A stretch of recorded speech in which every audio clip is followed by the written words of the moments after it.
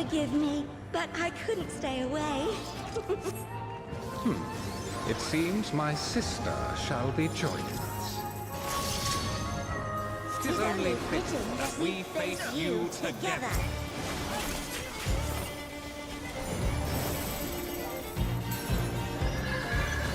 I will sing your Hello. Hey, how's it going? Give me a minute and I'll give you a shout out.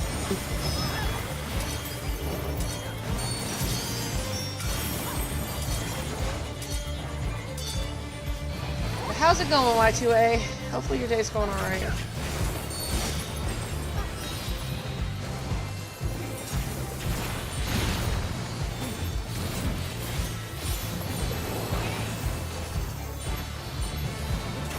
you the strength to defy fate? The hands of time are mine to command. I don't know what I'm supposed to do with hearts! What the hell? I'm in Care Bear Land!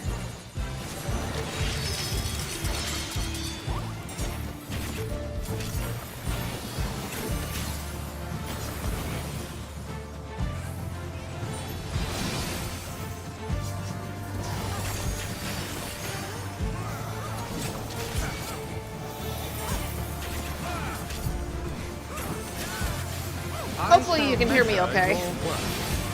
I haven't had a chance to listen to nothing.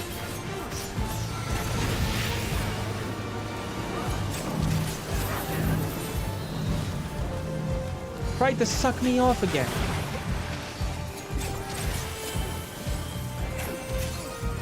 Surrender my power. Looks like we're going up.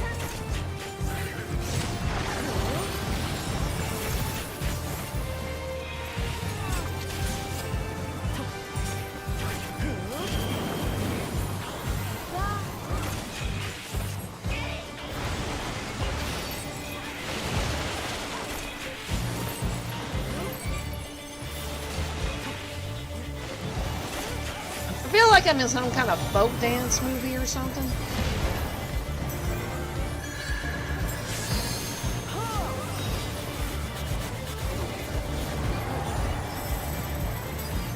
Oh, you can hear me. Cool.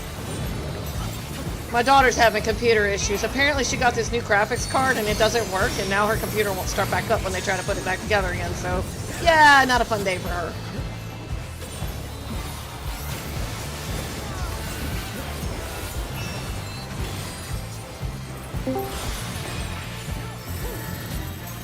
Welcome back. Oh, it's you. I fell off! I fell off the end of the world!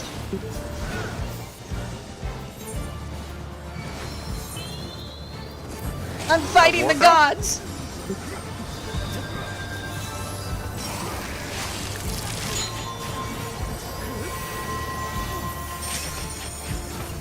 And there's Care Bear cards on my screen.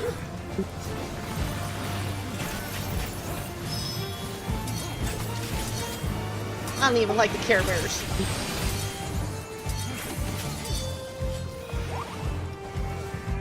Apes? Those look like astrology buffs to me. I don't know. Somebody said they waited 100 minutes to get in here and I got an instant pop. This too is fate. But I waited 3 days for the first one, so what the hell, you know? On the most exalted of battlefields you shall stand.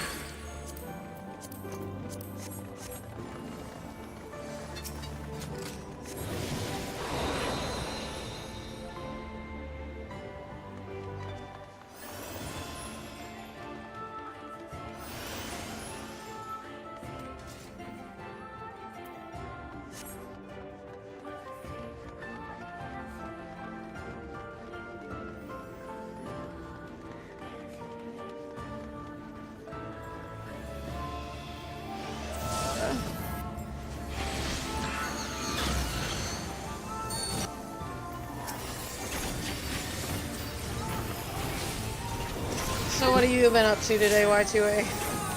Work? Oh wait, nope, you're off. Are you looking for a new job right now or no? Oh, Gorby. Discount Tire says they're hiring. They train you, so. Summon your courage and But I don't know if I like the amount they start out at. Said they start out at like 16 an hour. Nope. Not enough. Nope. It's got to be at least 22. I mean, that's still better than $7.25 an hour, but yeah, 16 an hour ain't gonna pay anybody's bills around here. Not with inflation being the way it is. I, the Fury, shall test your strength of spirit. I make about 22 an hour just doing Walmart's part. Yeah, I know.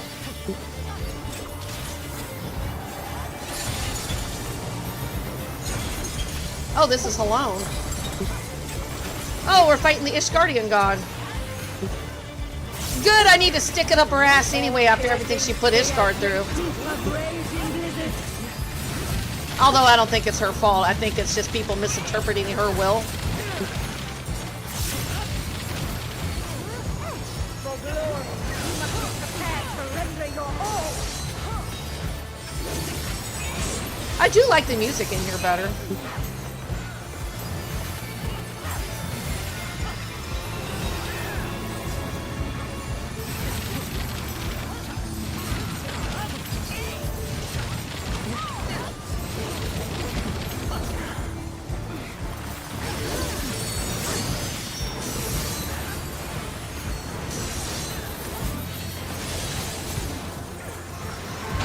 Howie.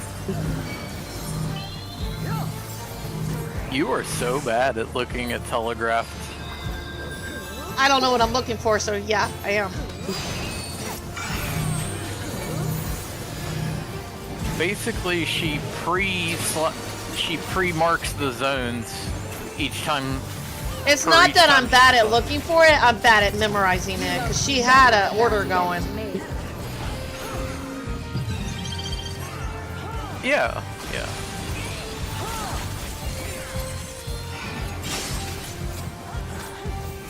But hey, as long as the other 23 members are still alive, they'll pick me back up. I reckon. I'm not the healer. He's throwing them all on that side. Move. I'm already dead.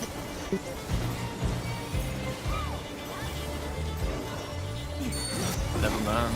I forgot that Twitch is behind like fucking 5 seconds. You want me to put it on Discord for you? Discord? No.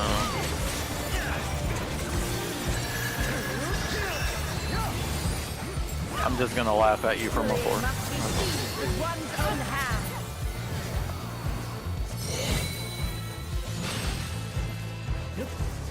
You know what I need to do? Just watch what everybody else is doing.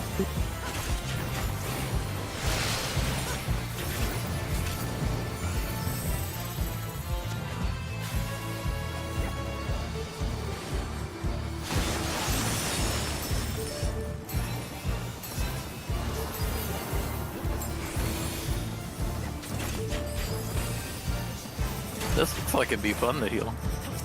Yeah, I like the music. It's like a folk dance in here. Okay, so that means that that mechanic is gonna go clockwise. In ice, unyielding. I don't know what clockwise is.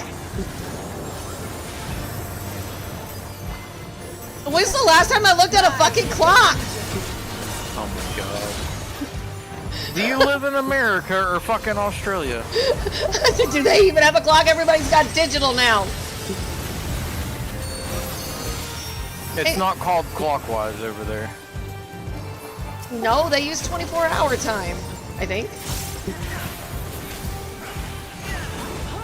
Would that our clash could continue. I don't think Canada calls it clockwise either. No, because they do everything 24-hour too.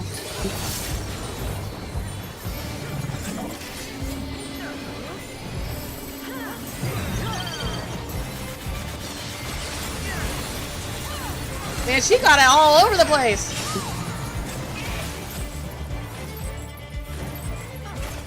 Holy shit! What happened?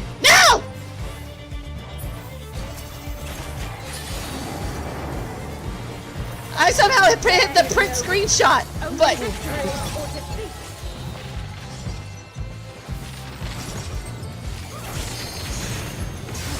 Britain calls it anti-clockwise instead of counter. What? Well, we all knew Britain was backwards anyway. I mean, they think they can cook.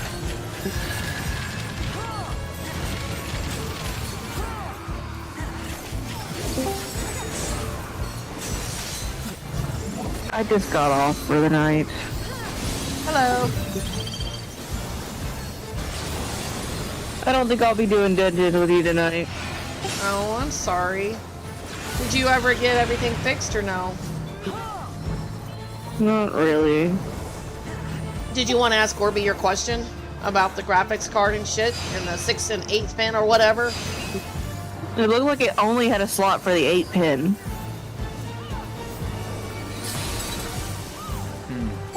Yeah, there's only one way the graphics cards see. He decided to try it on... Because there's 2 different slots for a graphics card on my motherboard, so Sam decided to try it on the other one too, but it's still not working, so he thinks the graphic card might have gone out. Her computer's like 6 years old too, so it could have been just almost on the verge of going out and it just happened to quit when he tried to upgrade it. It's possible. How old is the graphics card? Same age as the computer. Oh, it's the one that was in it. Okay. He was already ordering me a replacement because it had been stuttering a lot. Hey VY, how's it going? Do you think the whole motherboard went out, or you think it could just be the graphics card? Could both of them cause display issues? Well, what happens when... So when you push the power button, does the computer actually make a sound and come on? It turns on. It's fine. It comes on fine. Well, then it's just the graphics card, I think. Then- If it's starting, the motherboard's fine. So long as... Oh, so if the motherboard was fucked up, it wouldn't turn on? Correct. Pretty much. Because a lot of times, whenever a computer gets old enough, the capacitors start to blow one by one, and then when that happens, it won't even kick on. So as long as it's kicking on, that means your processor's fine, the power supply's fine, and the motherboard's fine. I So did that- just blow a hunk of dust out of that thing, though. But just like with oil changes, you just open up the case and use a can of computer duster on it from time to time. Actually, they make electric compressed air now. What, really? That might Yeah, they actually do. be better, you know. I just got one because I was like, hey, if I can get that and not have to buy compressed air ever again, I'll take it. It's way more powerful than those little compressed air canisters, and it's got a bunch of little applicator things. And it actually has, you know, a consistent stream of air rather than the random bursts. And it'll automatically turn off if it gets overheated. But as long as the computer's turning on, that is a really good sign. So it's just, I think the graphics card's shot. Like I said, it was already stuttering really bad. It was having a stroke when I ran too many things at once. Yeah, that sounds like graphics card. So, if it had no graphics card, it would have no display. Nope. It would even run really slow. We were also trying to get new RAM sticks, but my dumbass bought the wrong ones. Do you have an integrated graphics card slot on the motherboard? I don't know what that means. There's going to be another set of display ports that you can plug into on the back of your computer. It has an HDMI port on the top, if that's what you mean. Yeah, so that would be your best bet to run off of for now, because that's your integrated. That means it's built That didn't work into either. Okay. Even without the other board, even without the other graphics card plugged in. We don't have the other one yet. So, what, it might work if I just took the whole damn thing out? Yeah, if you take the graphics card that's plugged into it out right now, and then just plug into that, it might kick on, and you might be able to just go off of that one for now.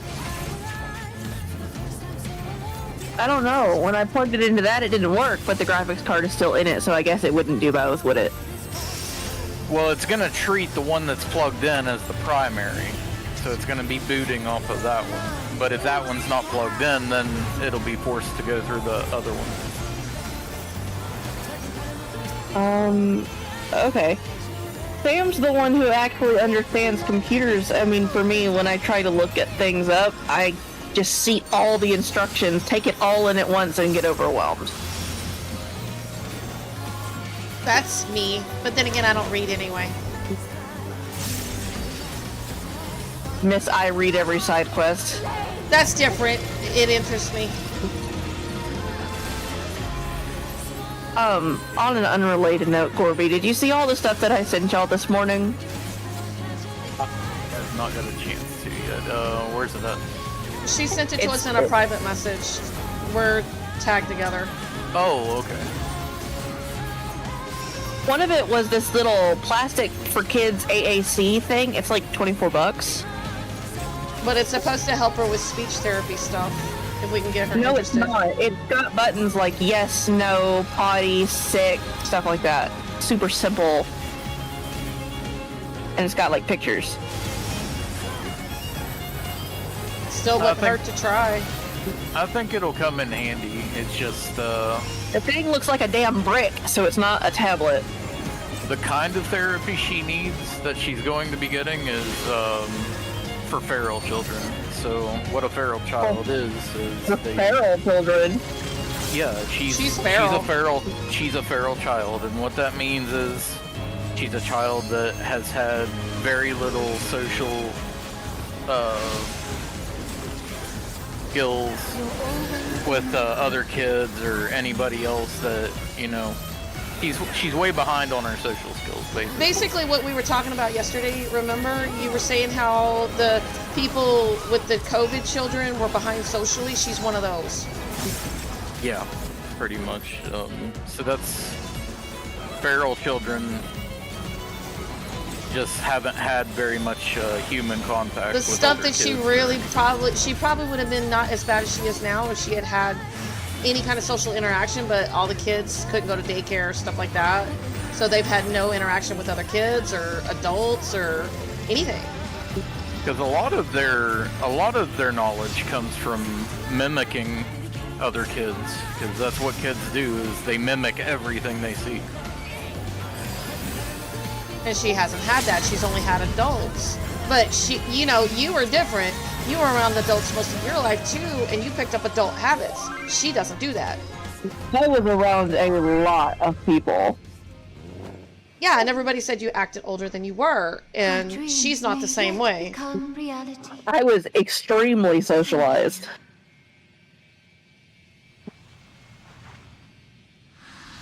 I also sent the link to an old comic that I have used for a long time to depict the current autism spectrum color wheel that we mostly use.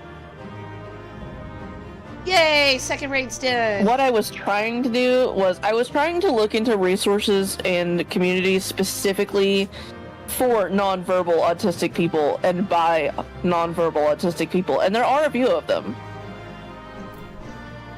We just want to get her help to where she can do things somewhat on her own. Well, I didn't know if it would help you to know that I've talked to people who were like her as kids. Well, hopefully we get her help she needs. A lot of them, they're still nonverbal as adults, but a lot of them have learned how to type. Hell, if we can get her to eat real solid food instead of running away from us. I can't guarantee that. It sounds like she may have AFRID. I don't even know what that is. It's a type of eating disorder. They did confirm she had eating disorders, but something happened with the insurance, so now we got to reset everything up. He definitely has an eating disorder. Oh yeah, she does. She has like 2 of them. One has to do with like the sensitivity to it, and that was one of them. 2 of I don't remember what the second one was.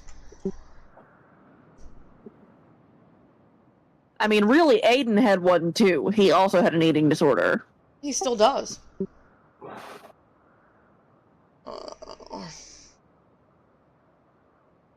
Alright, time to read the story. You're both safe, thank goodness. You have the data then. Wonderful, wonderful. I don't suppose I could do the honors and replace the transcriber cartridge. Always wanted to take a closer look. But I went to my community to ask if they had any resources for, you know, that kind of thing, like about AAC devices, how do you get one, like do you have to get one through a doctor, that kind of thing. Well, we'll find out next month when she gets her evaluation. Some AAC devices don't even have to be electric. You can make cardboard cutouts of shit. Take care removing it now. We don't want anything to happen to the data. You can make a whole picture board out of cardboard. Huh. It doesn't have to be electric. Careful it does it. Come to me, oh knowledge divine, come to me. I wonder if she would like one What of is those that? big stem board things. Basically, you know, all that stupid stuff that kids like to play with, like shoelaces and door stoppers and stuff like that. It's alright. The cartridge is safe. Oh yeah. I've seen people make whole boards out of that Let's kind of finish thing. the task before there are any more surprises. Her big thing is she loves fidget spinners. Have you looked into other STEM toys? She likes the little tubes that connect I'm to gonna each turn them other. down a little bit. The ones that me have the see, ridges turn and him stuff that you can. Oh, those. I hate those fucking things. They're so flimsy. They make a lot of noise. I that's had like- one that made a ton of noise. You have when our I was a gratitude kid. for It bringing was us closer huge. to achieving our dream. I have no idea what Oh, happened, but I Othello, must wouldn't you be always be so surprised if formal? I Although made he that has thing trouble disappear. expressing it, I assure you my brother is absolutely giddy with joy. Why are you I know I here, had a few Nafika? toys, Have but you they not secretly sufficiently took the amused batteries yourself out with the of and told me mortals? They didn't work anymore. Oh. Not nearly. I would talk to them some more. Like the fish that sang the "Don't Worry, Be Happy." I like that song. Nafika promised you the Playing key it to so they pulled deciphering the batteries out of monument, it did and she told me not? It didn't work anymore. That ain't right. Yes, that's correct. Then you would do Ain't well it to hold in though? your minds that which harbors information. Come now, brother, you need to speak plainer than that. To clarify, we shall create the objects you need, but your assistance is required to give them form. I felt Worry so not, bad appearance for has that no guy that effect popped on in our function. chat Just last try and night. imagine that which in your minds is used to hold information.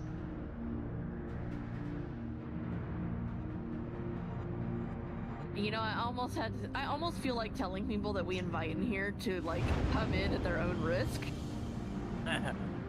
Oh yeah, your mom kinda overloaded on him. He fucking trauma dumped on that guy. That wasn't just info dumping, that was trauma dumping. You're welcome.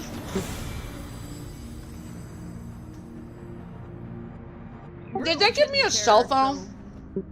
Huh?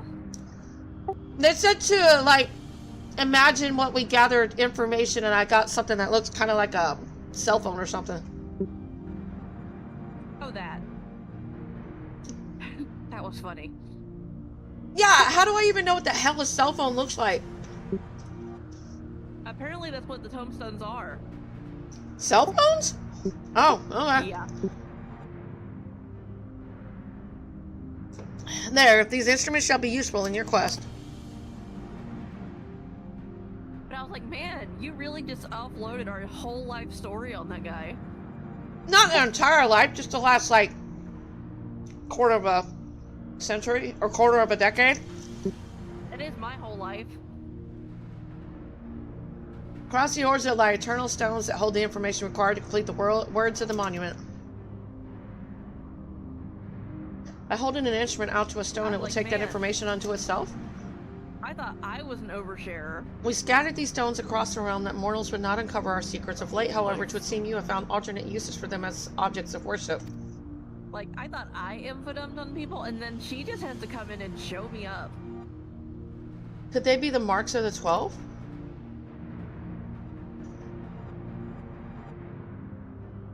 They are, aren't they? Oh, to think that they harbored information on the gods. Seems we have our next destinations aside from the 3 city-states. I believe the marks are located in Corythius and Mordana. I propose we split up the quicker to finish the task. Hers I is wish you'd come autism too. plus Trauma. Traumatic autism. No, Methina, it would not do to burden these children so. Like vaccines bullshit. After all this time, we finally have the chance to speak with mortals to learn about them from up close, and we're not like to have another. I must say, I share Methina's view. Autism level 2, level 3. Even you, hello. 50. Oh yeah, I want her to come along. That's when you listen to I the like to learn president about you too, and I believe I inject speak bleach for all into of your us. By veins. all means, let us travel together. Music to my ears, we shall watch over you and see that you safely reach your destinations. Without further ado, then. Like, there is nothing in the DSM-5 that explains Not so what fast. the fuck is wrong with this guy.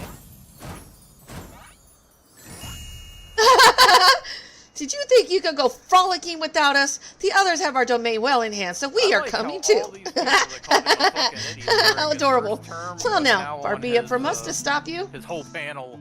Let us assume our disguises people too, that and he then got each choose a voted in. mortal to accompany.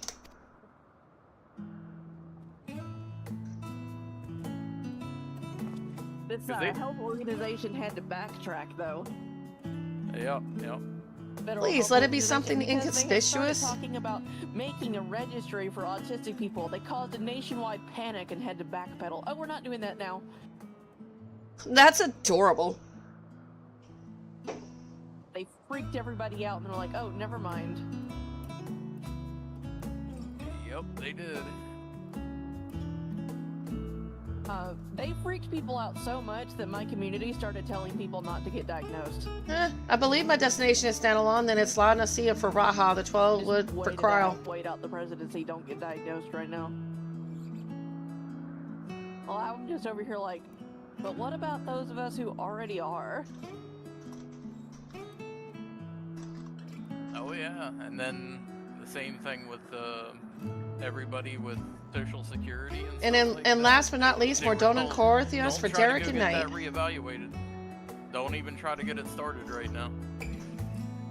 Yeah. that's Will you what be I'm alright, worried about. Cryo? My, girlfriend's trying to get her started, and I'm over here like, I shall I'm be gonna fine, you keep needn't over worry. Here, surviving my life with 0 accommodations, not expecting help from anything because I'm not sure how long that help's gonna last. So I'm not even gonna bother getting used to it. I'm gonna go right back to being used to raw dogging life because it feels like that's all there's ever gonna be. I guess I'm just We abided afraid by the to god accept selection, so help why do you if I suppose feel the like two of that us help recruit isn't together? gonna exist for very long. Why, because that's you make the just most fine, intriguing it's- pair, the god's I felling mean, it's hero right and the to feel world-faring that way explorer. because there's a lot of back and forth going on. Like, I got into an argument with somebody in one of my communities. I shall who relish the I chance to was learn about asking both for of you. advice on helping Leroy with his handwriting, and they were trying to tell me, oh, you know, people don't have to learn handwriting anymore because we have like typing and stuff. And there's no. reason it's not Turn him down. something that I shall relish the chance to learn about both of you. that the world is gonna bend for us. Now, then, the others have already set forth, so let us do the same. Aside from my own mark, I believe we'll find those of Thalic and Halone in Mordana and Corythius. So I'm actually really bringing Halone to Corythius? Oh, God. I hope they don't do their shenanigans like they normally do. There's only so much resources on this planet, and after they're gone, Actually, no, I want them to do their there's no shenanigans. going forward. There's just Oh falling my, back. what an adorable creature. Delighted to meet you, little one. Seems to want to join us too.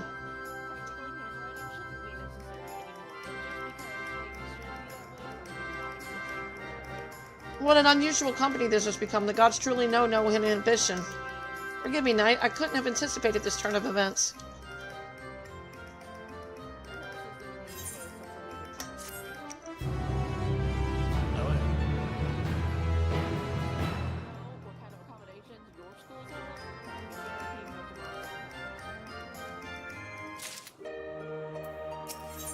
In heavily company, Medina is fairly bouncing up and down in her eagerness to set forth. Well, what are we waiting for? Let us seek out the marks at once. Yes, yes, no need to be so hasty. Shall we then, knight? The nearest mark is Thalex, just outside of Mordona. Memory serves, it overlooks the lake at a place called Wrathfrost.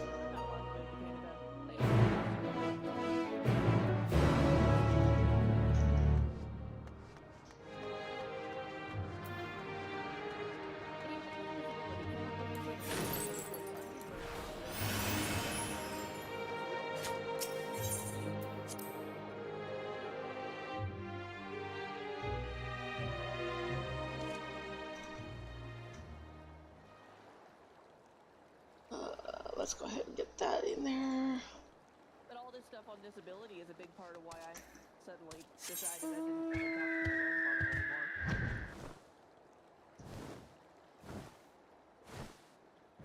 Some of the stuff he was spouting off about disability and not being real was really pissing me off. Because all I kept thinking about was Ashlyn.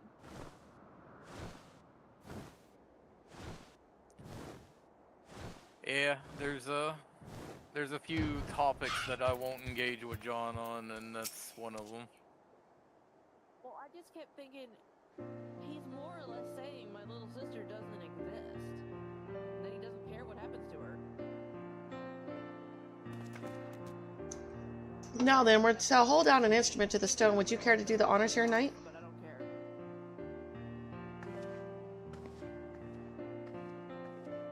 Most of my cousins are disabled too. On that side of the family.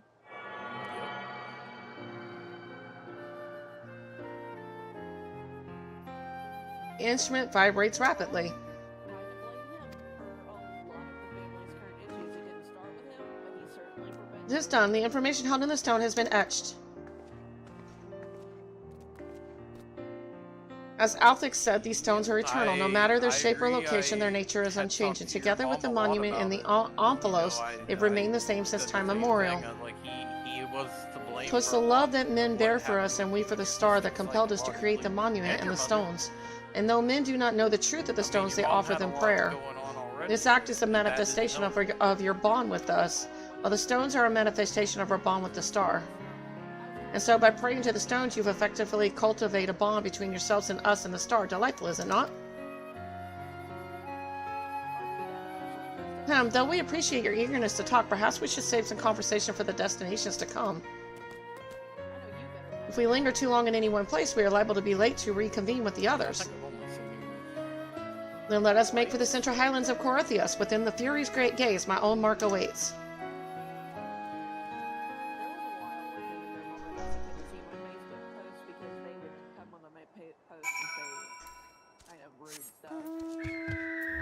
Okay, so... But then I was a teenager, and now I don't care as much. Where is that? Oh. Oh. It's good to have a voice in your own opinions. Like, and it's good to talk with other people.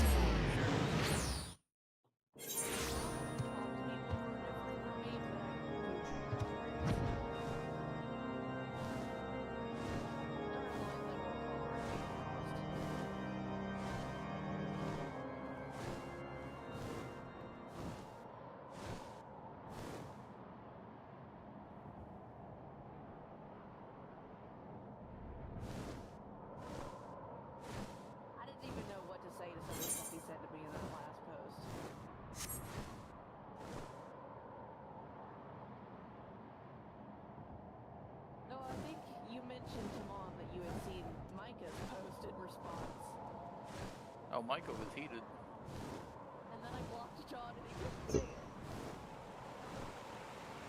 I did apologize to Micah for that. Did Mom not play? No, she's muted. She's streaming.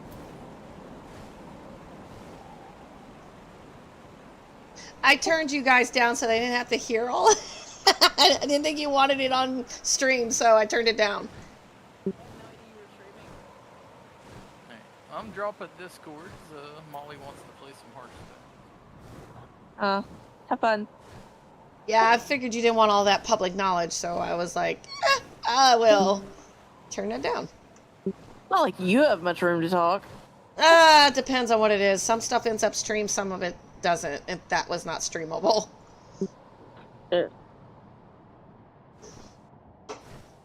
Important, yes, but I decided not to stream that. So now I've got Helone with me and Meth whatever lady with me. We're going around looking at their marks with tombstones. It was interesting talking to Helone during all those quest lines, since she is my character's patron god, and she's like, "You're one of mine. You can do this." There's nothing like taking to the road with a real company. Do you not agree? No, I just find it interesting that, you know, Ish Guardians did everything in Helone's name, and, you know, I doubt seriously she... Because she seems pretty nice to me. So, it's like, did they take her name in vain and just do whatever the F they wanted? Seems like it. In this land where mankind's faith in me is strong, I cannot help but feel uplifted. But I'm pretty sure she would not have invited a fight with the dragons.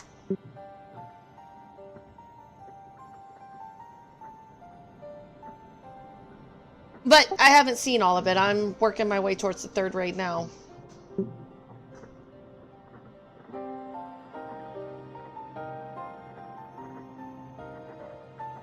There it is, the Mark of the Fury. It wouldn't do to burden you constantly. I shall extract the information this time. Yeah, I guess because she's not my goddess, I chose somebody else. Derek's gonna do it. Looking back, Helone, you've grown noticeably more imposing the past millennium. There are also more statues in the heaven of ice. Oh, but an idea occurs to me, Knight. This time I want you to share what you know about the worship of Helone. I dare say it will be interesting to hear what mankind thinks of her from your perspective. Oh god. I'm supposed to give her an account of what the people think of her? Oh boy.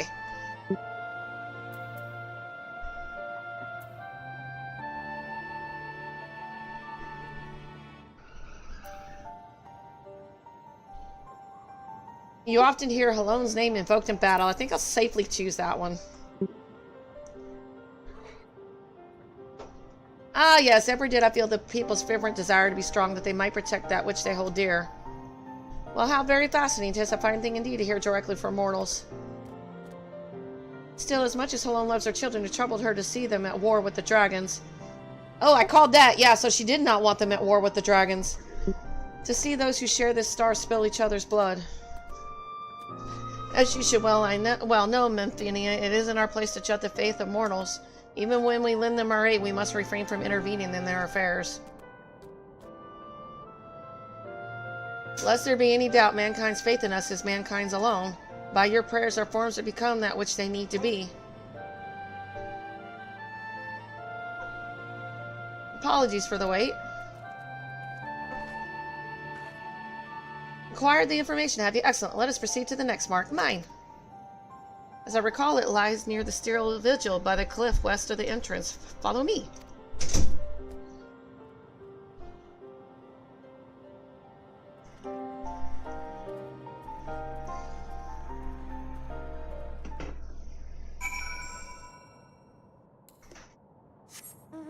Stone vigil.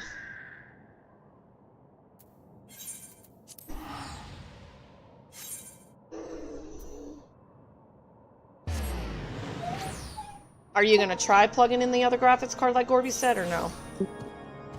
Huh? Are you going to try? I'm not going to mess with it until Sam gets home.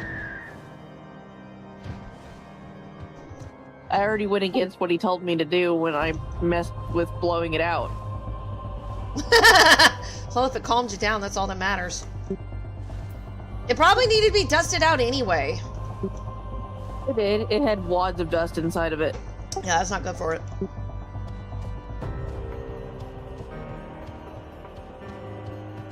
I got a computer from Aaron's. Even though I asked for a brand new one, they gave me one off the shelf. It had so much dust in it that it looked like it came from a sandbox in Afghanistan. And apparently it did go to Afghanistan and back. I was right about it. Well now, aren't we quick? My mark lies just ahead. Let's wait for the others and then continue together.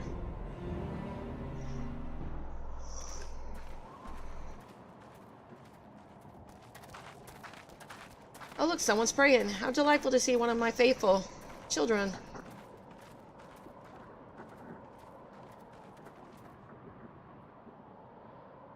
Beloved God, grant me deliverance, I beseech you, save my soul.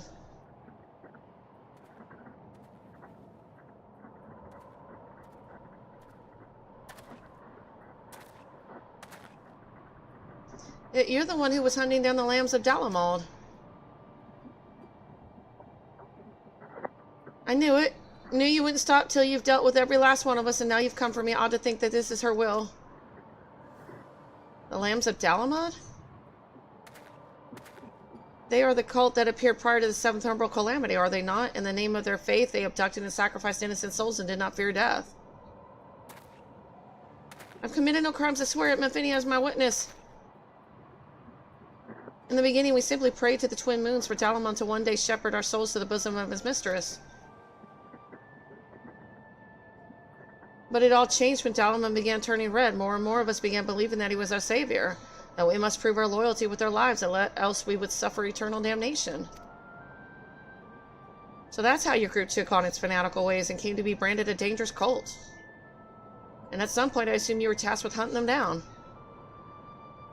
I used to be a merchant in Ul'dah, but timid as I am, I struggled to survive in that cutthroat world.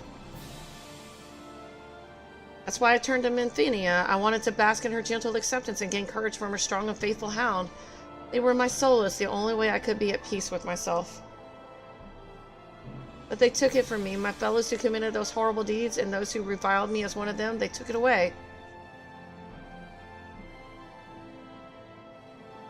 You're strong, aren't you? Grant me deliverance, I beg you. Judge me and show me the way.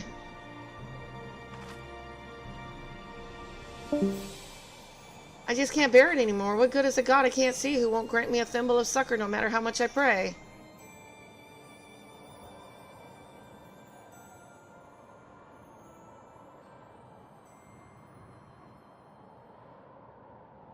You mustn't seek in men what you seek in gods. Strong as she is but a mortal, like you. She is made of flesh and blood and possessed of her own will, nothing more, nothing less. It avails you not to raise others up while belittling yourself. You are your own person with a path of your own to walk.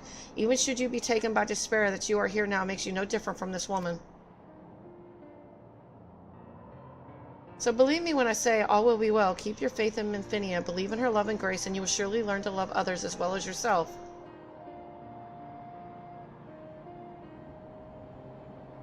Please forgive me for my unseemly outbursts. I've been feeling lost and all my anguish came spilling out.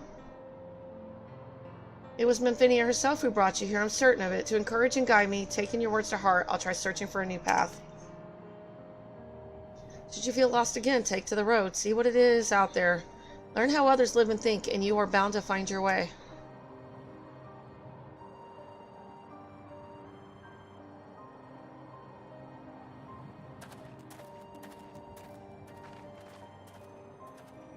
That looks like a Pokemon. Blessings be upon you on the road ahead, dear child.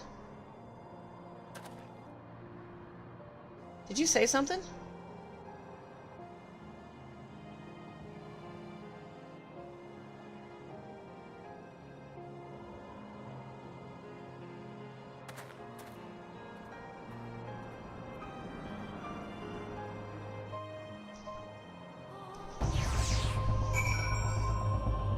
Well, you can start by taking that robe off, I hope.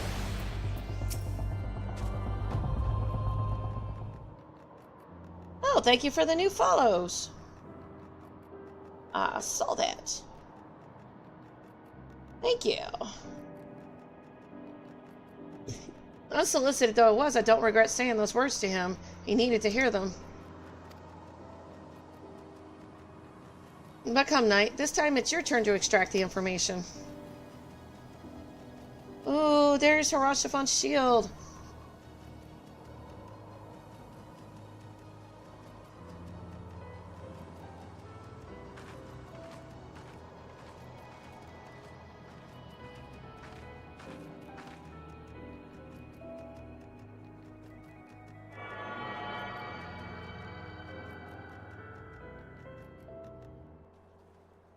Instrument vibrates rapidly.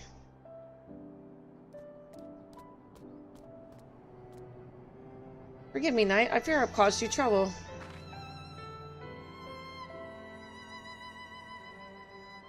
I'm relieved to know that. You truly are strong in body and spirit both. Far be it from me to ask this of you, but please do not hold it against that child. We do not wish for our assistance to bring grief to our children.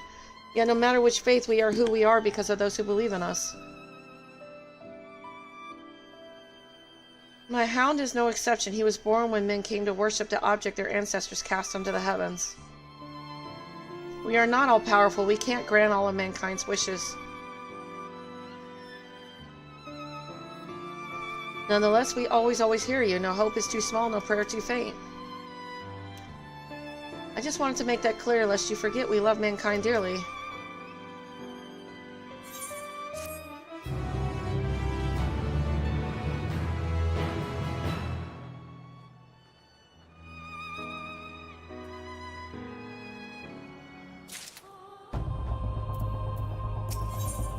Divine non-intervention. Something appears to weigh upon Derek's mind. With this, we have completed our task and may return to Omphalos. Yet, I can't help but think about Cryle. Rahatia seemed to be worried about her, did he not? It was as if something weighed on her mind. Though she is in the company of deities, I find myself worrying in too. You could ask her directly. Yes, I suppose so. There are no objections. Let us seek out Cryle. She is headed to the 12th with Nafika and Bygrat, yes? They are presently too far away for us to sense, but we should be able to locate them once in the forest. I see. In that case, let us make for Gridania.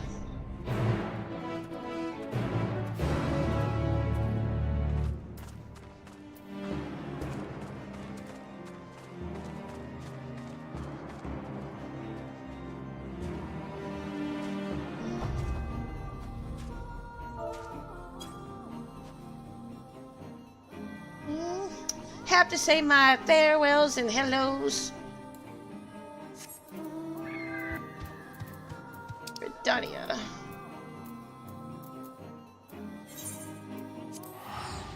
Can't just bring me to Harashapan's grave and not say something.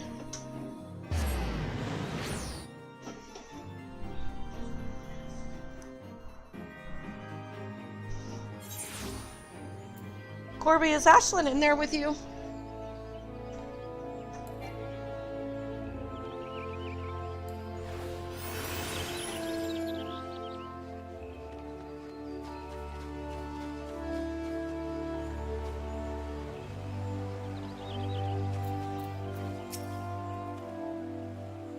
So here we are in Gridania. Can you see Nafika and Bygrat? I do, but something is strange.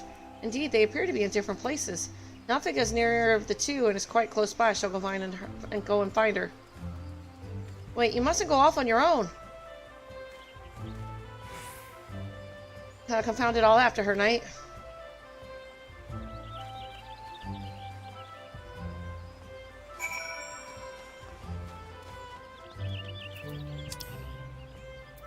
Oh, oops.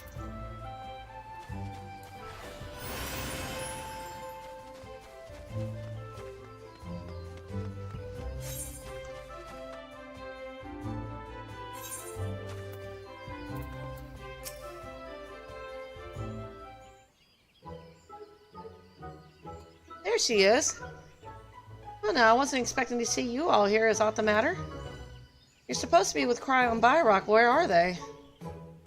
We became separated while I was distracted listening to the elementals.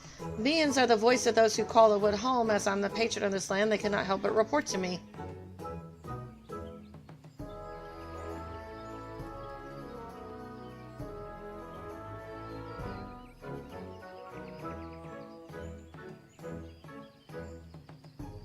Your gods can sense each other, even should you become separated. Shouldn't it be a simple matter to find them again?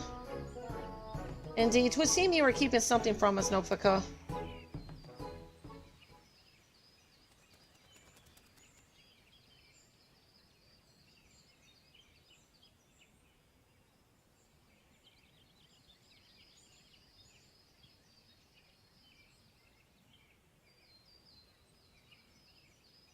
Oh, hello. There is simply no filling you. Very well, I shall confess all. Child Cryo wanted to visit our stones alone, you see, to complete her task without us watching over her. We merely respected that wish. With her abilities, I do not believe she is in any danger, but the warrior that he is, Bygrat, decided to follow after her discreetly. If this is her wish, then indeed we must abide by it. As for Byra, yes, I sense him in the place being called the South Shroud.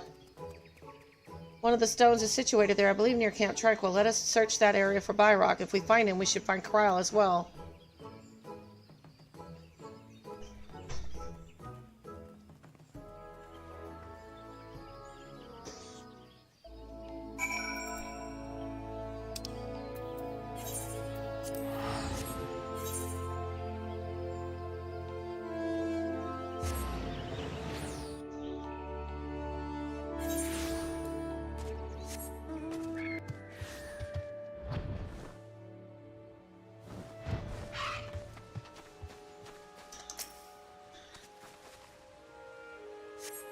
Scoured the undergrowth but see no signs of Byrock. It must have simply been the wind.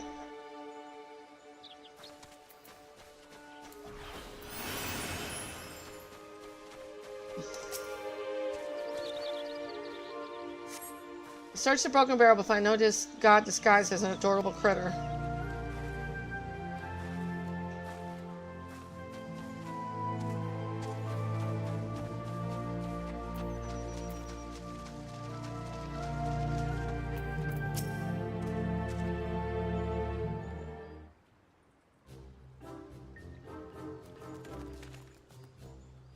What brings you all here? We understand you've been following Kryl. Where is she?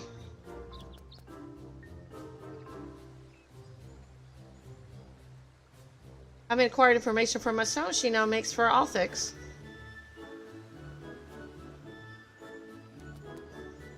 I keep my distance to avoid being seen and was about to continue on when you appeared.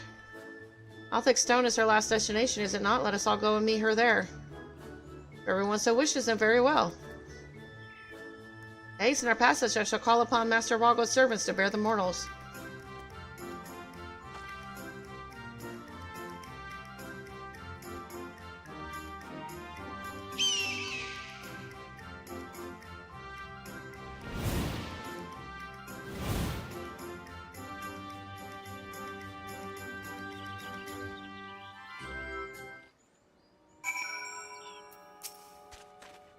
It seems we have use of these hawks. Let's see if we can spot Kryl from above. Or bring our companions so you needn't worry about them. Are you ready, Knight?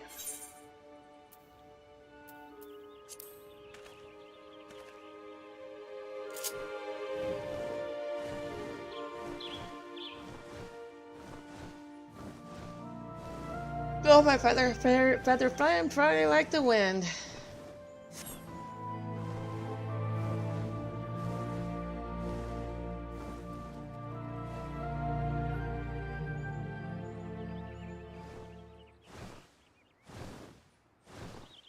I must thank you, Knight. Talking to you helped me to find the resolve to seek out Kryl. No signs of her here. Let's continue on to Althix Stone.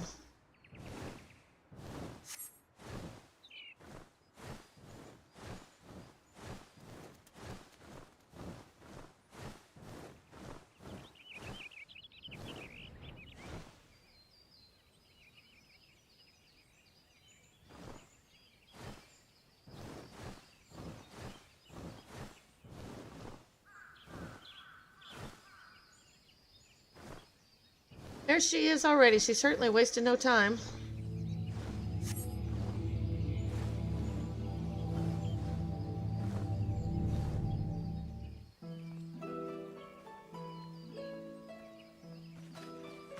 Well now, did you come all this way just to check on me? I've been on edge worrying that I might stumble into Odin, so you gave me a bit of a fright. Nofika tells us that you wish to travel alone. What prompted you to send the gods away? It's difficult to explain. I suppose I wanted to seek the answers in my own way. As the gods told us, if we wish to know the truth, we must discover it for ourselves. In spite of this, they seem fit to not only set us upon the right path, but accompany us besides. This bespeaks the faith that they have in man's spirit of inquiry, and it gives me heart. After all, it is the self-same spirit that defines the students of Baldessian. Like everyone, I want to uncover the truth of the 12 to know their aspirations and understand them. And having seen a dear friend embark on countless adventures, I've developed a desire to see and experience the world for myself.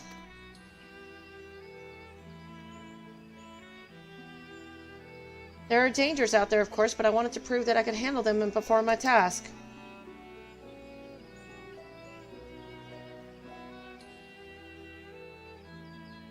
I see. Indeed, as much as we can learn from others, there's no substitute for seeing with one's own eyes.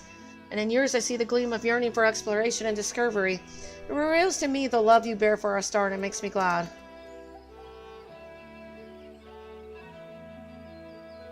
What's this all of a sudden? It's embarrassing when you say such things with a straight face.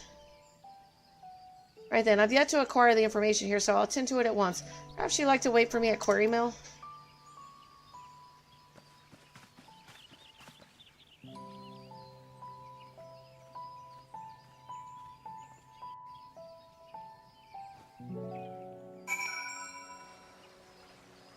Oh, good old Quarry Mill. Let's wait for Kral here. Nofika and Bygron are with her, so she will be fine. First the man at Methinius Mark and now Kral. In the course of traveling with you and yours, it seems I've inevitably end up encroaching upon others' lives. Ah, yours as well. Though nothing binds you to me, you've followed me ever since I tended to your wounds. You're free to go anywhere, you know. Person's life belongs to that person alone. Others can't be expected to assume responsibility for it, and thus it is wrong to interfere. Alas, once I've glimpsed someone's heart, I find I can't avert my gaze. It truly is difficult to be amidst people. The Secret of the 12. Derek casts a languid gaze to and fro.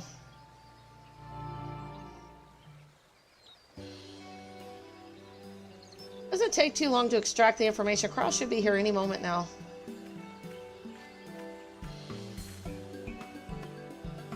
Apologies for the wait. With that, I obtained the information from all of my stones. You've taken care of yours already, yes?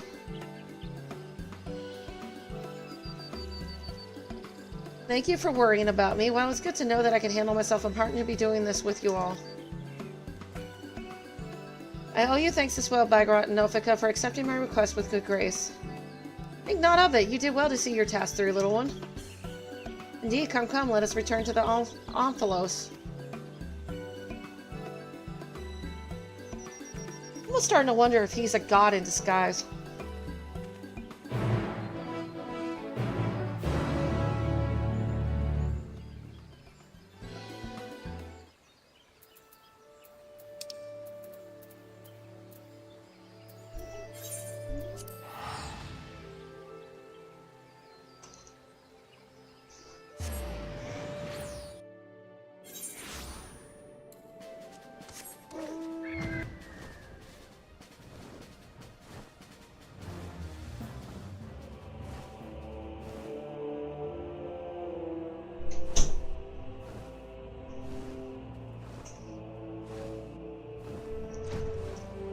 She needs a diaper change.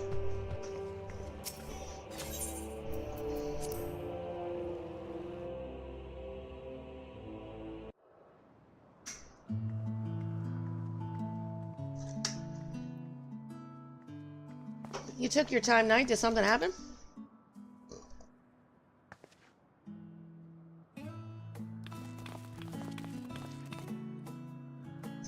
Ah, so you rendezvoused with Kral. How was your experience with the gods, if I may ask? Not only did you help a disillusioned man find his way, you looked in on Kral besides? Thank you, Knight, and you as well, Derek. Feel I overstepped my bounds, but what's done is done. We shall return to our sanctums. You have our gratitude for the delightful time. By holding your instruments out to the monument, you will be able to augment the missing information. Be well, dear children.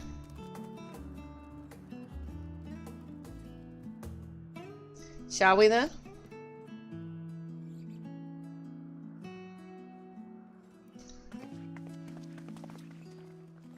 Yep, I'm starting to think he's a god in disguise. I think. That's my suspicion. I could be proven wrong. There's my cell phone. Or pin case, if you might think of it that way.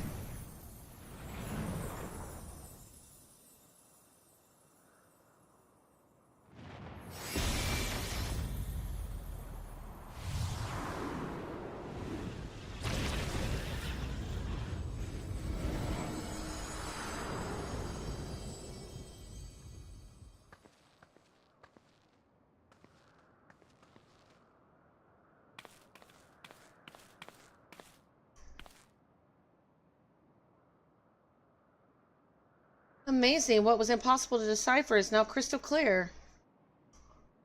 Without further ado, I shall read out the epigraph.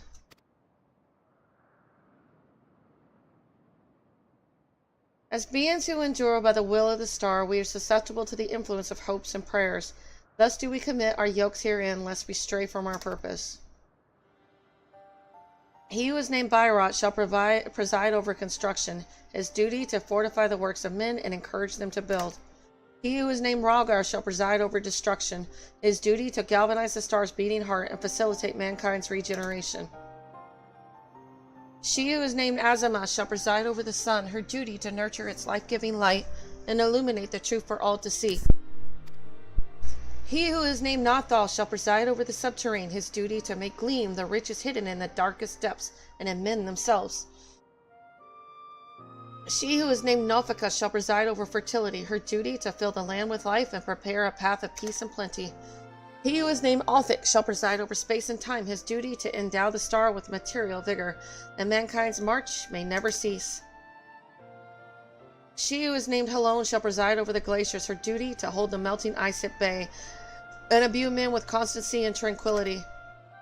She who is named Menthenia shall preside over the moon, her duty to perpetuate the turning of night and day and foster love in the hearts of all. He who is named Thalek shall preside over the rivers, his duty to quench the thirst of men and water their minds with wisdom. She who is named Nimia shall preside over the stars, her duty to preserve the celestial fabric of the seas and weave the threads of men's lives. She who is named Limlalan, I think that's my god, shall preside over the seas, her duty to administer the tides and inspire men to come together as one and seek new horizons. He who is named Ashan shall preside over the mountains, his duty to sustain the breadth of the firmament and in wandering share in men's solitude.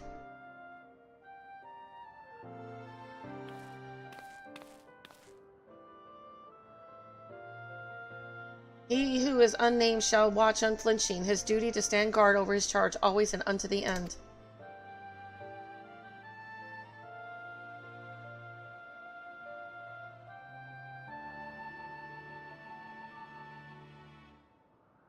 There, the epigraphic concludes. We've been given quite a lot to ponder.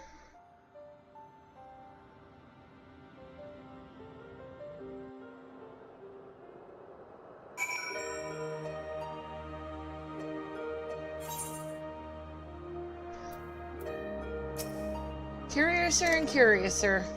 Yeah, starting to think you're a god. Writing about the gods, written by the gods themselves, this is utterly unprecedented. Our yokes lest we stray.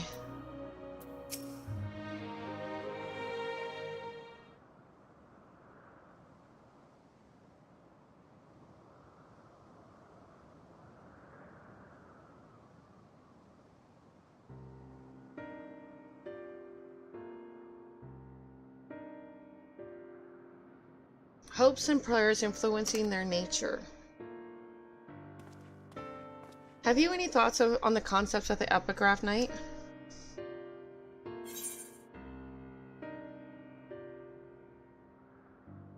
Prayers over faithful made Helon more imposing.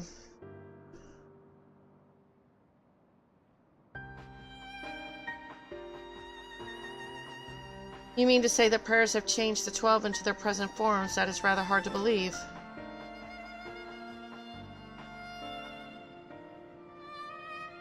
Given what we know of Dynamis, I believe it is entirely possible. In the presence of that energy, hopes and prayers have more tangible results than one might expect.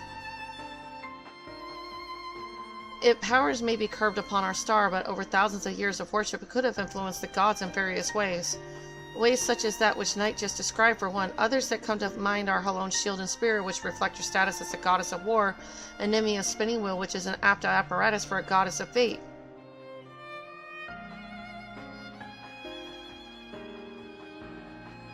Thus did they create this monument, this yoke, that they might never lose sight of their duty, no matter how much they may change.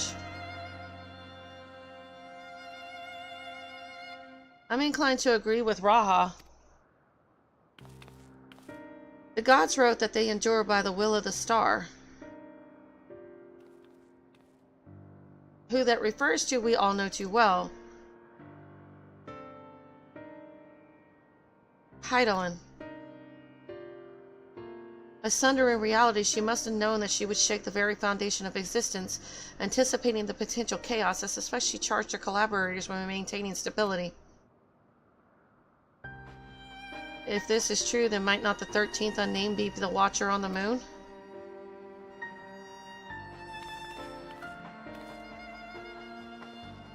The piece has certainly fallen in place. I wonder if he would be willing to share what he knows.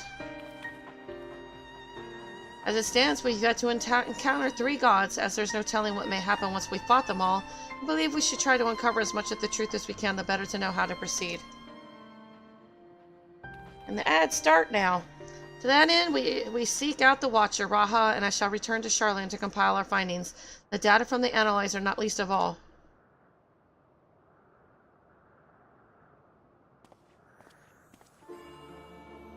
To think that the investigation might lead us to the moon, I eagerly look forward to the next stage of our field work.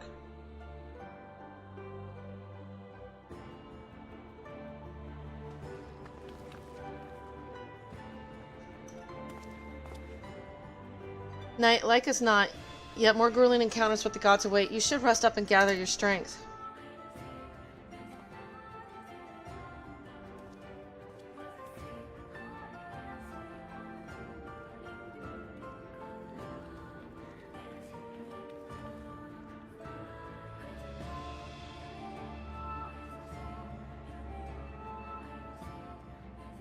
Not long now ere we arrive at the truth.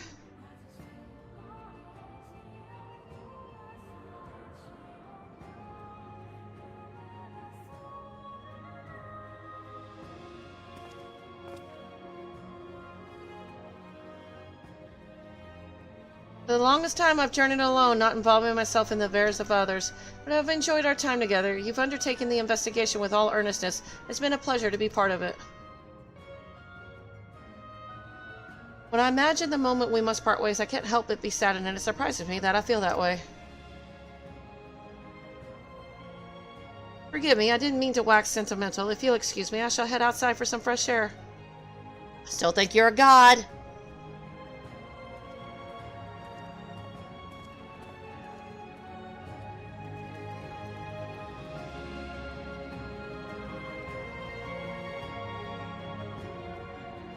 There he goes again, Knight. Do you suppose you could follow after him? I can't quite say why, but I feel as though he'll suddenly vanish away, never to return.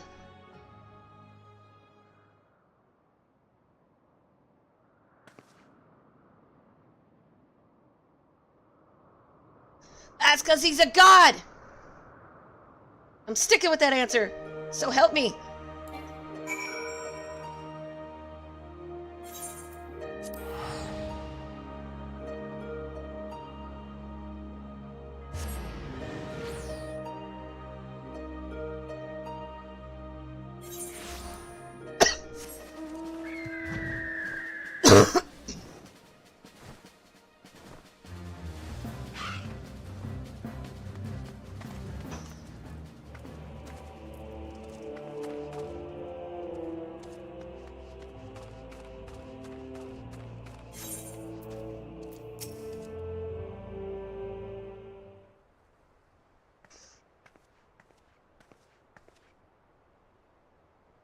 What's his shoe, Knight? What is it?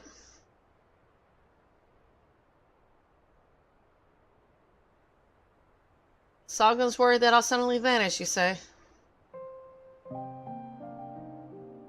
Well, as the saying goes, all things must come to an end, whether we will it or no. When our work is finished, we must go our separate ways. Doing so will sadden me, as you know.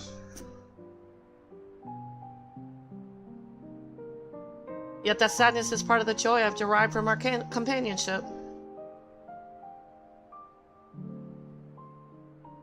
So I'll accept it when the time comes and strive with you to the last. Look.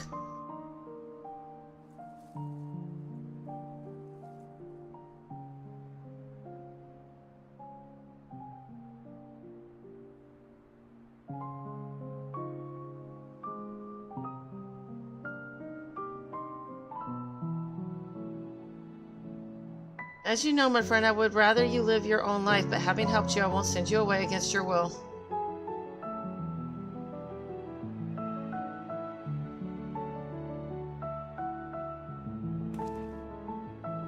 Well, you are a busy woman, so I won't keep you. As before, rest assured I will share with you any tidings I receive from Cryle. Take care, my friend, and see you again in due course.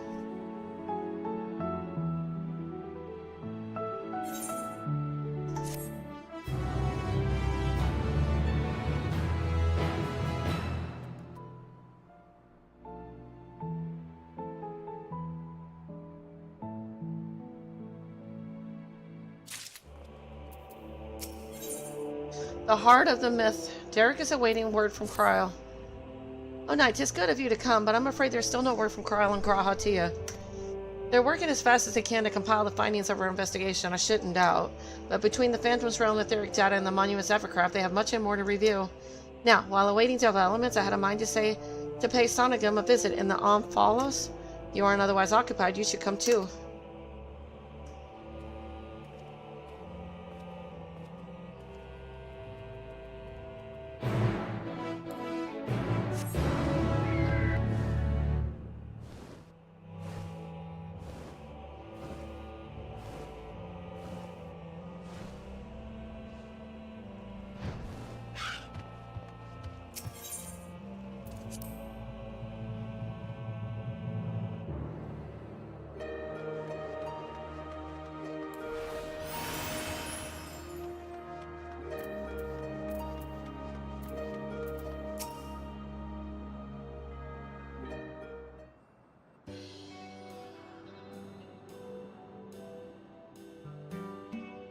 Oh, if it isn't Knight and Derek. And no Cryle or Raha, I see.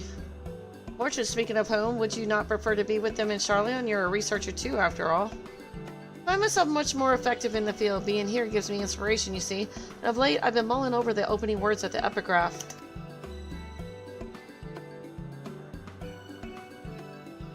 As beings who endure by the will of the star, we are susceptible to the influence of hopes and prayers. Thus do we commit our yokes herein, lest we stray from our purpose. The suggestion that the faith has shaped the nature of the 12 paints a truly intriguing picture.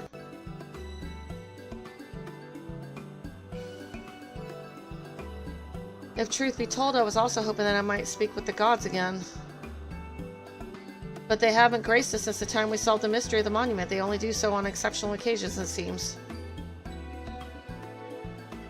But be as it may, I believe there might be another way to see them.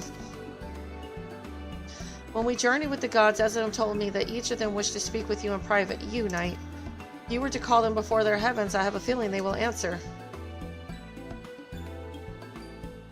So won't you give it a try, and afterwards let us know what they said? I for one see no harm in it. But if you are disinclined, then do not feel pressured. It is entirely your decision. Interesting. What shall I learn? What shall I learn? Not what I'm expecting, I'm sure. You now have the opportunity to speak with those of the 12 whom you have encountered thus far. To do so, call them before the entrance to their respective heavens. You may advance the quest at any time by speaking with Derek in the Omphalos. Yay! Let's talk to the 12. Wow, that's a lot of people.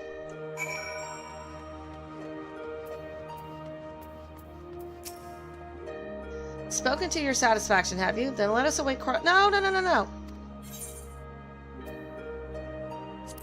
Do I want to talk to them first? Or do I have to talk to him first? Yeah, no, I don't want to skip anything. That was almost a mistake.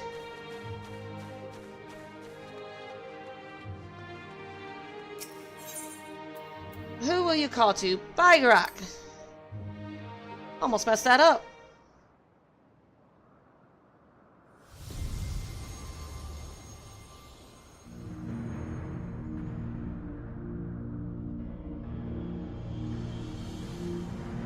Knight, pleased am I that you should seek me out. I have wished to speak with you. It does me well to see that you have been dedicating yourself to crafting. In my capacity as the builder, I watch you progress upon this path with keenest interest.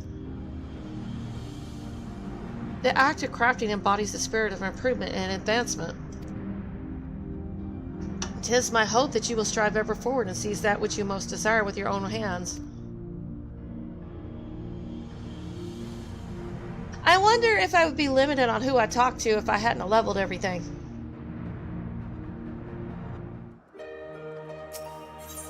speak with Rhaegar.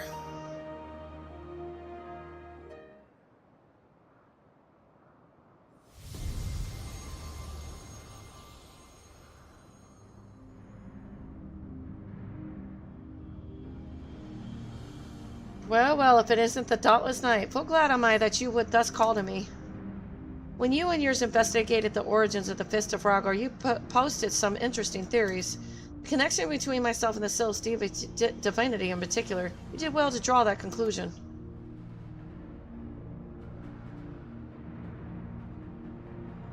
Your inquiring minds have taken you far, child of man, and they will take you further still.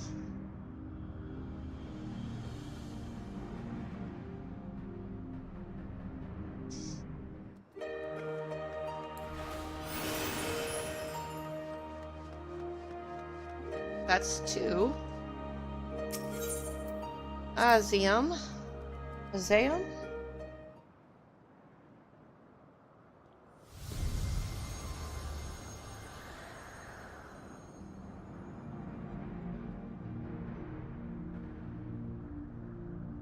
Ah, knight, at last you've come. I was right to entrust your zealous scholar companion with the message. Ever since our first meeting, I knew that I simply must see you again. There's something familiar about you. You awaken forgotten feelings in me, feelings that once smoldered like embers amidst the ashes. Perhaps you resemble someone I knew long ago, yet whatever the reason, your presence gives me comfort and warmth. May your light ever burn bright.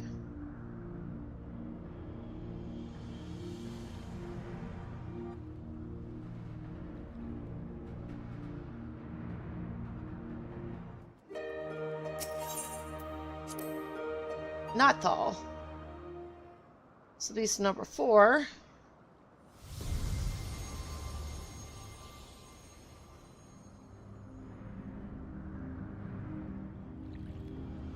Knight, we bid you welcome. Know that though we appear to be two beings, a dual-aspected divinity, 'twas not always so. Man's hopes harbor power, and 'twas his faith offered over millennia that shaped us into our present form. In answer to your faith, we the traitor shall watch over mankind as he strives for that which he desires.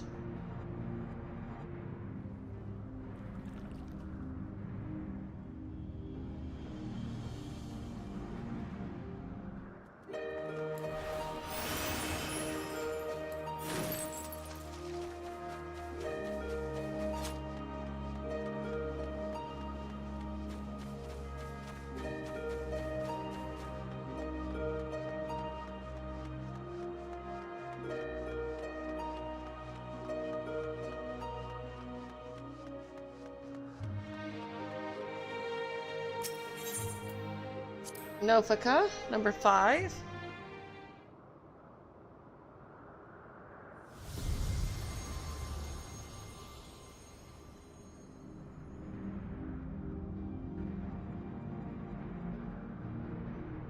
Wife, it isn't night you wish to speak, do you? Tell me, have you ever met an elemental? Many hold that they were born in me, and as I mentioned, they are the voice of those who abide in the Twelveswood. At times they may seem excessive in their actions, but it is out of an abundance of love, so pray be good to them and heed their warnings.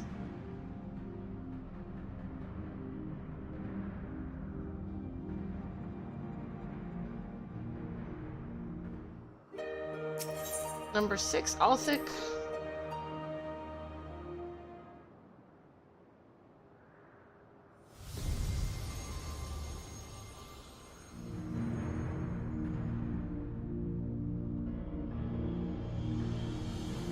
Night, is it? I must say, there's something to be said for being summoned by a mortal. The life of man is but a drop in the great river of time. Thus are you and yours wont to rush ahead, not wasting a single moment. Be that as it may, certain sights will only come into the view if one stops to look. So be not afraid to pass the time in ways which at first may not seem fruitful. Should you dare to do so, you may well be visited by an eye-opening experience, such as the richness of time. This lesson I learned in another life from an unexpected visitor.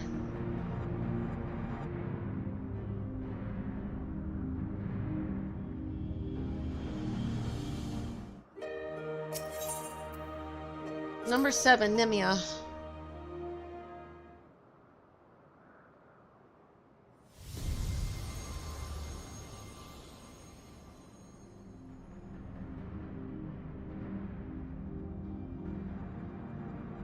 Well now, if it isn't my dear Nai, how good of you to call me. Sorry if I gave you a shock by joining my brother in battle, but I couldn't help myself. We've always done everything together, he and I. As such a joy it was to face you and yours, you displayed the self-same determination that allowed you to defy fate, and it was one surprise after another. I can't help but feel as though I spoke similar words long ago. Who was it too, I wonder?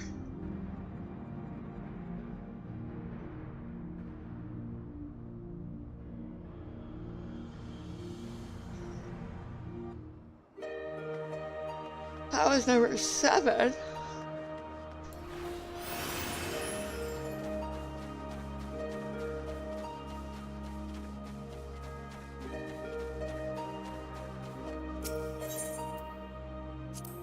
There are 3 gods we're missing, so this is number 8.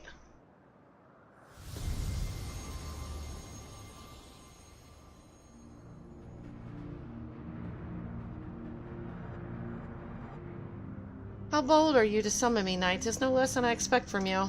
In recognition of your valor and deeds, I offer a word of counsel. Well, do I know the power of men's hopes of mortal faith, and there is no faith that I reject. Yet in every age there are those who invoke the name of the divine for their own ends. Be not misled by them.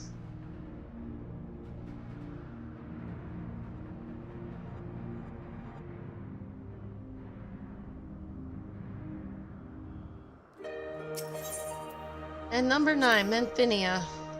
Menthinia?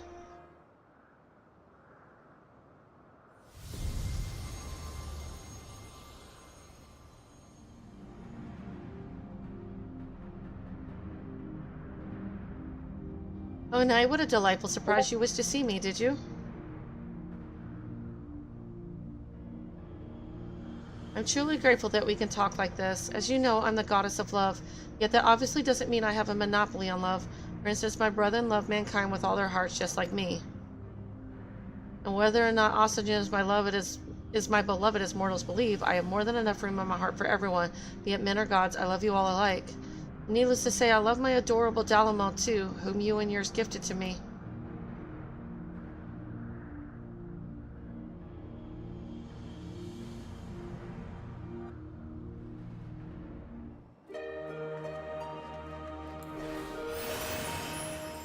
I think that's everybody. Since there's 3 gods I've yet to talk to. Spoken to your satisfaction, have you? Then let us await Karl and Graha to you together. Yes.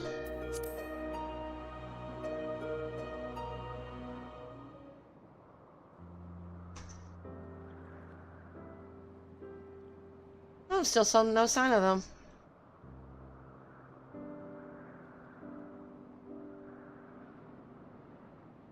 Something happened to him? Oh, there's something I've been meaning to ask you.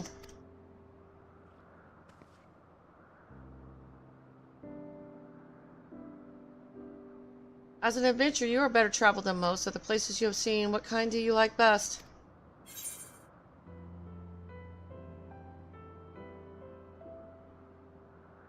Faraway lands where new encounters await.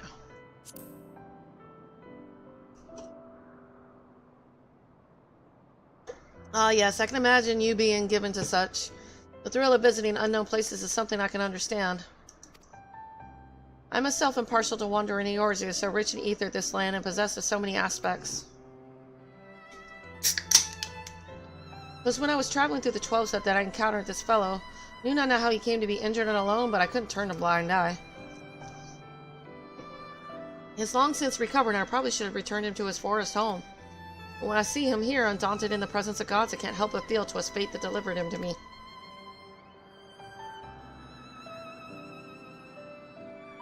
Still, the day will come when we must go our separate ways. You're finally here, everyone.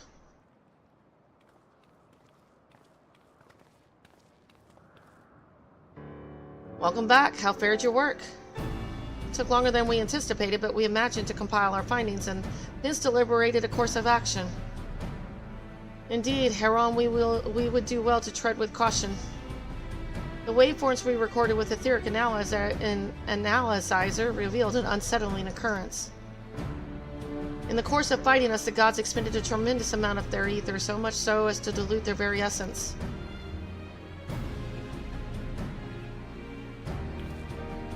Lest you worry, you've done no wrong, Knight. The gods themselves wish to fight, after all. That being said, we should avoid engaging in further battle until we learn more about their true objective.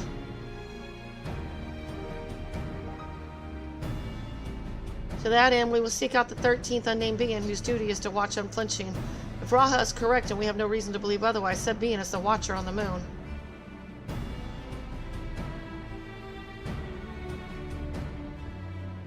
You'll be pleased to know I've already acquired permission to use the Tower of Babel from Ilzabar contingent, who oversee the structure with the Garlean people's leave. We're really going then to the moon? Huzzah! I wonder what the Watcher is like. If there are no other matters, then let us set forth at once.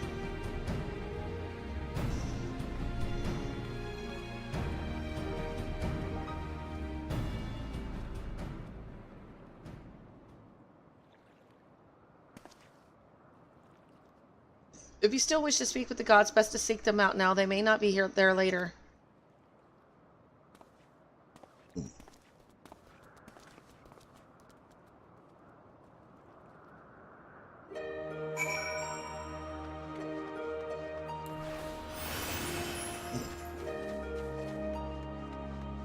Since there's 3 I can't talk to.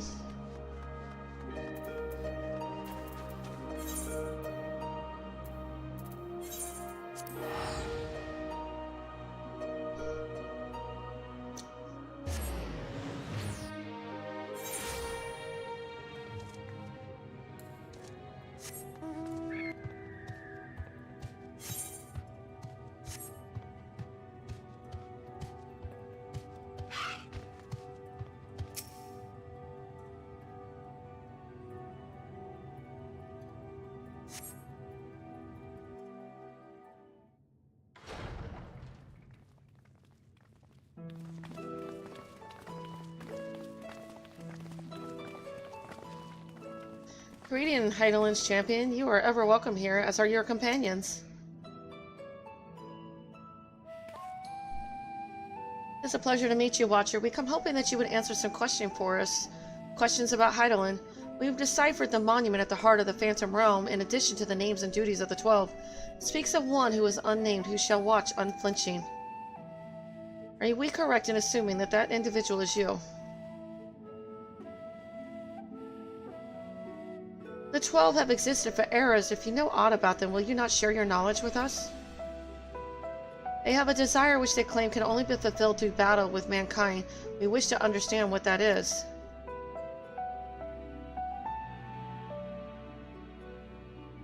Please?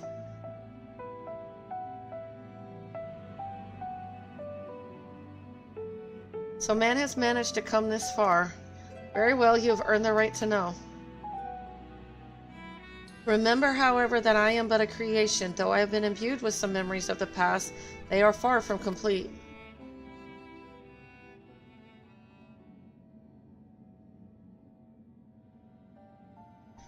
First of all, I am indeed the unnamed being the monument describes.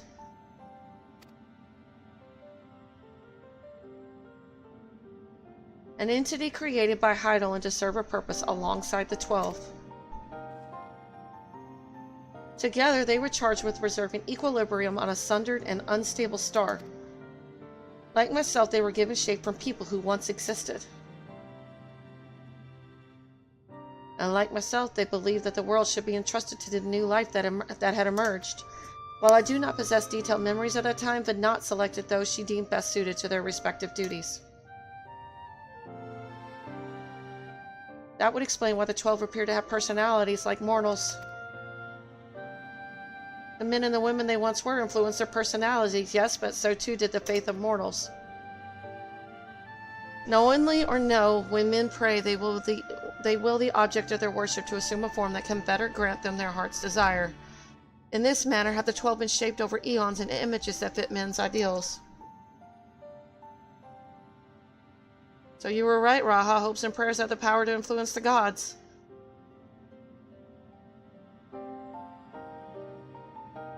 Yet even as they thus changed at Venant's behest, they would have refrained from intervening in mortal affairs. As a result, there will have been times when they acted in ways that are contrary to your expectations. But now that Hydaelyn is no more in the final days of Verda, the 12 have arrived at a decision regarding their fate all their own. 'Tis not for me to reveal the truth of their desire. I can, however, guarantee that it will not visit harm upon mankind, nay, far from it. Well, I for one never felt that the gods meant us ill. To have you guarantee as well, we couldn't possibly doubt them anymore. It is most assuring to confirm the connection between you and the 12. With this, we may proceed in our quest with easier hearts. Thank you for sharing your knowledge with us. We shall return to the Omphalos and continue engaging with your brethren. That is well. As I watch on, I shall pray that the tale comes to a happy conclusion for gods and men alike.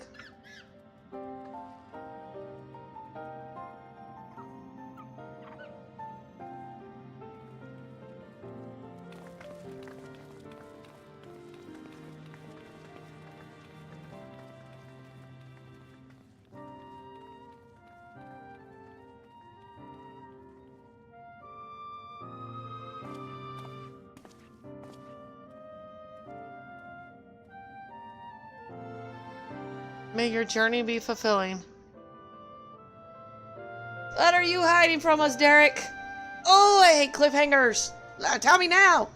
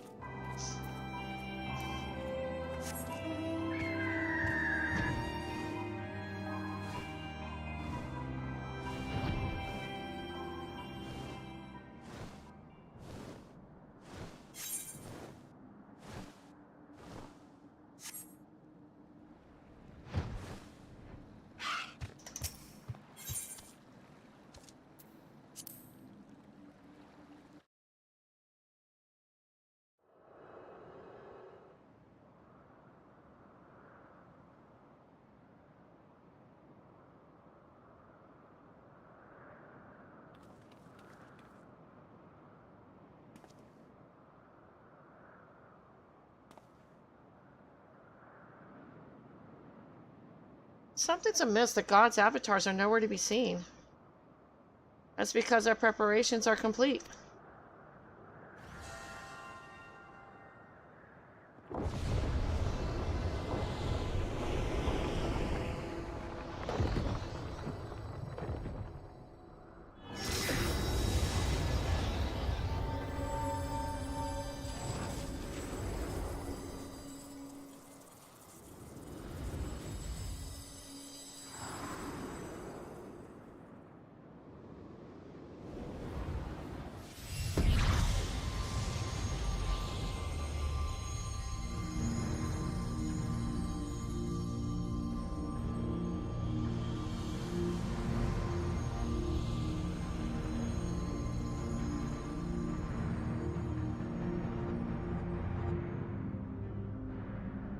I've waited so bloody long for this moment.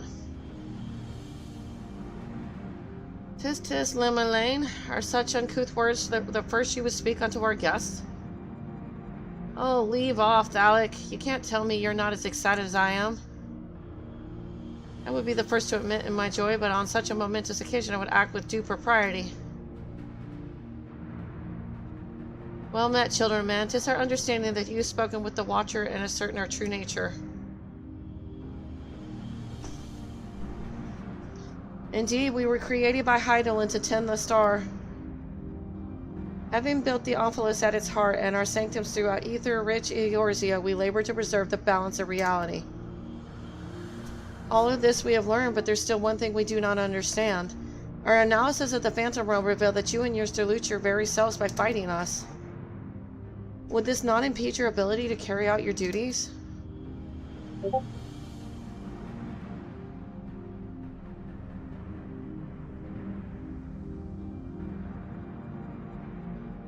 We appreciate your concern, but you needn't worry. Yep, I had a feeling you were a god.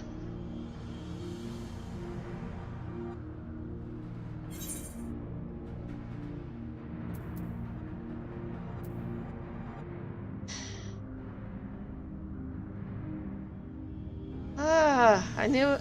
So the baby Urqopacha was Oshan all along.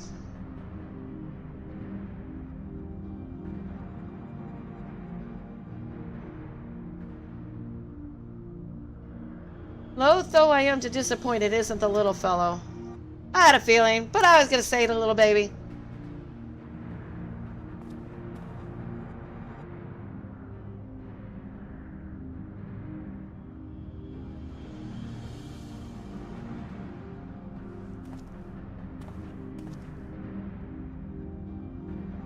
While my brethren used various creatures as their avatars, I chose the form of a man, the better to share in your solitude. And it fell to me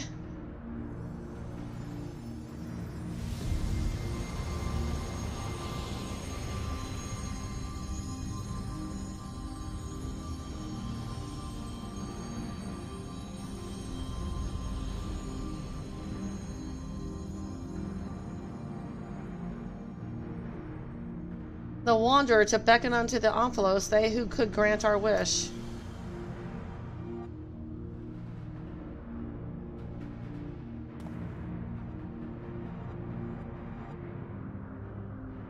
Well, how could you hide such a thing from us? Yeah, because I'm used to that.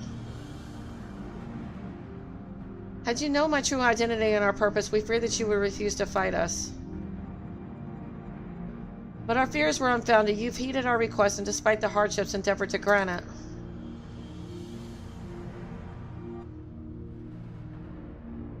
Forgive me, Knight, but I must leave the little fellow in your care.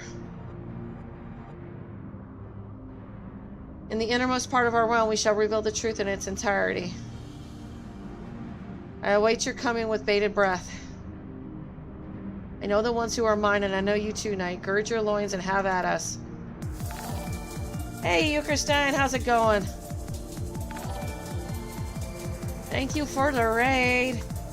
Hope you're liking the, what you call it, the, cosmic stuff. Kind of been a nuisance because I can't get my content done, damn it.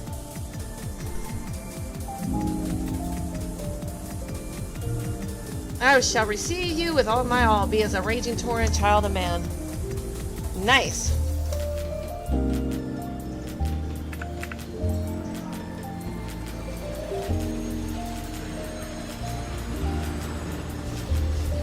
Trying to finish up the last of the raids. Oh, nice. Cool. Yeah, my daughter said she got into it and she said she liked it.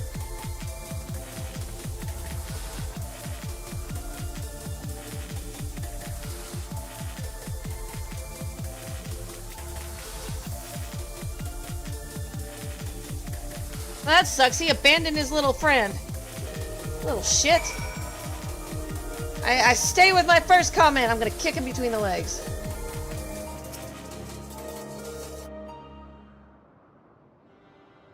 Derek's a punk.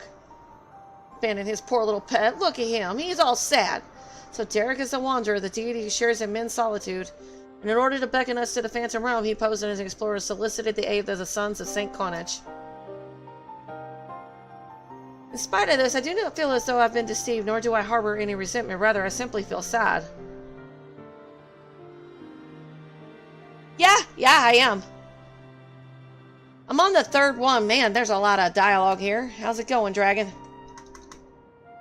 I understand. 'Tis as if a dear friend were suddenly spirited far away. In hindsight, perhaps it was an expectation of the coming battle that he had kept men at arm's length. Oh, look. Poor little guy. I imagine it must be even harder for you. I just gotta remember to keep. But to know that one of the 12 walked among us, it makes me want to do the best we can by them. Aye, since time immemorial, the 12 have watched over all who abide on this star, and even as they fulfilled their purpose of maintaining stability, as beings possessed of sentience, they also heeded the hearts of men. Oh, nice! So let us likewise heed their hearts and do our utmost to grant them their desire. I hope their desire ain't to freaking die. And I believe we all know what comes next.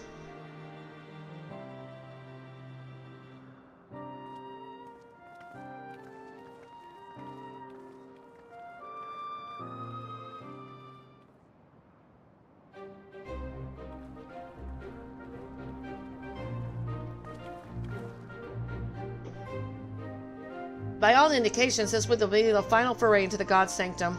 This task we entrust to you and your adventure friends once more, Knight. There's no telling what may happen afterwards. I shall remain on guard here. Twice now you have triumphed, and I have faith that you will do so yet again. Go well, Knight.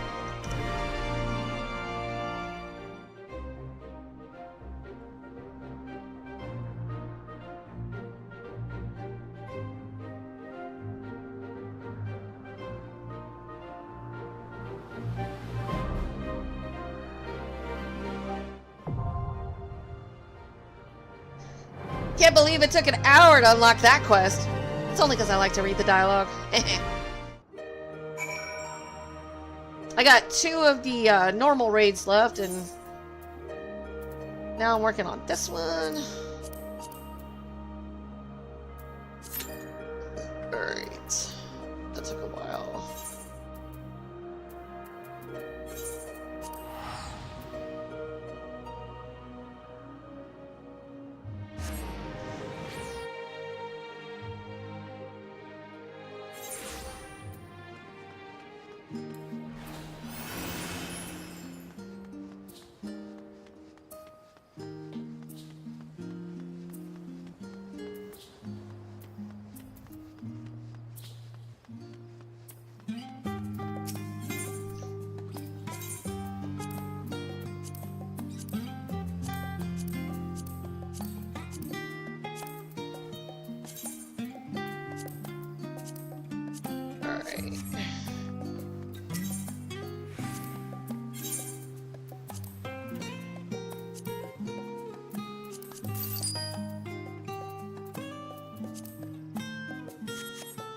Alright, let's turn this in.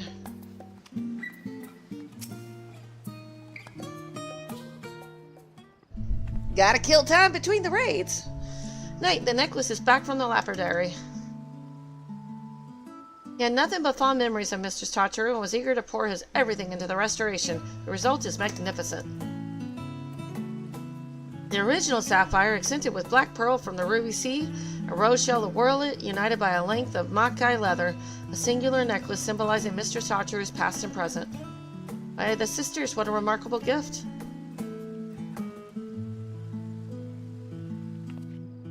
However, it wants for a finishing touch. Preferably by your hand, Knight, and after hearing about your visit to Palaka Stand, I know just the thing. In short, we will be proposing a new line of products to help our people feel closer to their roots, yes? So in honor of Mistress Tataru's roots, I would have you inscribe the symbol of Nodthal upon the back of the pendant.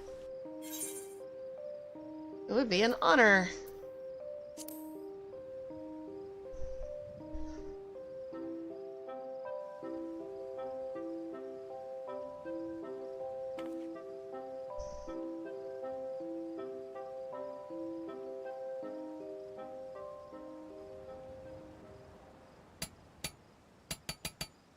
So sleepy.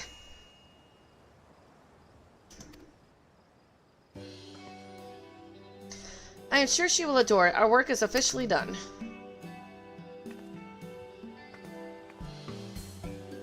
I've just received word from Mistress Tataru. She should be arriving in Scholar's Harbor soon. Let's go and meet her there.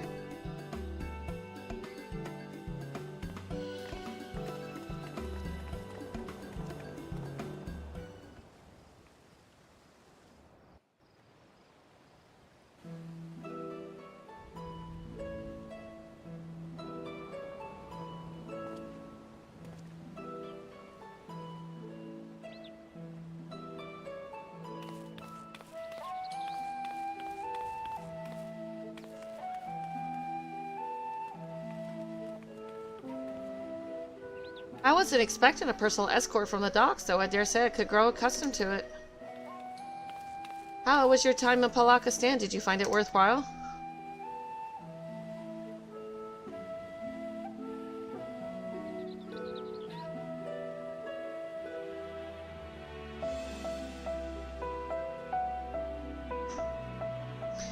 So while they do have interest in our equipment, matters of recovery are the greater concern at present.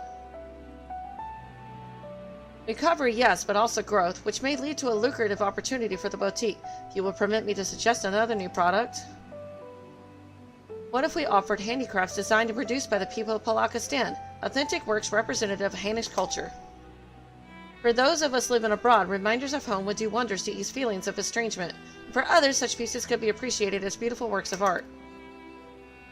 Our village is up to the task. You will not be disappointed. Doubt not their conviction, Mistress Tataru.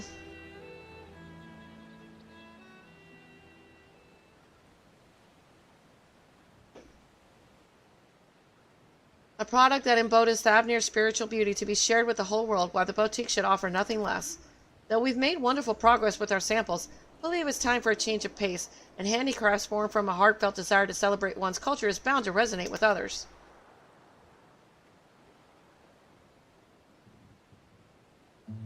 Given her eagerness, I presume Medina intends to stay and help facilitate this new venture. But what about you, Hadjad? You felt the call to return to Thavnir rather more strongly, as I recall. Yes, well, after talking with everyone at home, I realized that living apart from them does not mean I must forsake my childhood dreams of service. I believe I can best serve my people by staying in Charleon and continuing to work at the boutique if you'll have me. With pleasure.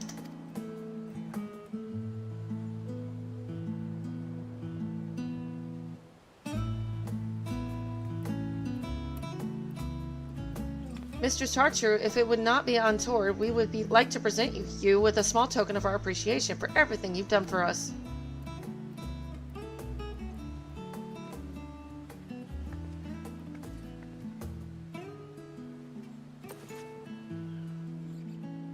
Not untoward at all. Rest assured that I graciously accept all offerings of praise and adoration, especially ones as fine as this. But how queer! This sapphire looks remarkably like the one my... Knight, is this my mother's sapphire? Hers, so now rightfully yours.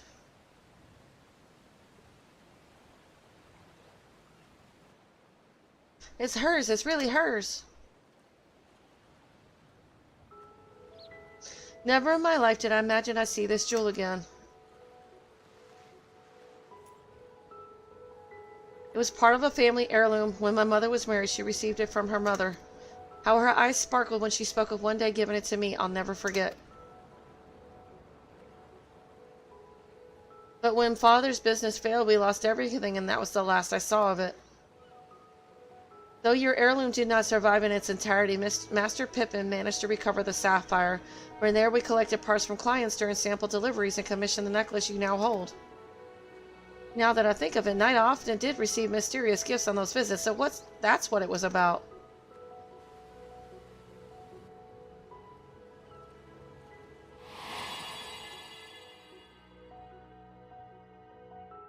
Time after time, I reminded that a fortune in coin promises only a fraction of what a wealth of friendship provides. When my family lost its last skill, it became Lapidary's apprentice, and that's how I met a certain miner named Menphilia.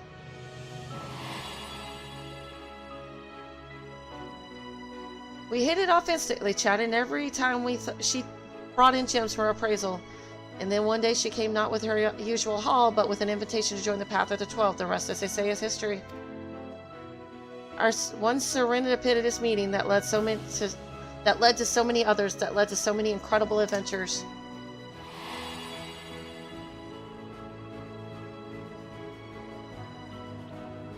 That saw a poor little girl reunited with a priceless memento.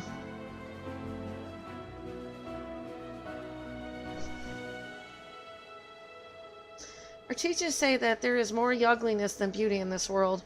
To live is to suffer.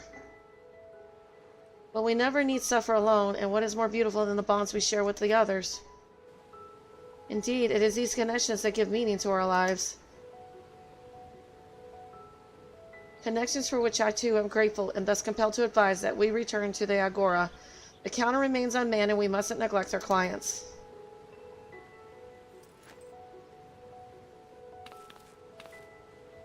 Quite right, quite right. Back to work with a lot of us. We've got new products to plan.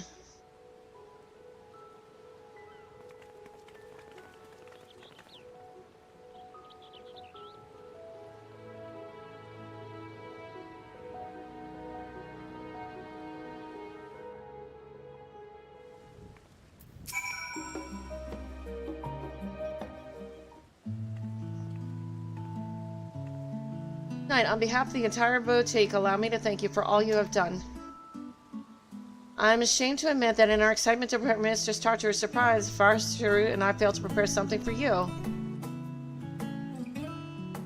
And that sounds like the cue for Mistress Tartaru.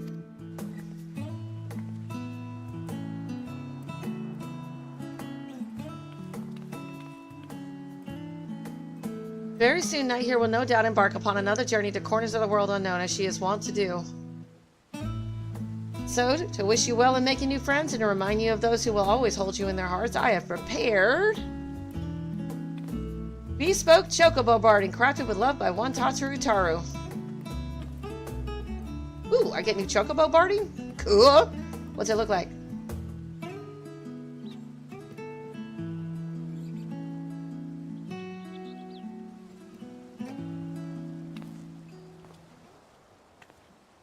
I dare say the boutique will be embarking upon its own adventure in the coming days, and with true adventure invariably comes tribulation.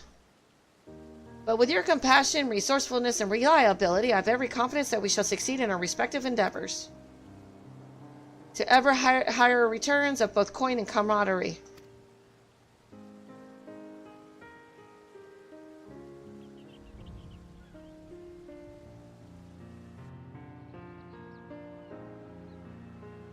Oh, and don't think just because you're running off to the other side of the world that I don't intend to solicit your future involvement, Knight.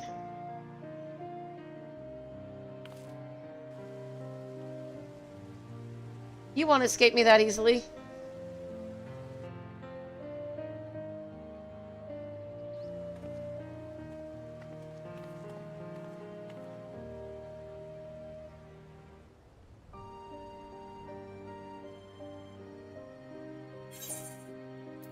Ooh, what did I get?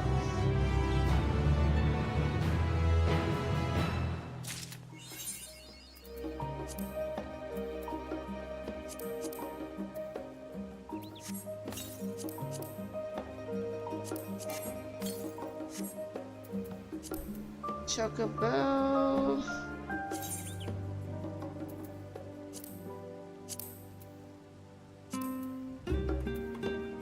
Carrots.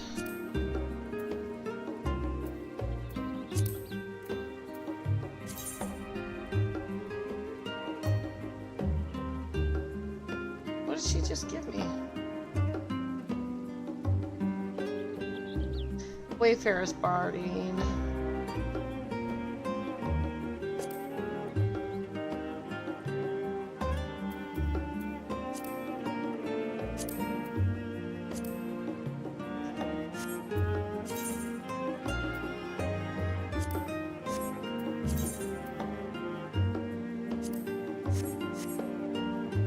Alright, what now?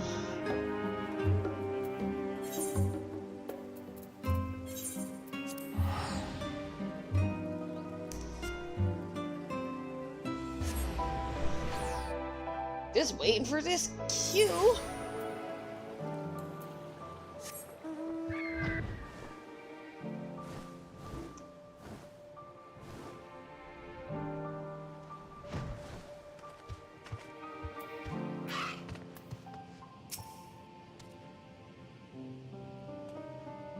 Oh, you must be Knight. Have the Gleaner sent you here? Very good. You have no idea how relieved I am that you've come. As you may have guessed, I am Pasasun. I worked as an alchemist here at the Great Work, and Matsuya is one of my oldest and dearest friends. This is a problem which has proven quite difficult to unravel. Nevertheless, he is loath to ask you for help. And so I took upon myself to reach out to you without his knowledge. For both his sake and the sake of the little one fate has brought into our lives.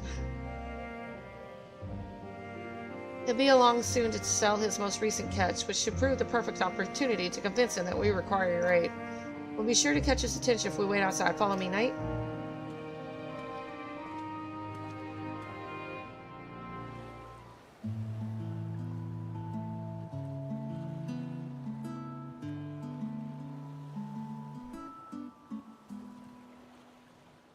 Is that Knight? Why, I didn't know you and Pasa-san were acquainted.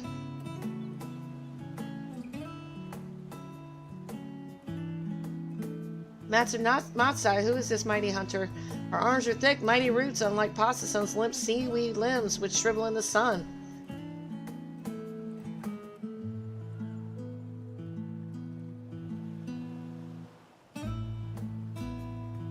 I would have you know that I'm an alchemist by trade. I work with my mind, not my body. And need I remind you, it was my knowledge which allowed me to nurse you back to health. Surely a little respect isn't too much to ask.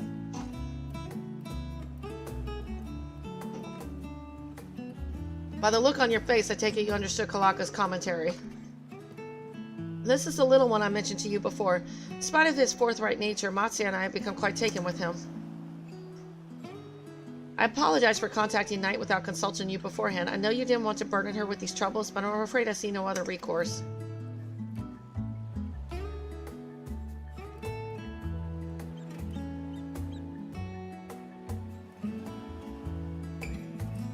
Well, since you've come all this way, I suppose it would be foolish of me not to tell you everything. That is, of course, if you like to hear it.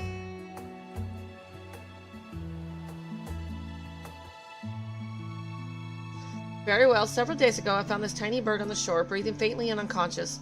Pasa-san and I took him in and watched over him day and night, unsure if he would ever wake. For mercy, he did, and then to our surprise, he spoke. Go to the Southern Isles. What isles are these, you may wonder? Kalaka, would you explain? Certainly, Master Matsuya, your wish is my command. Ah, you would. The South Sea Isles, I believe your kind call them remote, mysterious to said. I hail from there from one in the west by the name of Alao, whatever.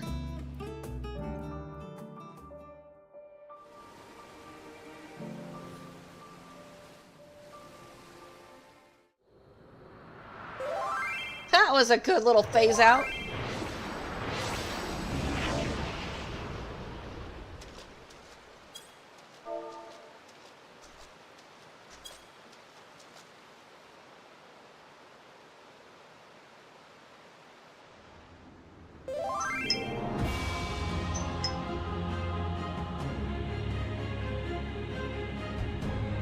I do like the music and the graphics on this one. It's really good.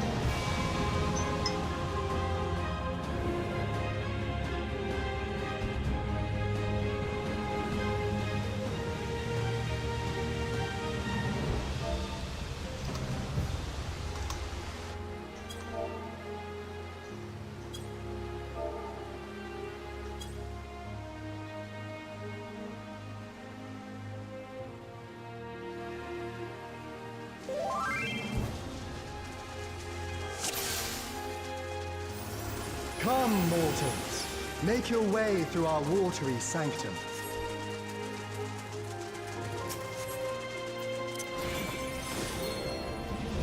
Let us see how you fare against my servants.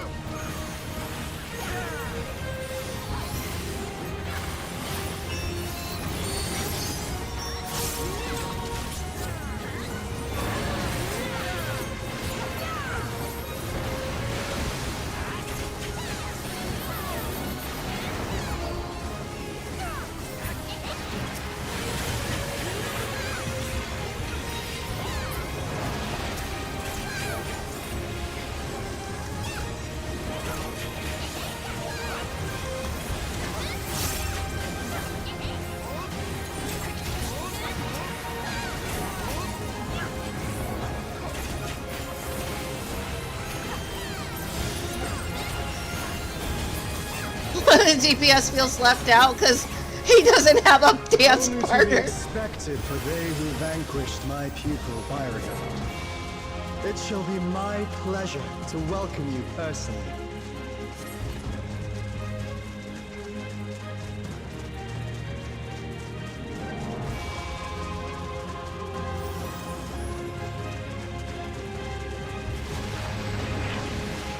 Poor Red Mage got left out. I have looked forward to this moment, children of man. The scholar shall measure your depth of knowledge.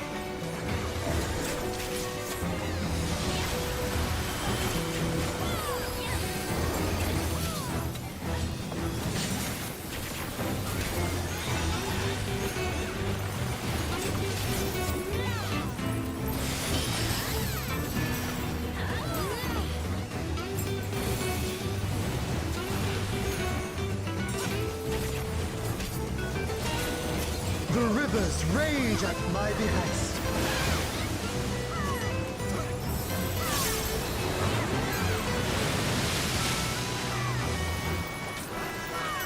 Not all knowledge is wisdom.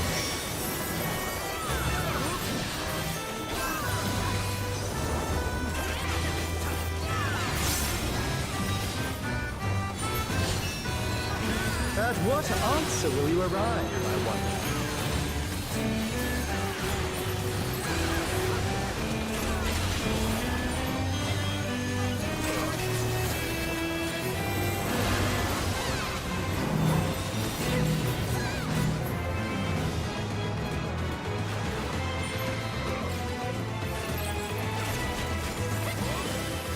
Of ignorance be cleansed!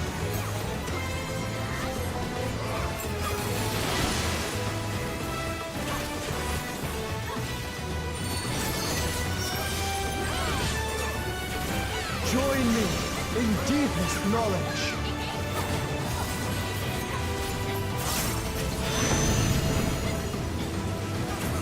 Oh, that's Let pretty. flow the waters of your mind.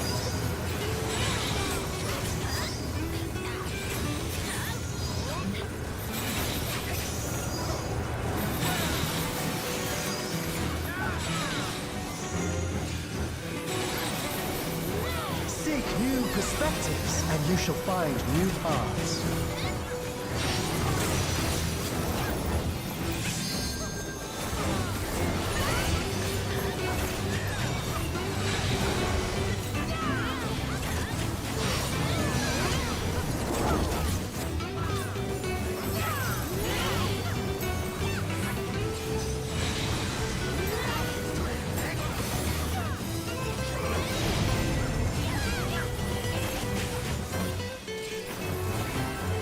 Small wonder the others have exalted so.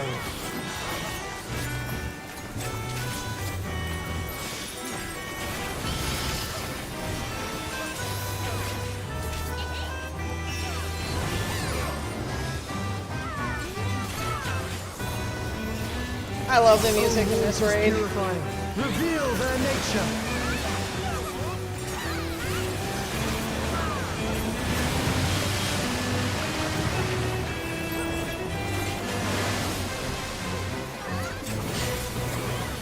Tis time for a test.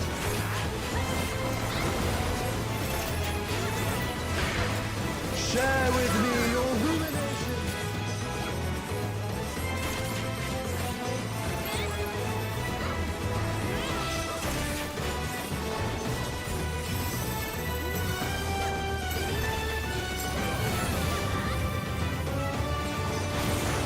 How do they know that?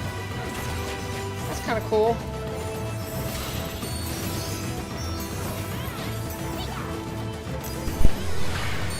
Not all answers can be obtained through might.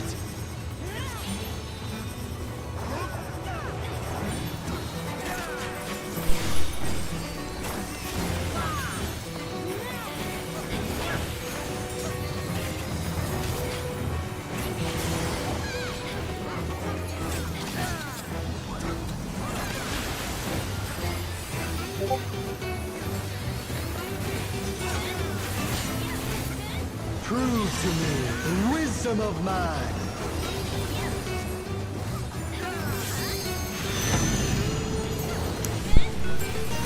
Let us enlighten one another.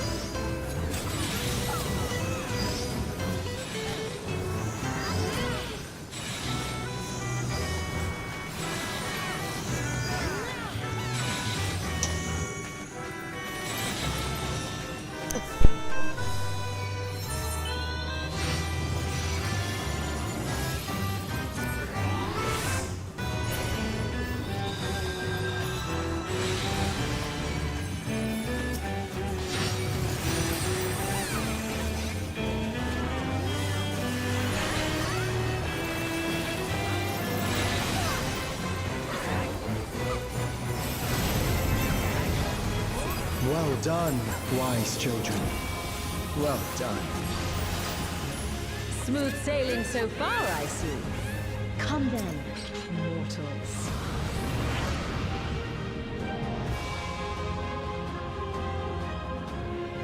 Have you got the stones to face the navigator? Come on, don't keep me waiting. Let me prepare a suitable stage for our union.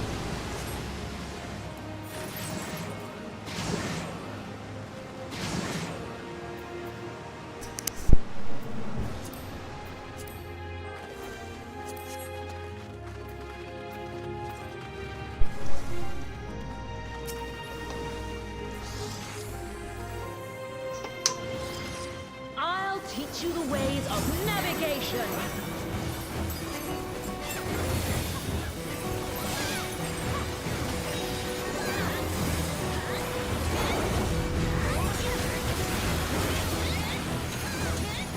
Mine are the waves and the winds.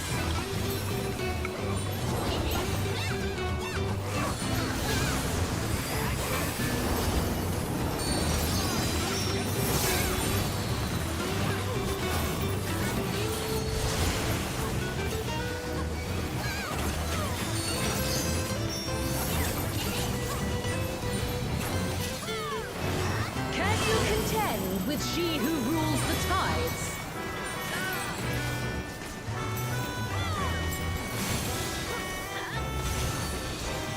My trident haunts the very sea.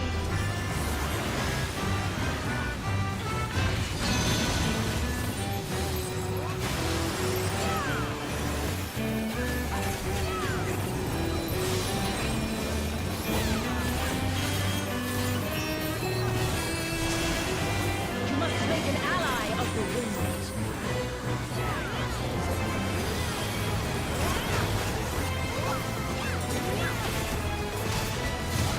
Rise above the white caps.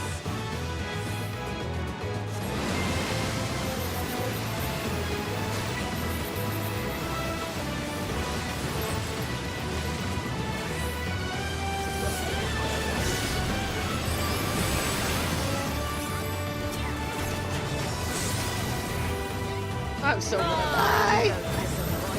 Yeah, I knew that was gonna happen.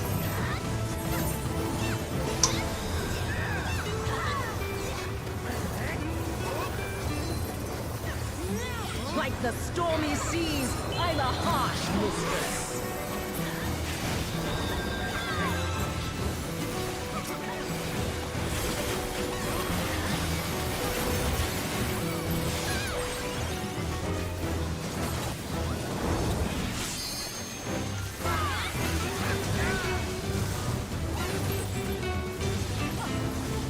Brace for the storm!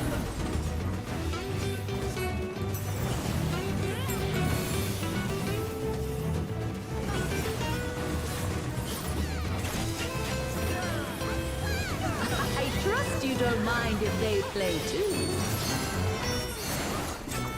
Pericles, Valios.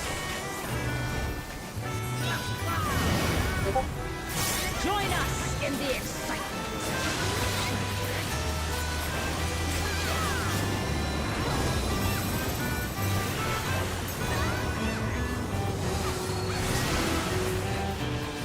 Dance upon the waves.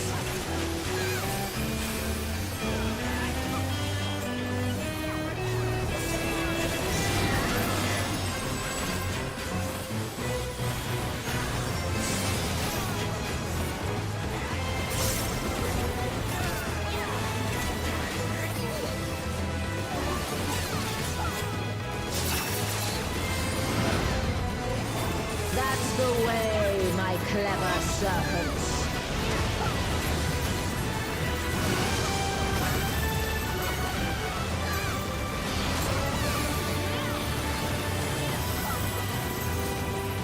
Feel the might of the navigator!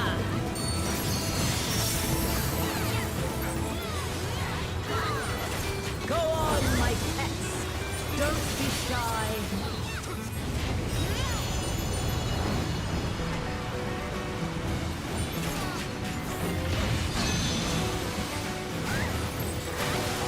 Ouch!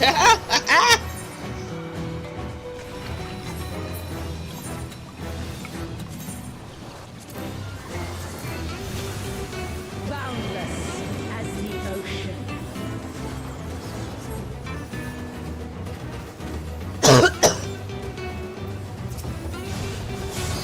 Swim free, my pet.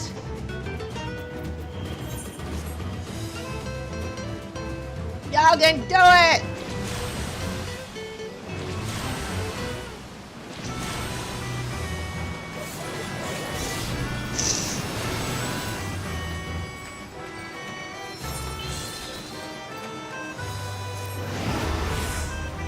You can surely do better than that.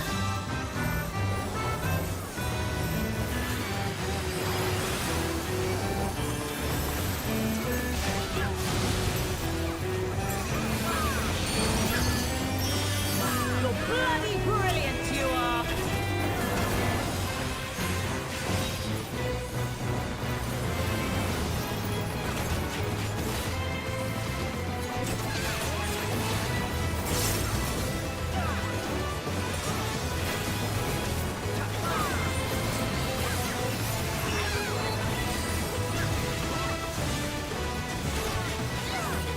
Brace for the storm!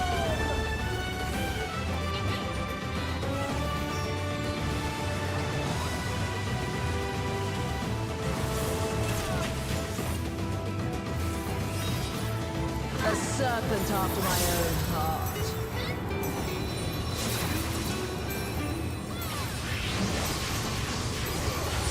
To seek new horizons, you must come together as one. It falls to you and yours to navigate the seas ahead. After all this time, it feels strange calling to you thus.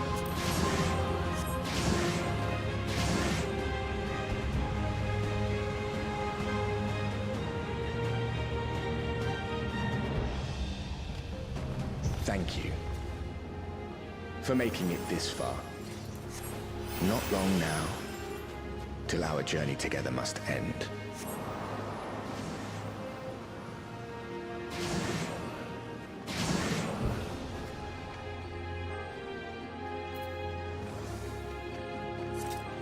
But if this is 3 out of 6, then I'm confused.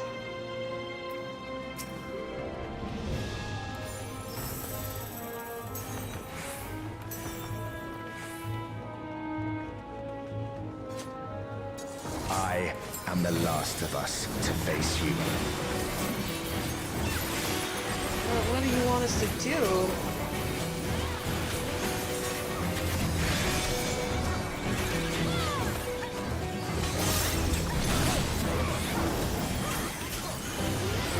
Strong are they who roam.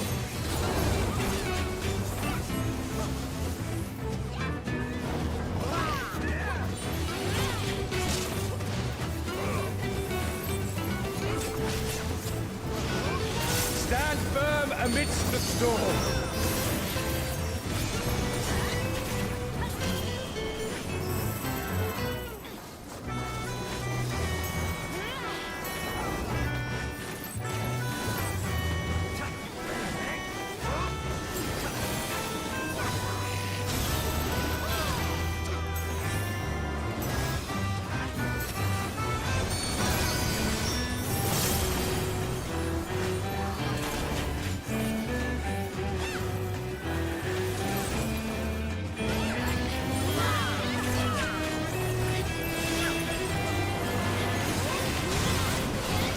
You must persevere.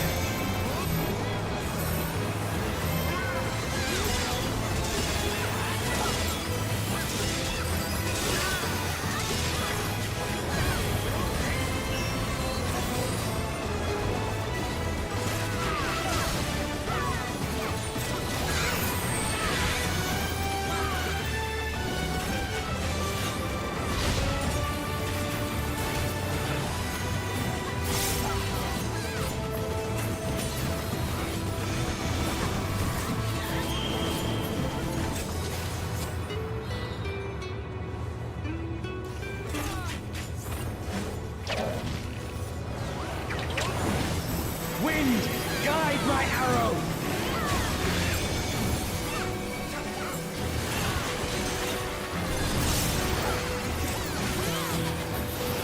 My bowstring sings.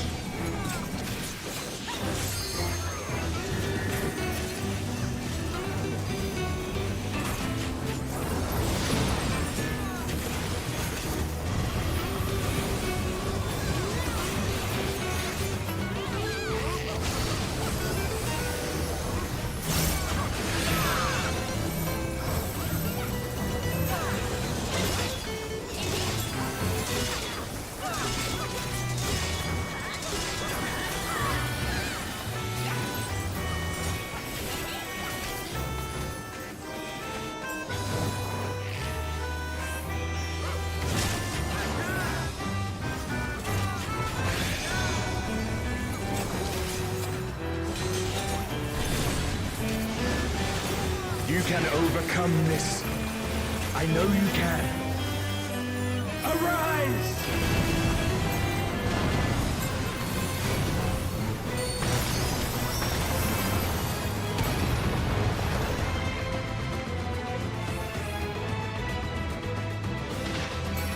Your prayers have given us strength. By fighting you, that strength shall be returned to the star. Come! Grant us our heart's desire! Stay not your steps!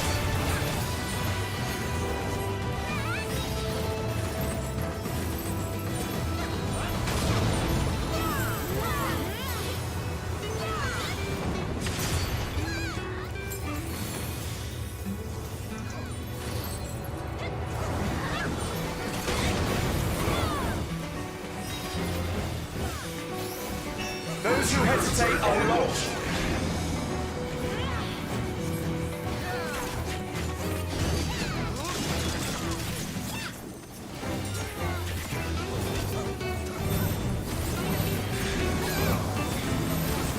So much going on.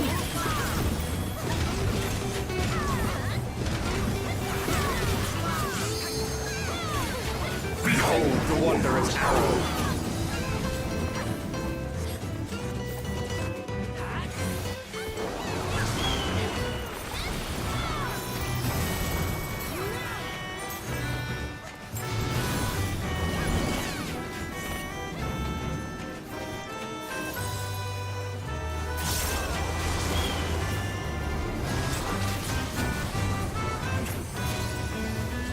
I'm glad that it was you.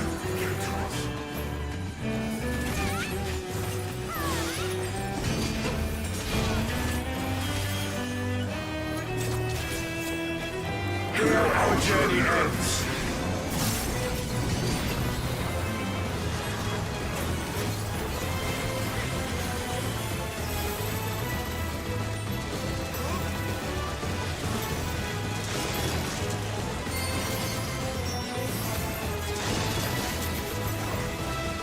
Blessings be upon you on the road ahead.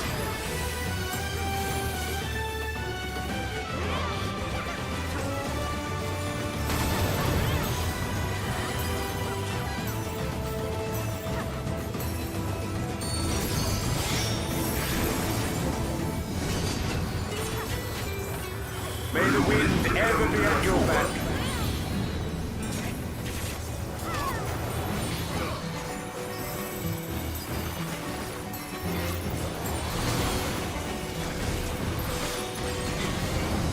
Allie!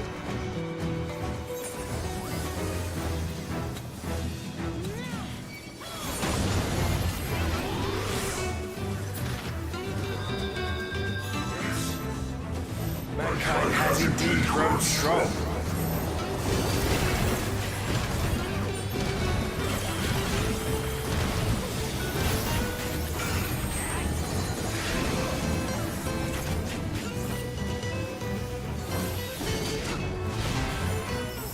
When this battle is over,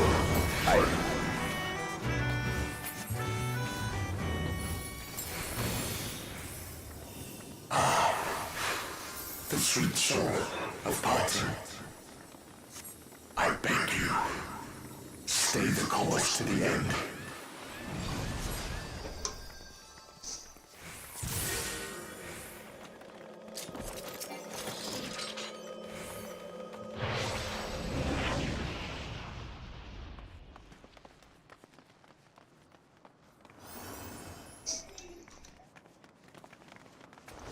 Well, okay, Cryo, Graha, whatever your name was.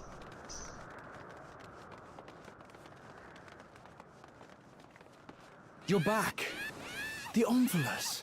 It's suddenly transformed. Servants? What's the meaning of this? Those ones, I leave to you. Well, thanks, Graha. How convenient.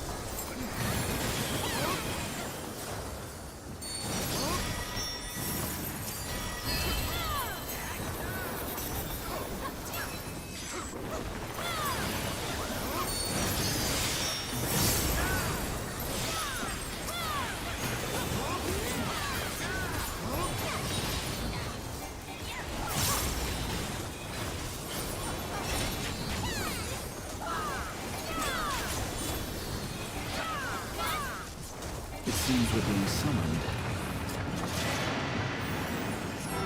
Go, my friend. I will stay here with the others. Well, yeah, if you were part of the raid, I'd be surprised.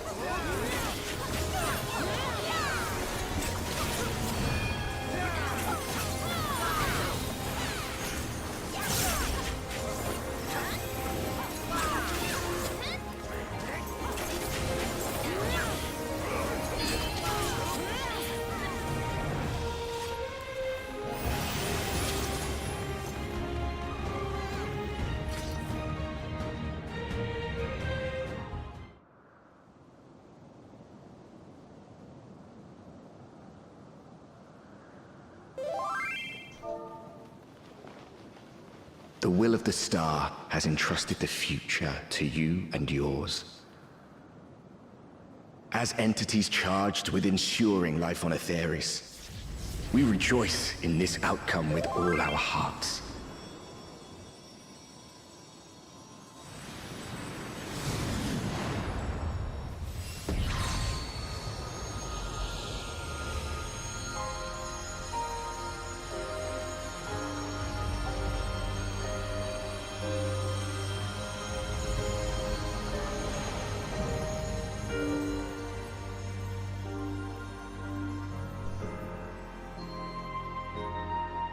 Tis time, beloved children.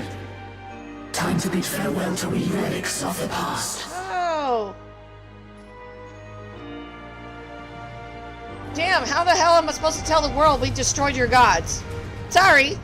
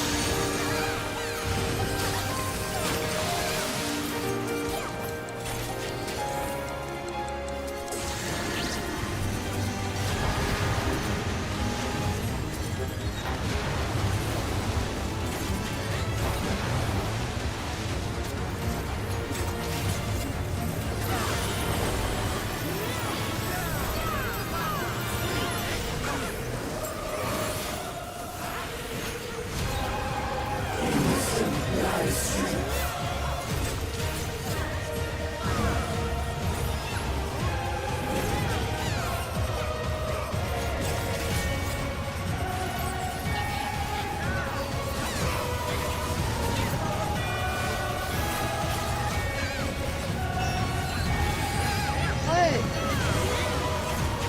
don't know. She said no. She was gonna wait until Sam got home to do it. She didn't trust herself to do it and mess it up. Well, no offense. I think that's a good idea. I don't want to go do another 3 hours of that.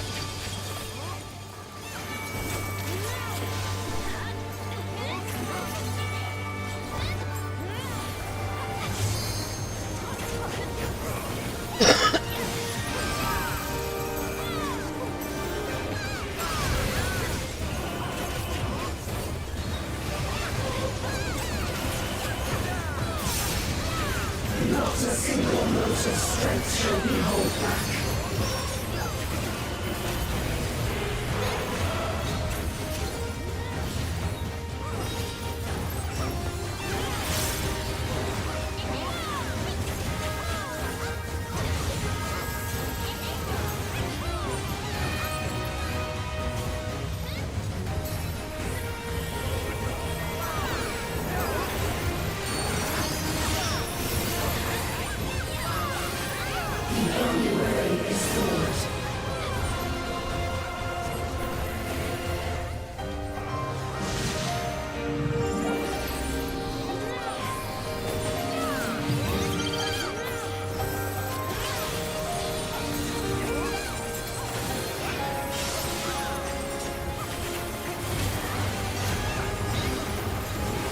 Overcome our final test.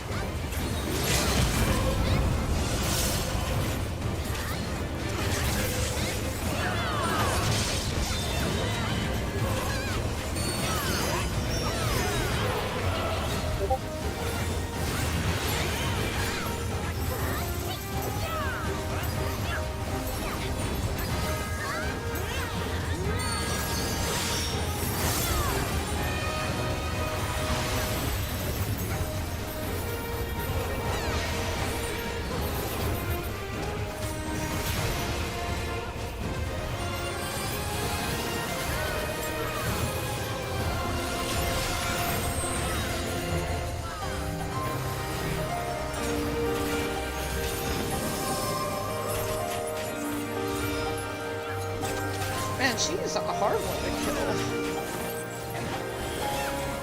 'Twas your faith that gave rise to this radiance.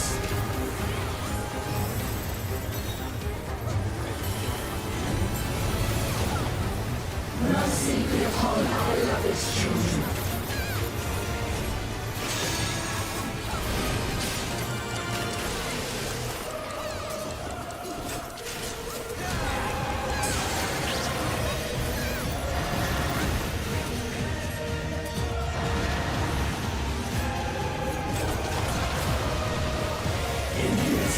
Lies resilience.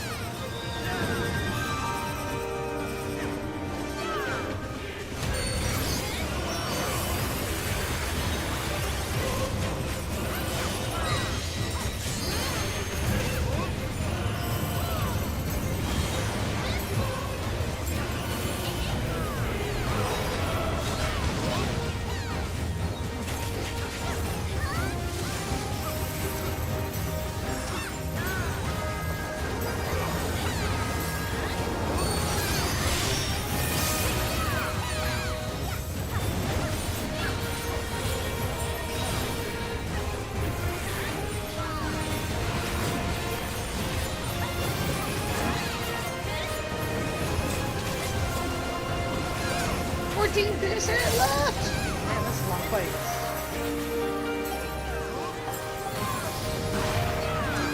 Shine like the stars on high.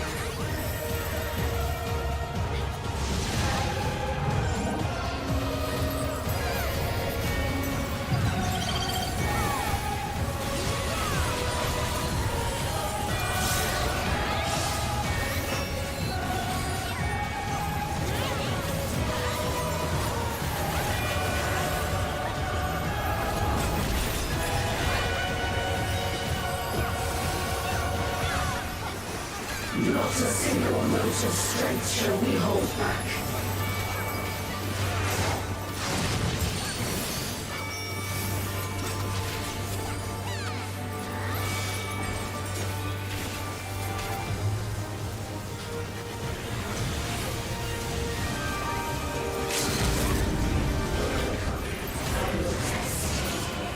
Yay!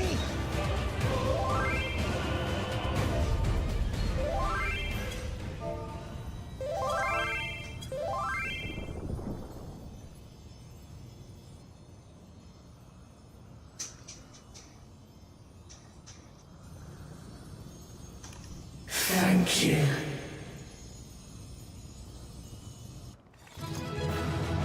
Man, I think I'm gonna cry. I got this feeling I'm gonna cry.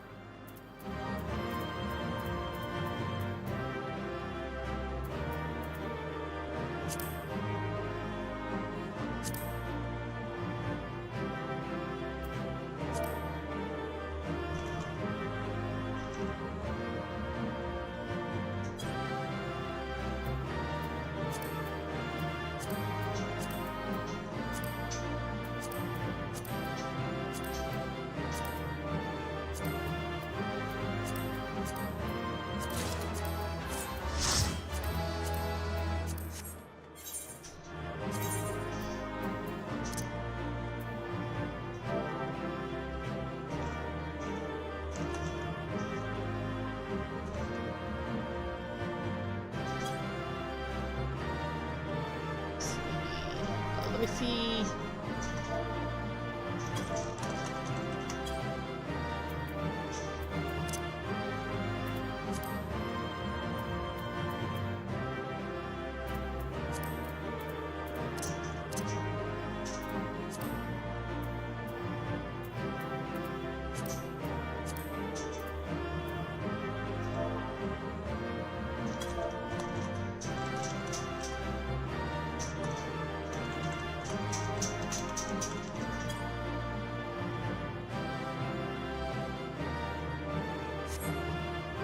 Well, I would have told him.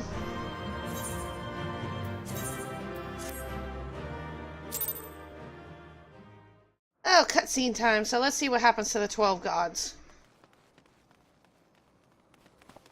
Knight, are you alright? Thanks for clearing the way, Knight. That being, I presume, is the 12. You have done well, children, man. As promised, we shall reveal the truth in its entirety. Our desire is simply thus to give ourselves unto the star as a blessing.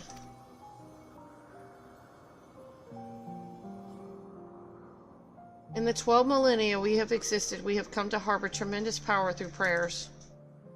Through battle, our essence shall unravel and return to the star, where it might give rise to new life, such as our final gift to you. You mean you'll disappear? Yes, the fragments of our former souls which serve as the core of our existence shall rejoin the life stream. Yet though we may fade from sight, our individuality lost, our stabilizing influence shall endure. The only thing to change is where your prayers find their way. Henceforth it shall be this, the instrument of blessing that receives our mortal hopes, hopes that shall be given back to the star. But your presence brings comfort to mankind. Everyone would wish for you to remain. Must you truly fade away? Such gladding things you say, child. We must confess what we do, we also do for ourselves. When mankind overcame the final days, it so moved us that even we who are but constructs knew the greatest joy. You have shown your unfaltering love for the world. In return, we will show our undying love for you.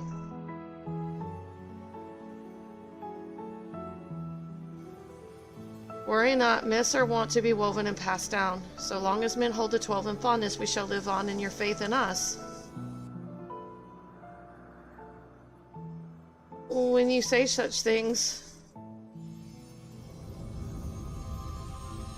the moment of parting has come. By our blessing, may you march towards a brighter future.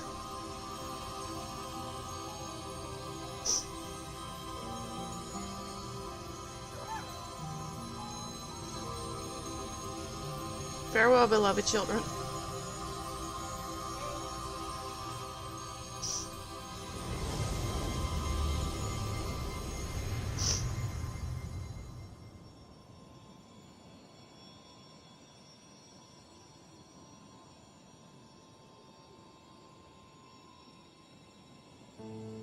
When you are ready, brothers and sisters. Oh damn, we can't go telling everybody we just killed off the gods. May the font of your ingenuity ever flow. Yours is the strength to destroy all obstacles. Abide in virtue and hold fast to the truth. There is meaning in your deeds. Celebrate life and embrace death.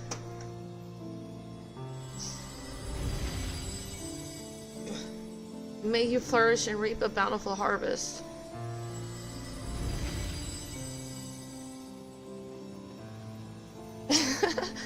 In your limited time, have boundless compassion. Carry yourself with honor and forge on towards victory. Harbor love in your heart for yourself, for others, and for the world.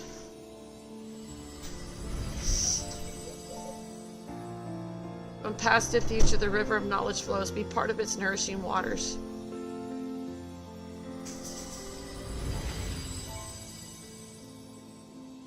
May a wonderful new world greet you beyond destiny's horizon.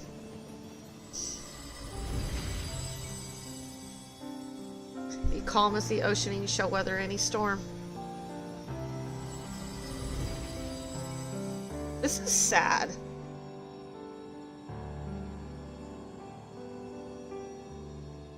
As the wind blows unfettered, may you be free to follow your heart. I guess even gods get tired of living.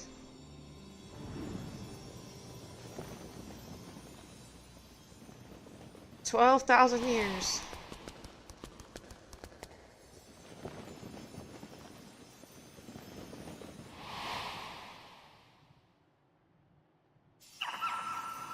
He went with him.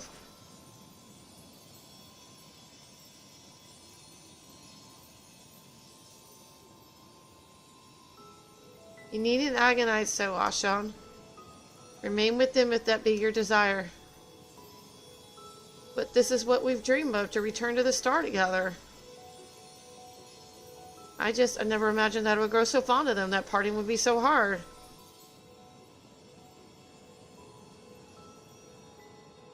Long as we have abided in patience to rejoin the life stream, or the drop in the river of time that is man's fleeting life, why not share your fate with them?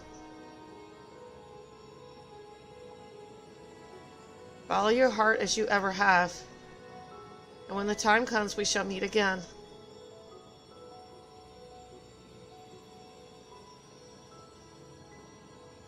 You mean 11 of the 12 had decided to go back?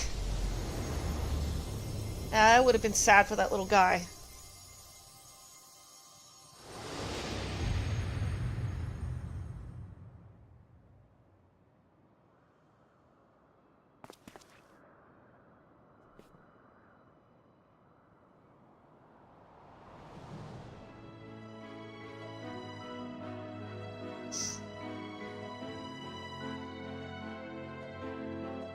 I've decided to continue journeying a while longer.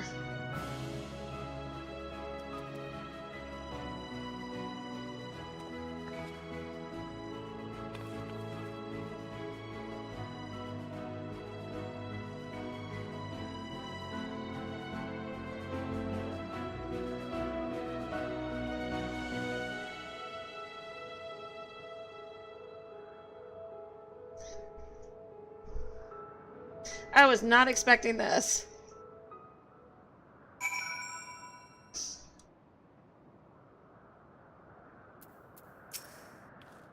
Words can't well express my surprise when I open my eyes to see Derek standing there. I'm naturally curious to what happened, but above all, I rejoice for a dear friend returned. He's back. He's really back. Yeah, it does. It really does. I expect Derek has a few words to say. Let us lend him an ear. Well, considering he's now the only guy left, it cannot have been easy for Derek to come to this decision. I should like to hear what went through his mind.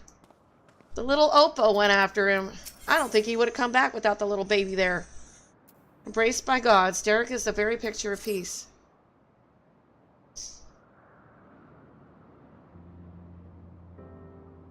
What to say in such a moment?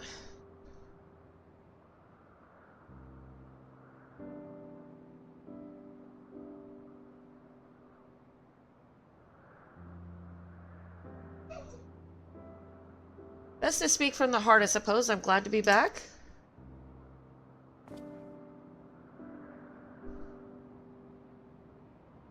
And we're glad to have you back.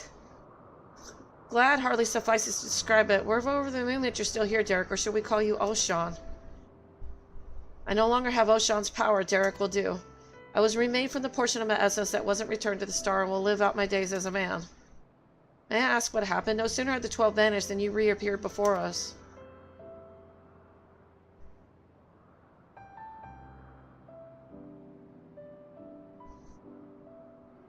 At the very last, I couldn't bear it. Couldn't bear to say farewell. Your earnest friendship had weighed down my steps.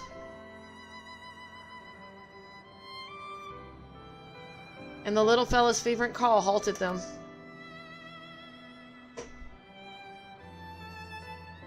I was overwhelmed by the keenest longing to remain among you and see more of the world I love. On seeing me torn, my brethren bade me follow my heart. I needed no further urging.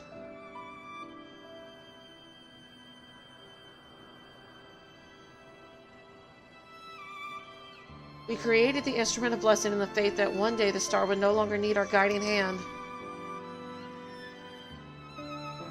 Thanks to you, that day has finally come.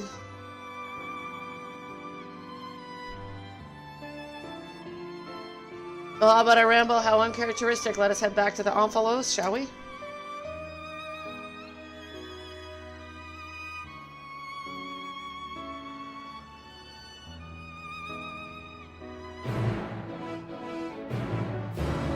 I think there's some truths that mankind don't need to know.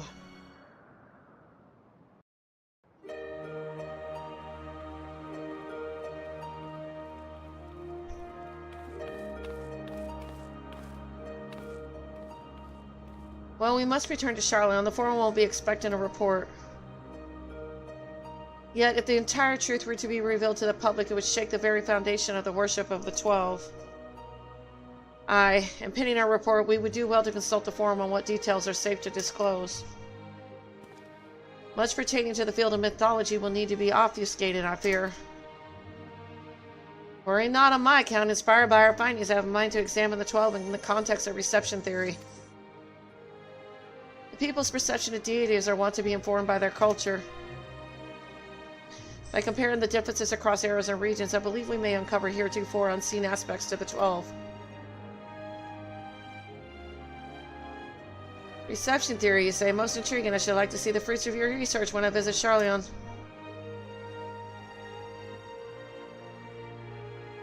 When you do, have care not to reveal who you used to be. Our scholars would be all over you like starved beasts. I see. Perhaps I shall wait a while before I come calling. Before I came to you, I simply roamed the world. I had no objective, nothing I wished to find. With this second chance I have, I mean to undertake my travels with a renewed perspective. But ere I set out,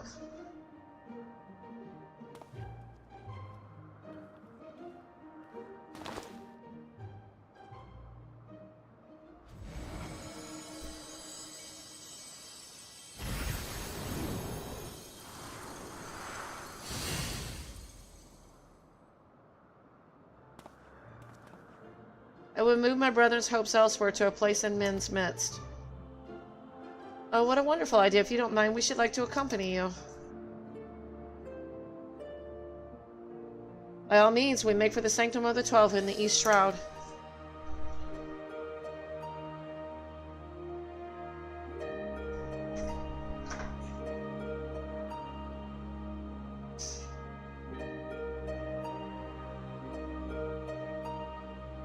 Okay, East Shroud. That new map design is weird.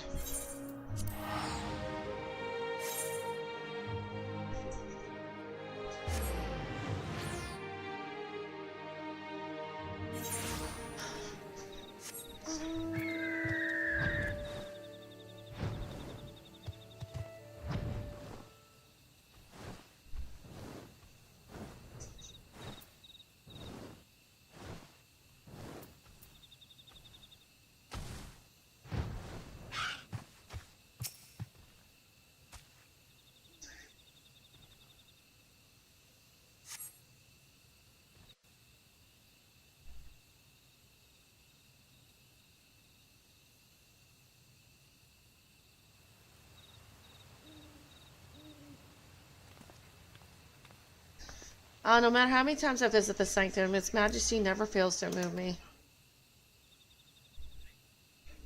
I've never seen this place. In the rich history originally built during the dawn of the 5th Astral Era, it was reclaimed by the wood before being restored in the wake of the Calamity. Truly it stands as a testament to the influence that magical civilizations and city-states have had upon the Eorzean culture. The Sanctum harbors the hopes of men, and now those of my brethren shall join them. If you are not averse, I would speak a little of my brethren, that is, those individuals whose essence lent them form. As it pertains to another age, some concepts may be foreign to you, but would you be interested nonetheless?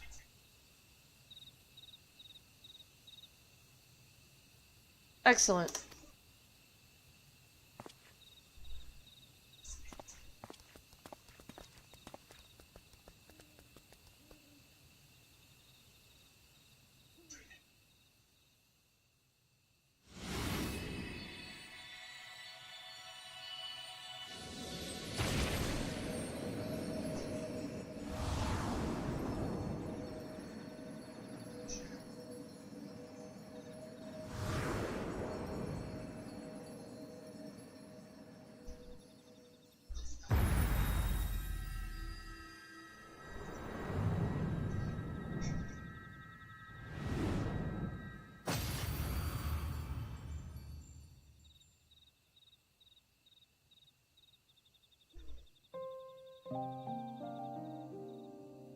Bagrat was a man with a gift for creating inanimate objects as his buildings and furnishings. With his abilities, he served as supervisor role at the Bureau of the Architects, where he was nothing short of a pillar. His chief was carefree to a fault, you see, and he took it upon himself to ensure the work was done. Ralgar was a brawny man whom Venat encountered on her travels. They quickly struck up a friendship, and he joined her on a quest to destroy an enormous meteor that was hurtling towards the star. It's fair to say this event gave rise to the legends surrounding the destroyer. Azim was a woman who served as a judicial officer in the Bureau of Administrator, an experience which served her well as the warden. She was an ardent proponent of the seat of Azim, and dreamed of training under Venat and her successor. Nadal was a close personal friend of mine. A merchant by trade, he was outwardly gregarious, but also possessed a reserved side and knew quite joy in his passion for ore. When men began treating him as a dual-aspected god, it reminded me of the person he used to be, and I couldn't help but be struck with a pang of nostalgia. Nafika was a landscape architect of great repute who grew plants gathered from the star over. Despite being skilled in magic, she preferred to nurture plants as nature intended, and her garden ever bloomed with beautiful flowers. All who visited were said to leave with their souls salved. Althic was a researcher who observed newly made creations in Elpis. He possessed mastery over time magics and was known to be a kind-hearted, if reticent man.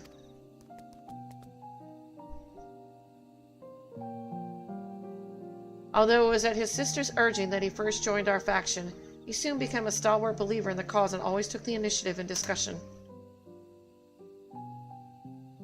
Halone was a formidable warrior tasked with hunting creatures that were deemed detrimental to the star. For her prowess, she had been regarded as leading candidate for the seat of the Pashtarat, preserver of discipline and order. Menthinia was the youngest among us, a student affiliated with the Words of La Habrea at the Academia Aniter. Even within that prestigious institution, she was considered a prodigy, and hers were the hands that created the magic to isolate and seal Zodiark. Thalik was the headmaster at the Academia Aniter, a man of learning and leadership both. He presided over the institute's myriad faculties. No known phenomenon existed in which he wasn't versed. Words do not do justice to express the remarkable scholar that he was.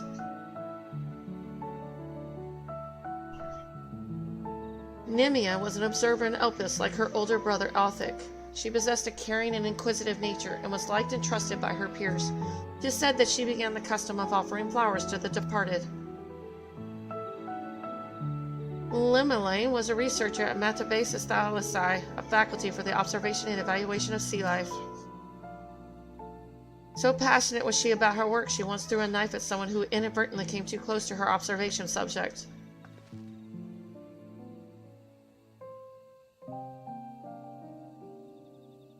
Alshon was a traveler whom Venat encountered in the wilderness. They shared a campfire and discussed at length what it meant to be free. Leaving my hopes as the wanderer in this place, I shall set forth anew as simply a man named Derek. And last but not least, the Watcher. He was the chief archivist at Amnesis Aniter and respected Venat deeply as an individual, even as he cared for her as a dear friend. Indeed, among our number, none was more devoted to the Venat, and that devotion made him best suited to his duty and the solitude that accompanies it.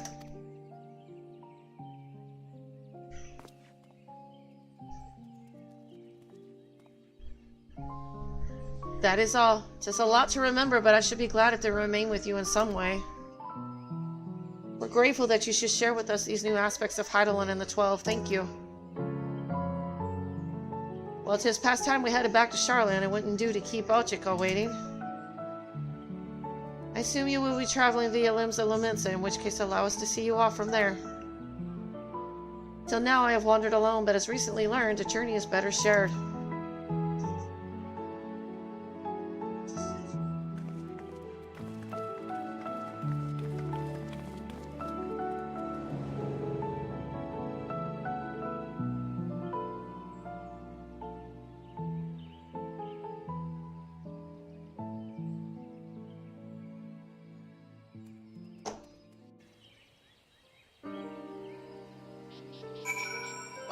Limsa, we're going to Limsa, I guess.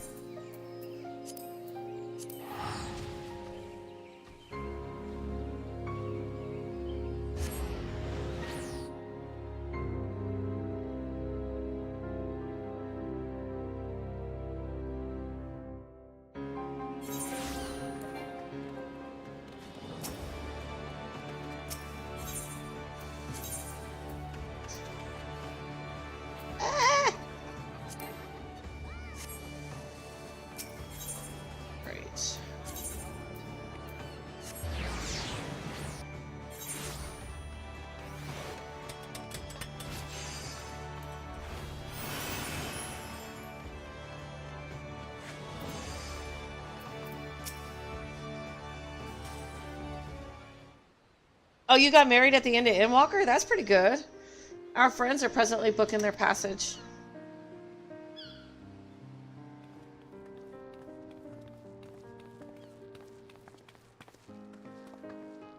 That's where you were. There's room aboard the next ship, so we'll be setting sail shortly.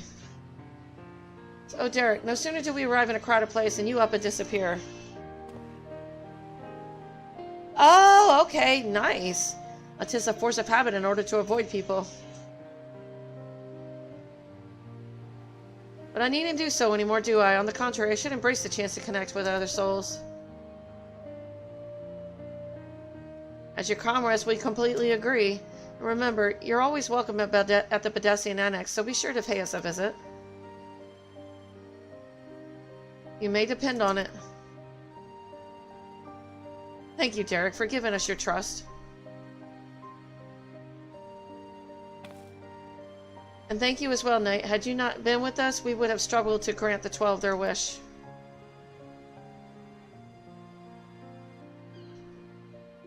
Well, we had best find their vessel. While the report remains to be compiled, I believe we can officially declare our investigation complete. The next we meet, my friends. So, am I truly like the last Ascian man? That sucks.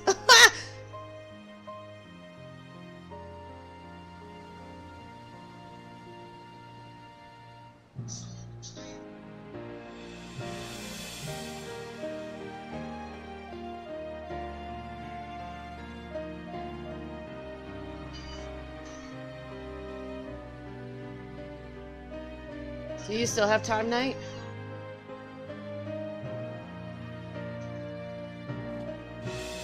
Ere I embark on my journey, there's a place nearby I would like to visit. Might I ask you to accompany me? Thank you. Come, we shall head outside the city via the Tempest Gate. You better tell me about something about Azem. I don't know nothing about myself.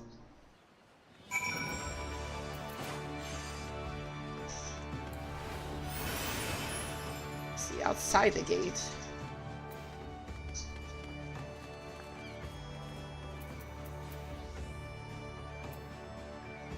Upper decks?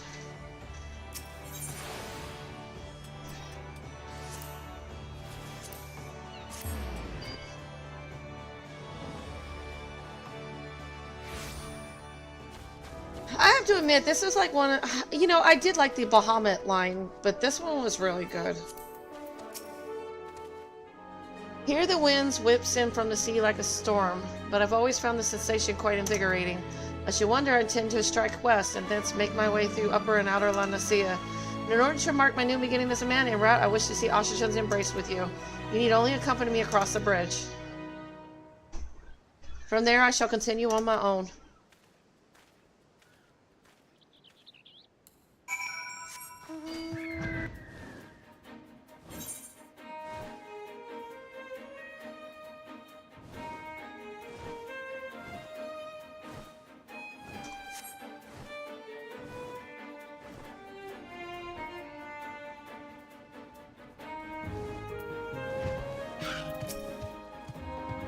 Such a great wave that ripped the gods' grip from the mainland.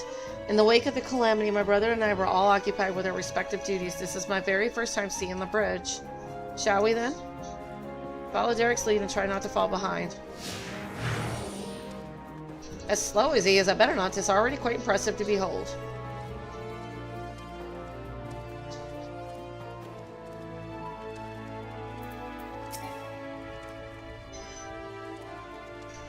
So a temporarily constructed with wood?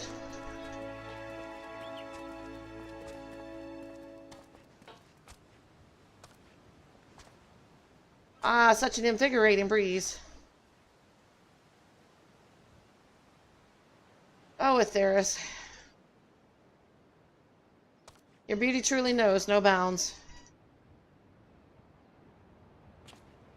Forgive me, I was lost in thought.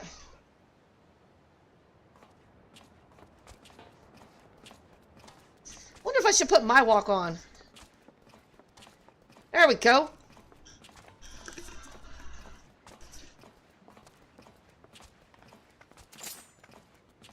I look forward to the bridge's completion.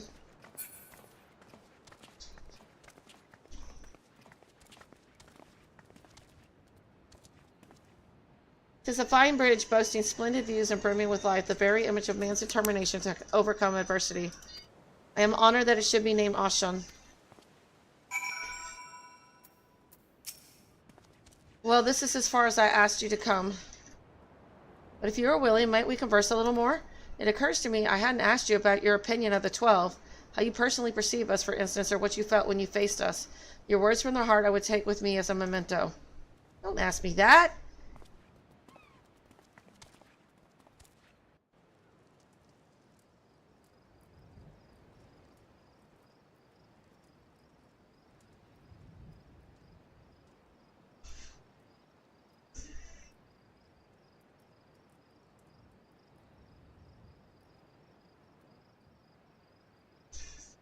Is that so? The others will be glad to hear that.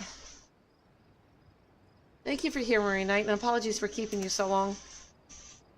Awful polite for a god.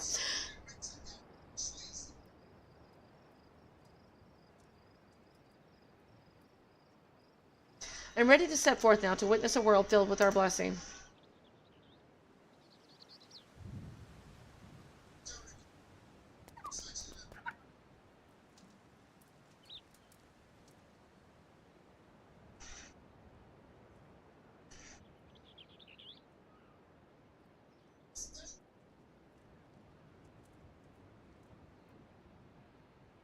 To begin with, I shall tour Lana Sea and visit those locals which are named after the 12.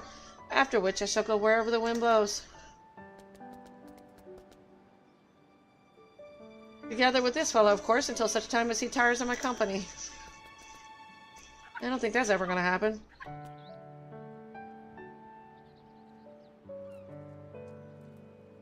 This time I shall embrace the joy of meeting and accept the sorrow of parting.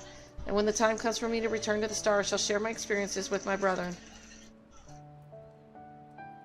Needless to say, your words will feature prominently in my recounting.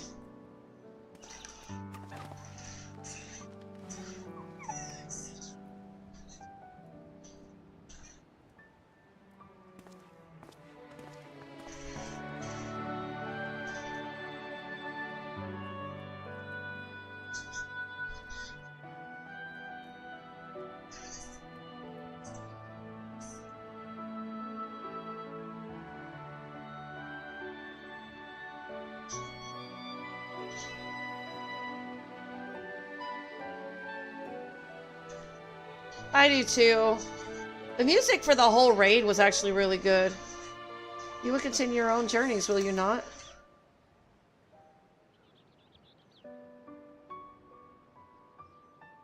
You know, everybody, gave her such a hard time in the beginning about being an adventurer. Do you know? I don't think she would have experienced any of this if she hadn't have been an adventurer. Then I shall look for you out there. Fare you well, my friend, and may the 12 bless you and keep you.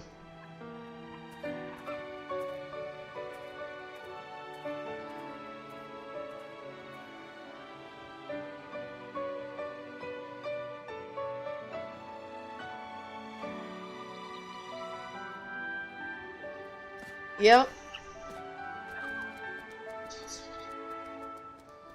I'll keep in mind that I'm not telling Ishgard hello and went bye-bye. I'll leave that out. I think I'm not going to tell him that.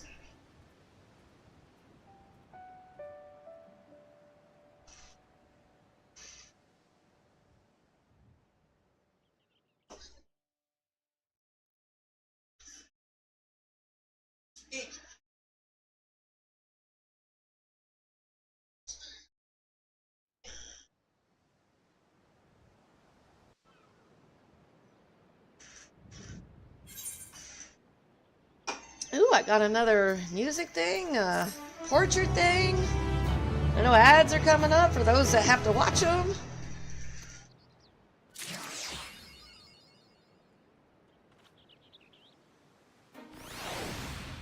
Let me see.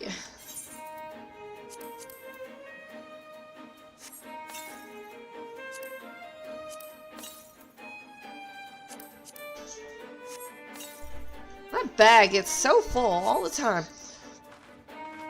Did I get any gear that I can wear? No.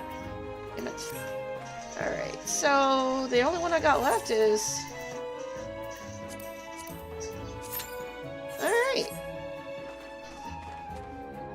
Yeah. It's like you get to emptying it out, then you're doing it again. Guess I can go work on main story while I'm waiting for, those last two raids, because I got the last two to do for the normal raids to do. I don't know, these raids seemed actually a lot easier, or I'm just getting better at following people around.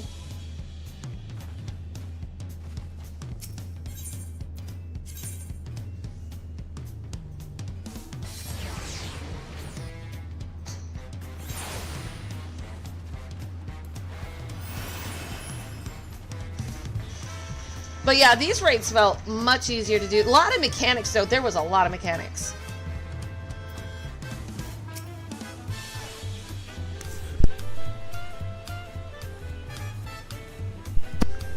Yeah, I'm here. I've been here. I just wanted to go back and finish up the raids.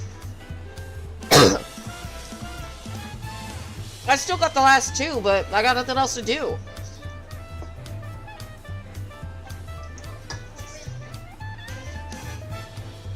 I gotta check my medicine real quick.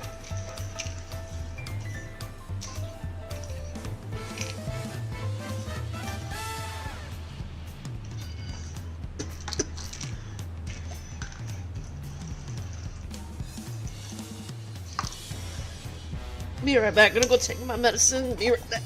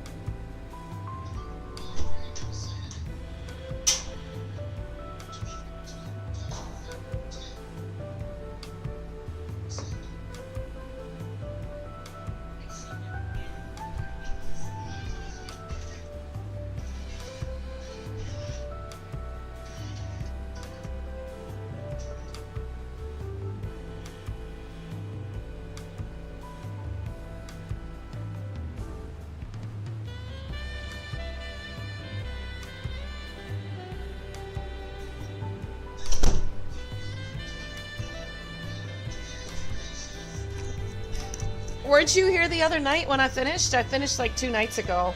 I didn't stream last night. I was busy like trying to get into freaking raids, and it's been really hard to get into them because everybody's doing that cosmic stuff. So yeah, I officially started Dawntrail at the very end of 2 nights ago. Not last night, but the night before. I officially ended Endwalker. I mean, I guess technically the raids are part of Endwalker. But yeah, I finished it up. It was really good. You know what? Just for you, I got something for you. Give me a second. I will put it up for you. I will start the trailer again as soon as I get it over on the screen. God damn it. Being stubborn. I've got a new mouse on order. It's being stupid.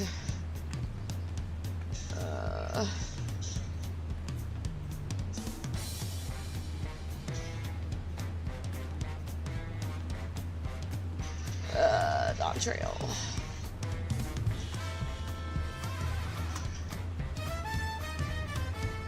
There we go.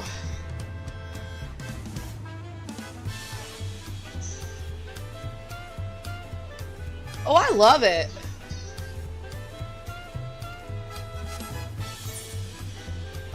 It's different. Let me turn down sound. Yeah, it's like Central America, Brazil, South America, something like that. I noticed like some things, like it said 1498, kind of convenient that they put it 6 years after 1492, you know, but hey, whatever. Let's see. All right. There we go. I think the ads are done, so let's... Oh, yeah. Would help if I take this on mute. Give me a second. Unmute site. Okay.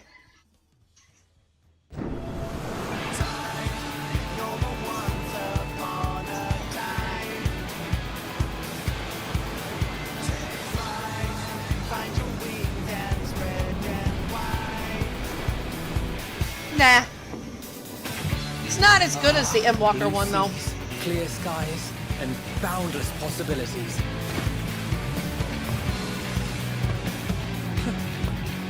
I dare say our destination will soon be in sight. Enjoying yourself for a change? But I'm excited. My daughter says I'm going to learn more about the Viera, so I'm excited about that.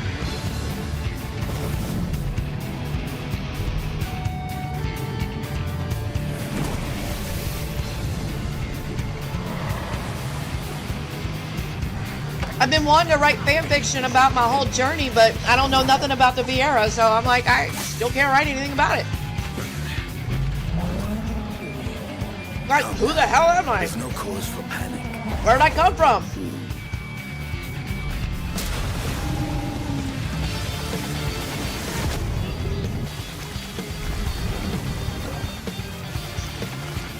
Yeah, I still like Shadowbringers a lot.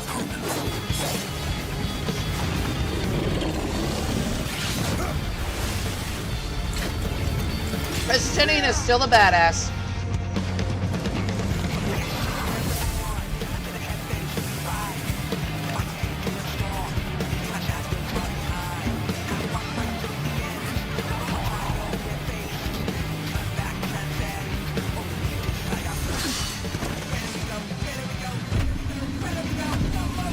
You know, we've fallen gods.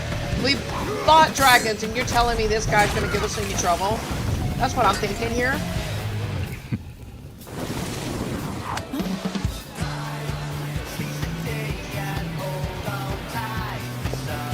Hell, technically we're kind of a god ourselves.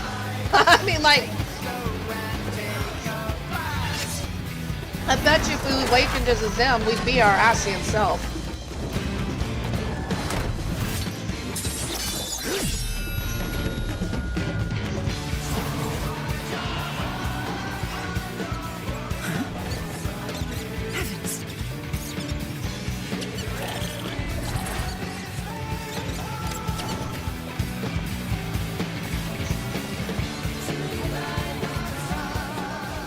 To have a moment to speak further.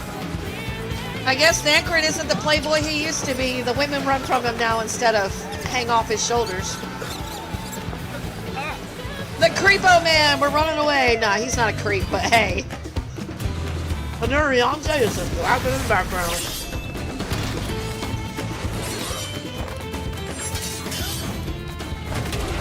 I like how they do the Viper reveal here. Yeah.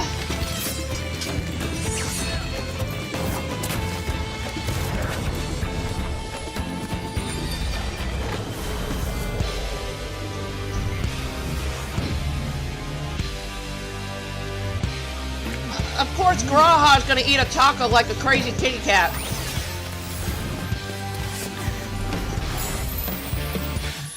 Oh yeah, that really, the other night when I saw her do her pictomancy, I was just utterly like floored.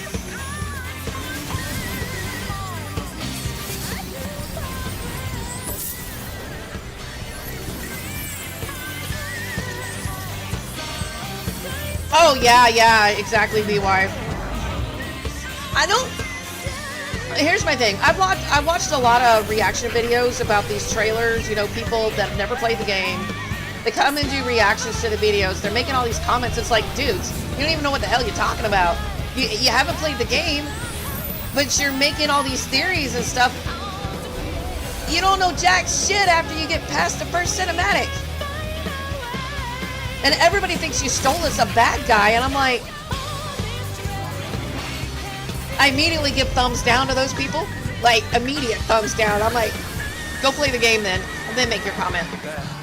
Look, my friends.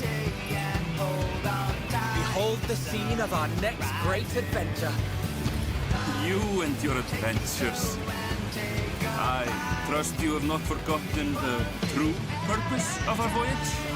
Isn't this the whole thing? It's an adventure? Last, we are come to the land you call the New World. This falls under adventure, last time I checked. Tura.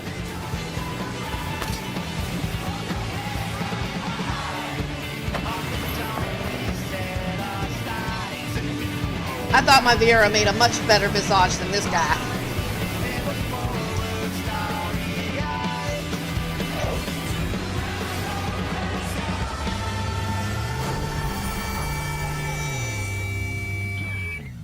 But yeah, that was that.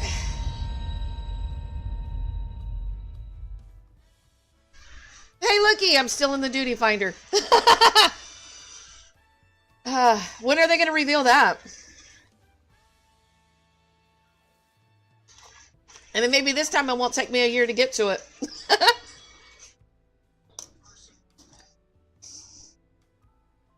Okay. Creation stories are often rooted in true events. Given the similarities, could it be that Terrell's legend was inspired by Heidelin's clash with Zodiark? That makes sense. A city of stairs. Urqopacha is ready to commence the second half of your Tulial tour. Oh, 11 Circle, my favorite. Okay. Oh, yeah, that's the one I'm on. Yeah, 11th. Which I'm surprised. Yesterday, I couldn't even get into the raid. And then I had to wait a bit sometimes for the normal raid. But today, I'm having trouble getting into that one. I even had to go to Crystal today. Ether and Primal were taking like 30 minutes to an hour to get into anything.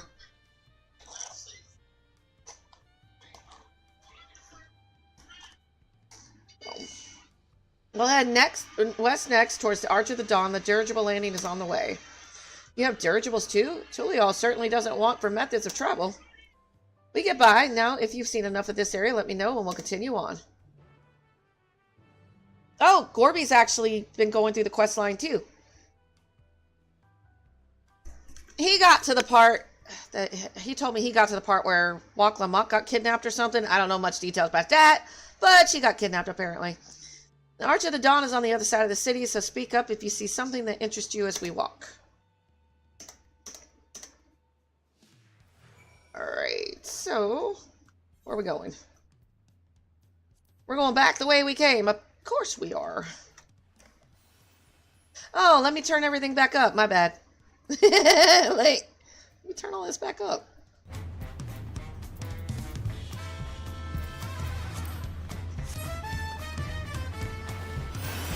And I'm almost 100, so I don't know what I'm going to play next.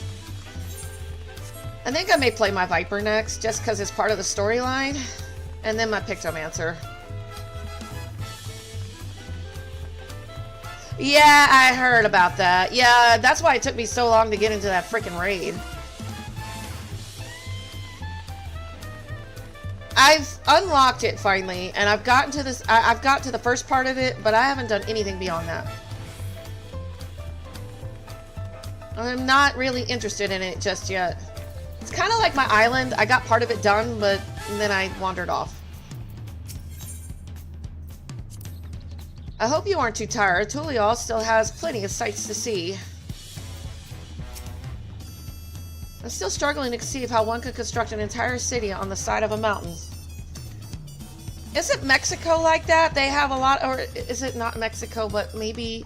Which South American city has like a bunch of stuff built onto the mountain and stuff? I know there's a lot of cities that do that, but can't remember which one in particular, because you see it all the time in movies and stuff like that. I just don't remember. No, we are not hammers away on the moon.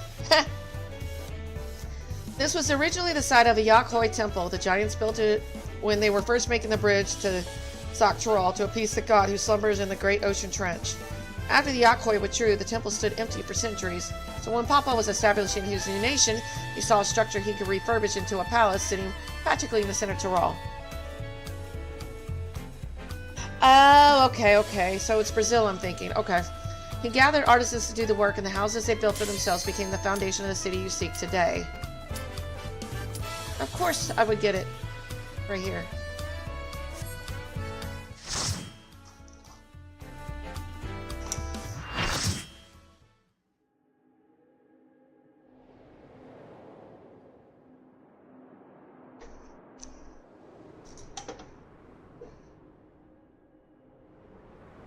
I mean, I think the only things I have really left to do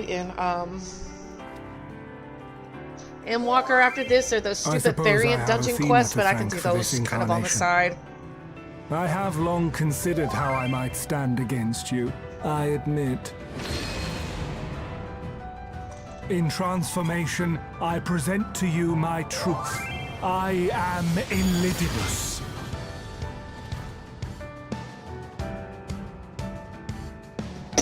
Oh, that's his true form?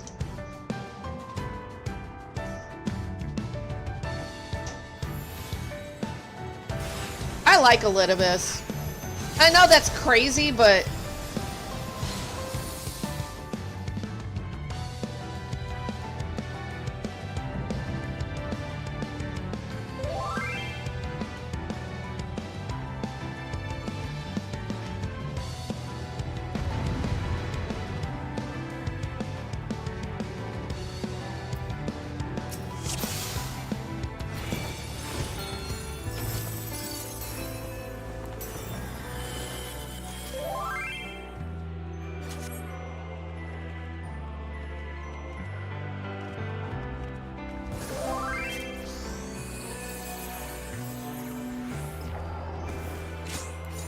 My heart quivers in anticipation.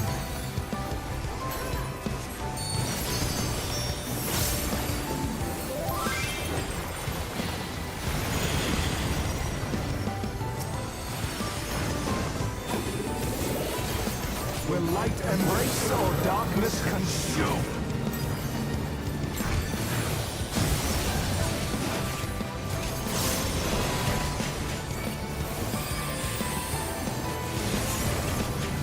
Man, they don't give you hardly any time to react to mechanics. It's like, eh.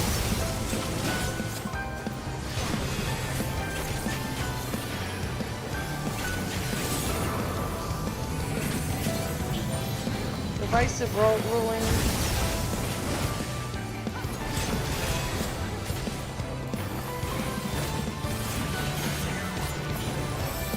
Nomia?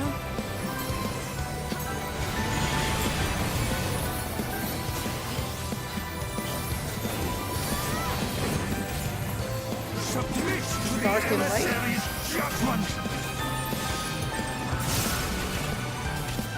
The balance must needs be maintained.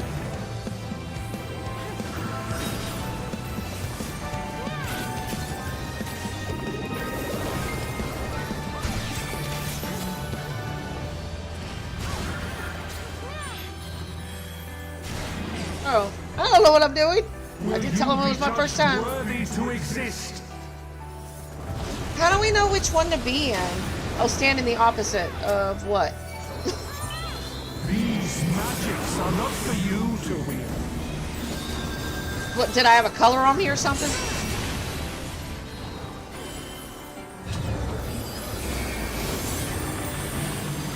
Dark greens equals stand in the light and vice versa.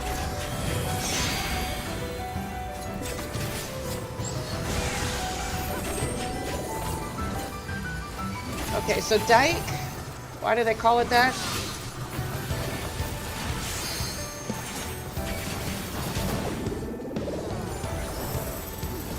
Dark and light. So, how do I know which one to stand in? Sigils of Discord.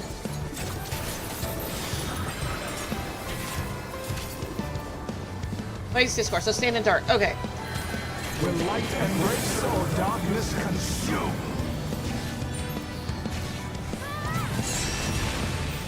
Shit. Will you be judged worthy to exist?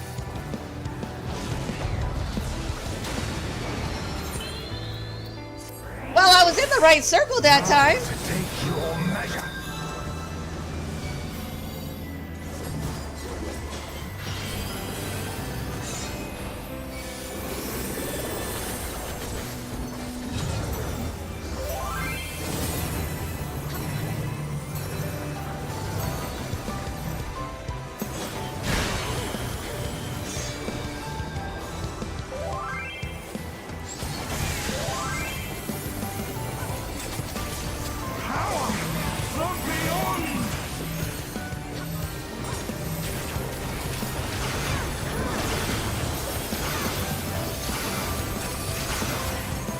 It doesn't seem that bad of a fight, though. I just don't know the mechanics.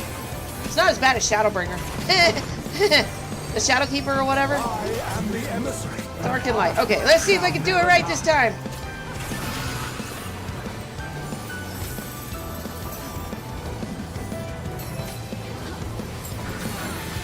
So go into dark.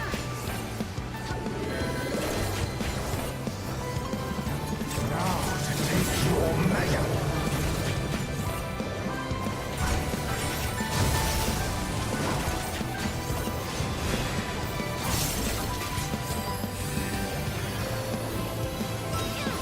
These magics are not for you to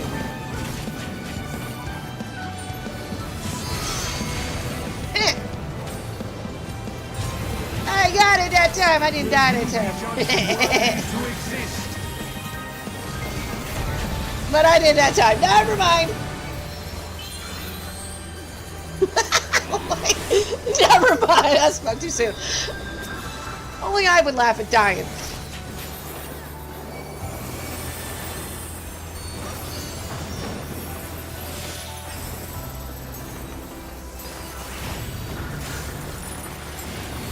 Will light embrace or darkness consume?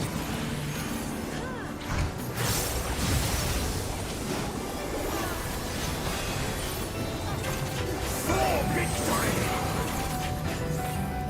Huh, I didn't even think about that, VY.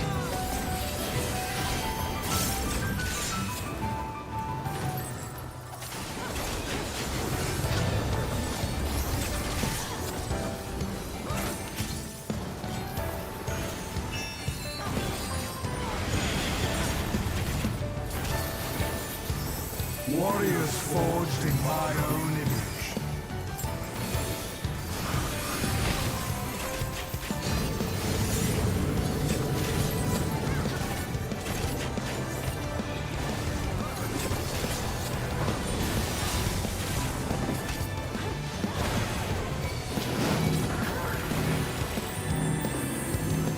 These magics are not for you to wield.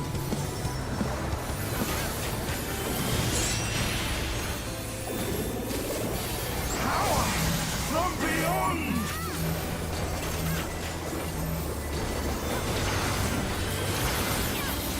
I loved her reaction to like La Brea when he was asking about the hardest of beak with Ultima and what Ascian was involved and what happened to him, and I'm giving him like the what the effer look.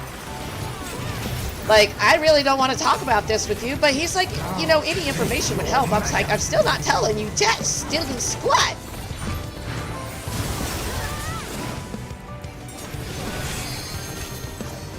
For victory!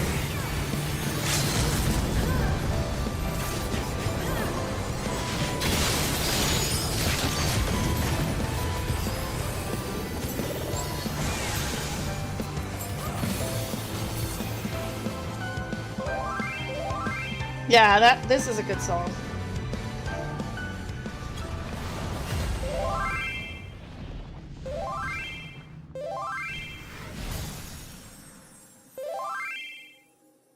Man, I did not want to fight Elidibus again. I really did not. I really like Elidibus.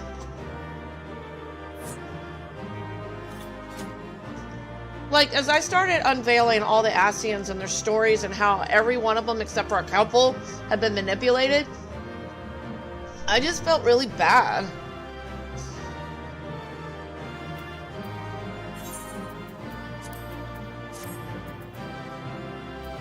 Oh no, I don't want none of that. Y'all can keep that shit. My bags are full enough. Ooh, I got player Rex, even though I don't deserve those. Yeah, that's true.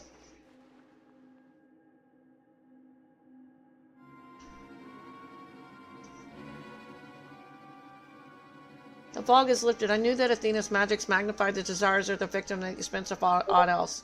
But I never guessed what desire of mine she could exploit. Since the moment we met, I have made plain my interest in you, my desire to understand your nature. I suppose that curiosity extended to how each of us would fare in a match of strength.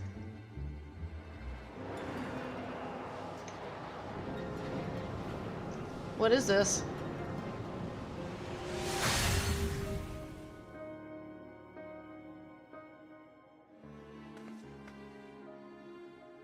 Free, that I'm no longer needed. Man, this sucks.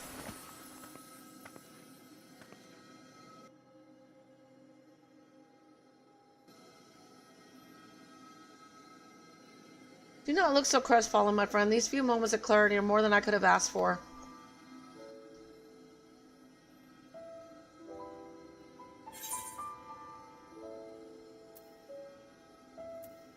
You must render judgment of Athena's actions.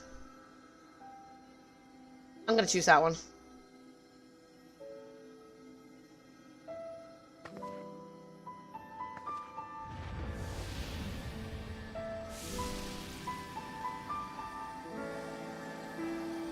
This warmth, your ether.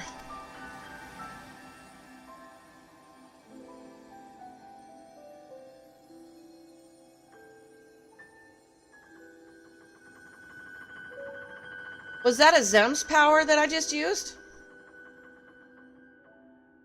You've grasped the fraying strands of my being and tied them together with your own. Whoa, I could do that? Nevertheless, I fear that I am here on borrowed time.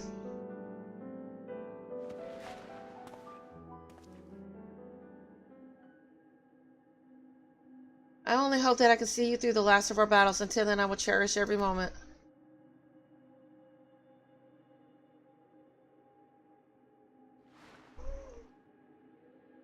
She basically did what La Habrea did with Athena.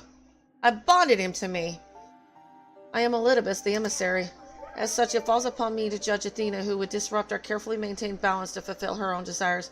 I swear I shall not waver in this duty. Let us return to Erecthonus and La Habrea. There is much I would share with you before we embark upon our final ascent.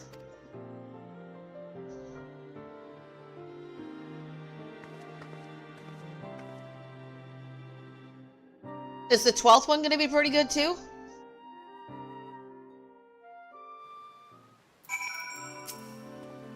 The four of us are together once again. Although I may not have directly experienced our adventures, my memories make our bonds as real as any other. As I summarize, Elidibus was constructed with the strength to see your battle done, yet I fear his ether may not sustain him through another. You know, Elidibus was so damn strong too when I knew him.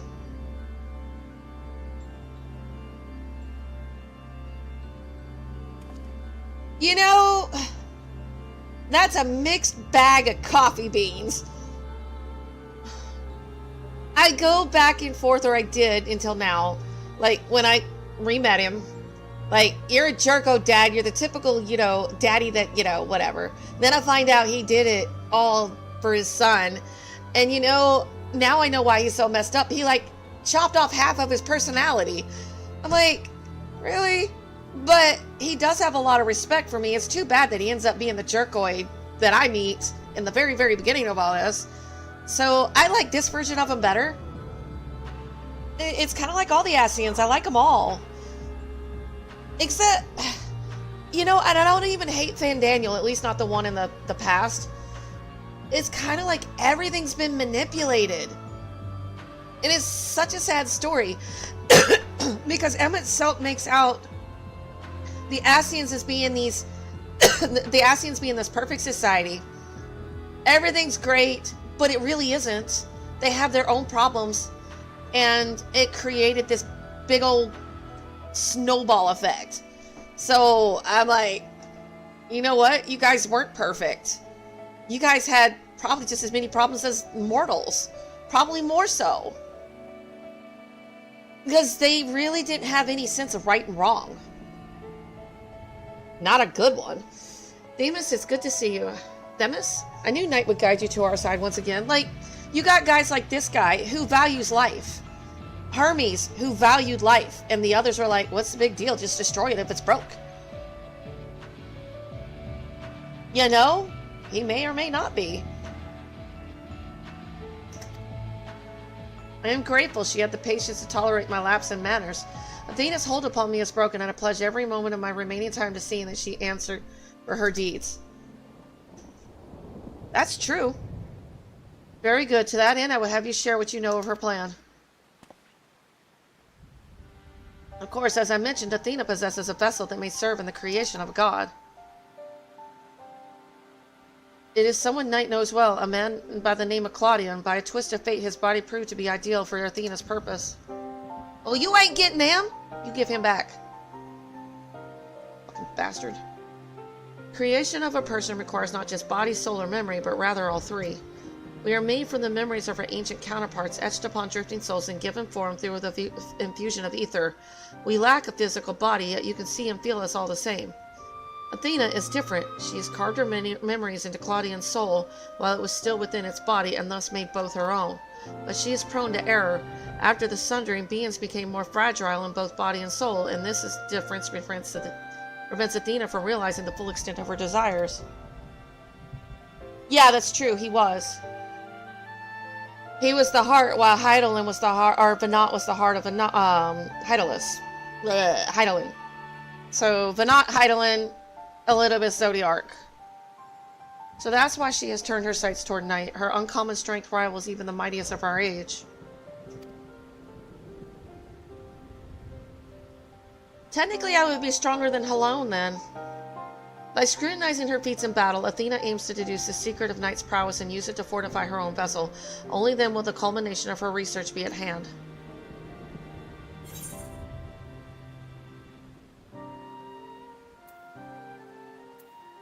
Then to fight Athena, we must fight Claudian as well. Oh, Fortunate Daddy will not be happy if I kill Claudian, but I'll do what I must. We need not hasten to the man's destruction. Athena can inscribe herself upon another soul, but she cannot erase its will. If we awaken Claudian's spirit to the reality of his bondage, he might be compelled to wrest his body from Athena's clutches.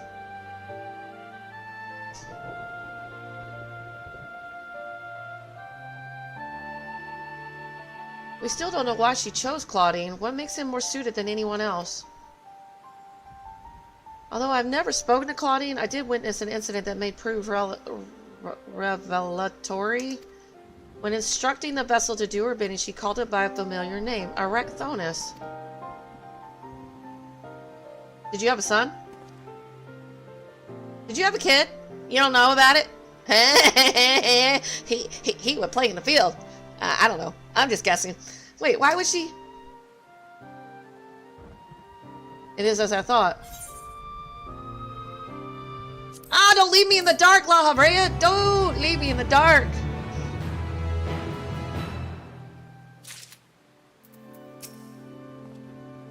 Our course of action is clear. We must lay Athena low and rescue Claudian. A difficult task to be sure, but one which the present company is more than capable of achieving. Oh my god, please don't do that to me! Why would Athena use my name? More questions and few answers to go around. You know, that has happened to me. DDO attack. A mother's touch. La Habrea would discuss the plan to bring about Athena's end. Oh my god, that would so happen. I have had that happen. Let me see. When I was doing the playthrough, where was it? The Warriors of Darkness. I was doing that. And then I was in the middle of the cutscene and there was a DDoS attack. I couldn't see it until the next day and I had to repeat that entire fight too. So yeah, it was very, very upsetting. Thamus, you may have just handed us the key to rescuing Claudian.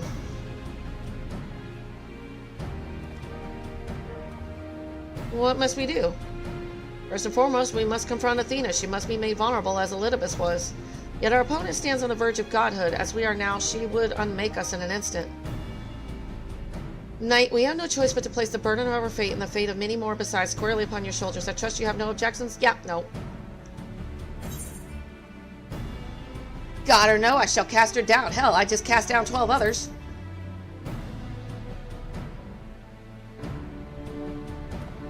If you have faith in your victory, then so do I. Well, thank you for your vote of confidence, Elidibus. You did so hate me for that. And we all appreciate Knight's willingness to fling herself at the unknown. However, we have yet to hear how this will liberate Claudian. I have a plan. Do not trouble yourself over the details. The same goes for you, Knight. You must focus the entirety of your attention on Athena. She will not be easily bested, even by one of your prowess. Well, she is the goddess of war. You know, in mythology. Then let us trust in La Habrea and prepare for the battle to come. Well, as long as we don't give him Thancred's body back, we'll be fine. Thancred's mine now, thank you.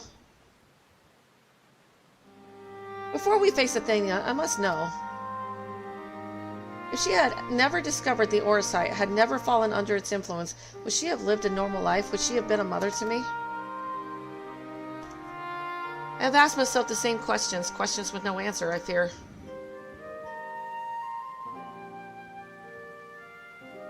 You know, it has to suck that you have a mother that pretended to love you and then turns out that she wanted to kill your ass. You gotta love parents like that. But let us put them out of our mind. There's something we must discuss, and I would do so not as La Habrea, but as a father to his son.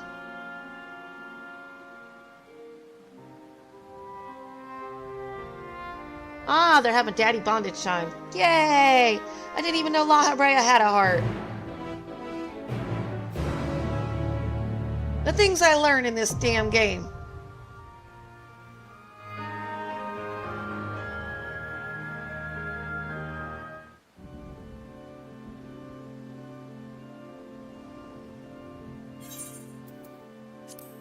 Let's see, the 12th.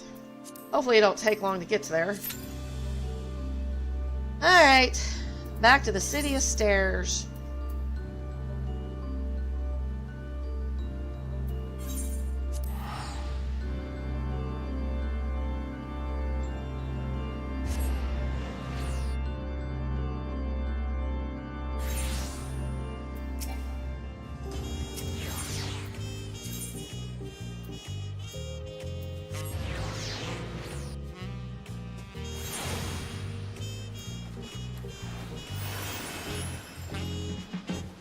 Oh, it's weird. It's very jazzy. Bluesy jazzy.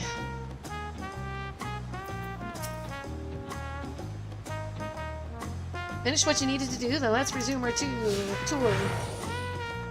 I'll probably be streaming sometime after I wake up tomorrow, because I'm trying to switch my self-employment to nighttime, because the codeine I'm taking, it's probably not a good idea to wake up and try to drive in the morning with that shit in my system. It is helping on the cough, but God, it kicks my butt. I've been coughing so much that I ripped my stomach muscles. It hurts a lot. I went to the emergency room and I thought I had a hernia or something, or I don't know. He's like, well, you don't have a hernia, but you ripped your stomach muscles. I'm like, okay. Tomorrow morning, I got to watch my friend get spanked by a knot. Yay!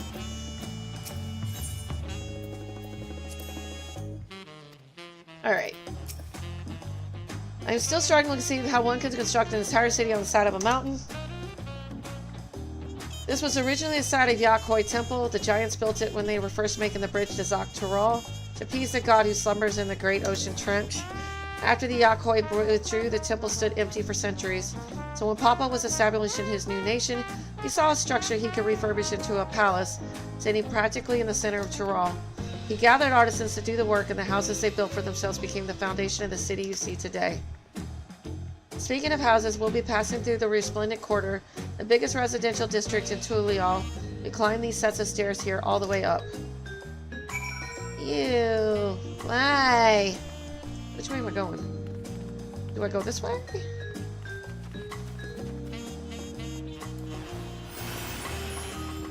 Oh, it looks like it might fill up pretty fast. Don't fall for them? I don't think you can.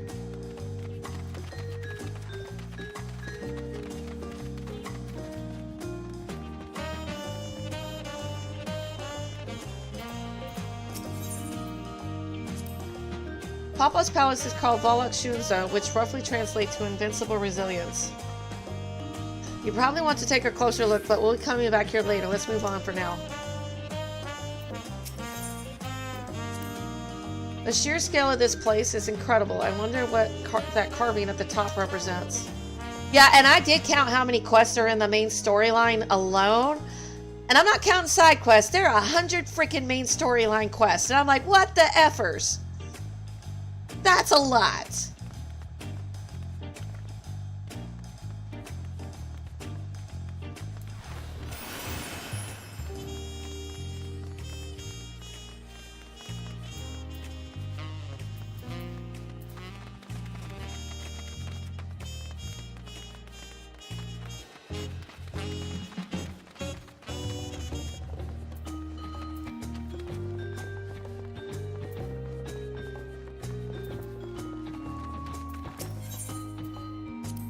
The stairs leading up the peak can get pretty steep. Careful you don't fall. I've been one step away from death a few times. Well, that doesn't surprise me with that woman. So this is the Resplendent Quarter. What manner of people live here? We have residents from all the Yogg-Toroil clans. Mamuljas, Ral, Pepelu, Moblin, Hanu. We also have Tanawada, Hetzaru, and Shitona, who moved south from their ancestral lands in Yogg-Toroil. In essence, it's a gathering of people from every corner of Toroil. A true representation of Tulial's diverse character. The adornments on each building contribute to the eclectic cultural aesthetic. It's also beautiful. Glad you think so. Come, we continue down the stairs. Down the stairs, okay. And yes, I'm attuned to all the Aetherites already.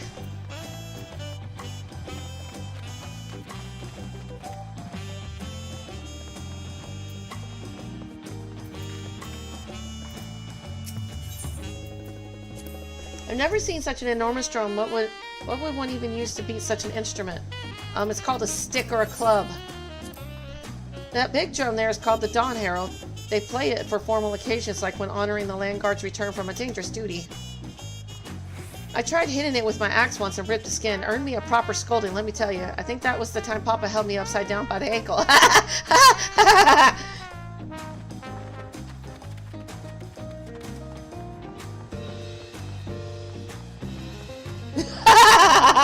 Oh god, that's funny. I can't help but laugh at that.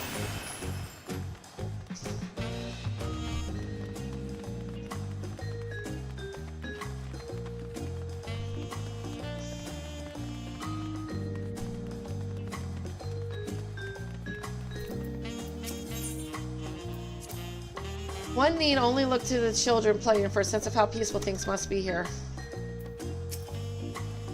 And here are our dirigibles. Not bad, eh? I hear other nations use airships to sail the skies, but you'll only find balloons at Turiel. We have them for the exact same reason as the Aetherites.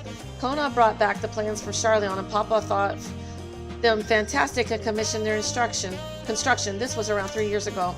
Since the time, we've added flights to other settlements. Trade with frontier communities has never been easier. But that's enough about dirigibles. The Arch of the Dawn awaits.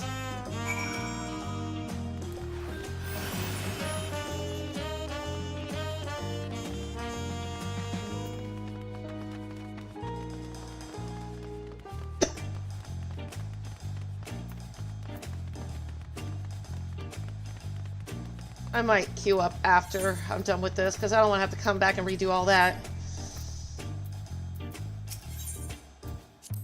Hearing about dirigibles reminds me of the Ixal and their flying vessels, but whereas their designs use several bladders, it seems the Turali craft rely on one large envelope to lift them into the air. Let's see. Yeah, I just don't want to have to do that part again. I'm like, nope, I'll just re-queue up. This is it, the Arch of the Dawn. When the Giants were still here, it was known as the Yogg-Toroil Landgate, but when Papa found Tulial, everyone began using its present name in honor of his great achievement. Yeah, I was like, you know what? It'd be just my damn luck. Cutscene, it'll do that, and then I'll have to choose between cutscenes or withdrawing and take a penalty or whatever, and I'm like, yeah, okay.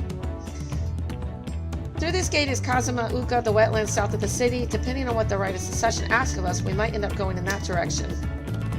Kozama'uka, the name alone is intriguing. Speaking of which, what were those fluffy animals we passed earlier? Oh, the alpacas?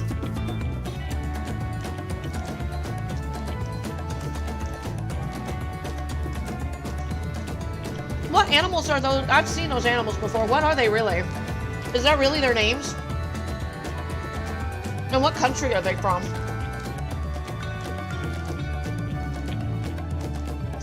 Ah, those are alpacas. Fearsome four-legged friends. Beans. Fearsome? They seem quite placid to me. You'll learn soon enough, Kryl. You'll learn soon enough.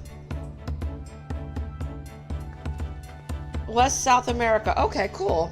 But forget the alpacas, I have something far more important to show you. Come along.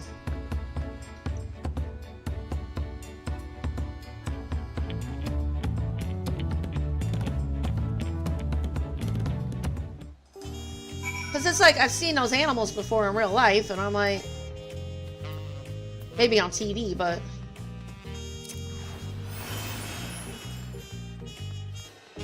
So Graha will eventually show up if I, like, judge the cinematic correctly, because he was eating freaking tacos.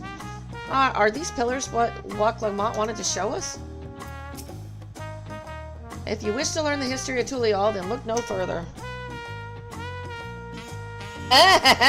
We might. These stone pillars, you mean? You know what? Don't piss off a kangaroo. They will beat the shit out of you. Yeah, this spot's captured Kryle's attention. A saga in stone. Kryle regards the stone pillars curiously. What is special about these pillars, if I may ask? At a glance, they might look like ordinary stone decorations. But if you take a really good look, you'll see there's something much more interesting. I hear they're very aggressive.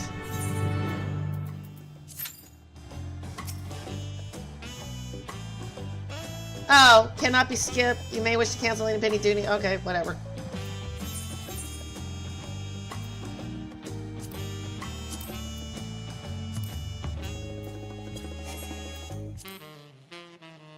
I always listen to those.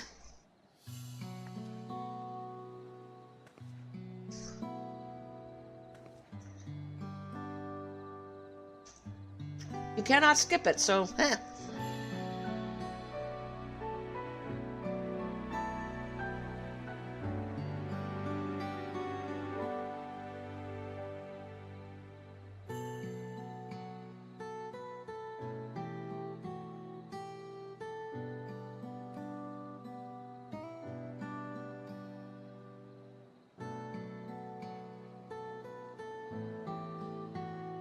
pictures. Wait, no, these are glyphs. You seem to tell a series of stories, many of them featuring a two-headed mammal jaw. Oh, then this must be. That's right. It follows the exploits of my father, Gula Jaja, and his journey to unite our lands. We call it the Tulial Saga.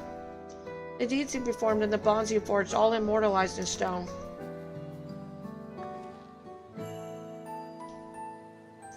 There's no better way to learn how Tulial came to be. Study them as long as you like.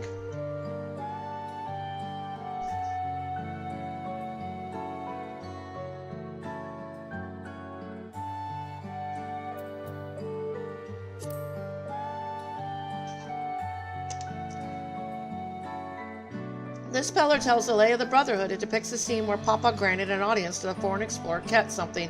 I can never remember the name. You mean Ketaram? That's the one. Ketaram's arrival in Tural is what prompted Papa to embark on his own journey. It's said the two grew to be close friends, brothers in spirit, if not in blood. But no one knows what became of the explorer in later years. Ketaram's disappearance is a mystery, and yours is as well.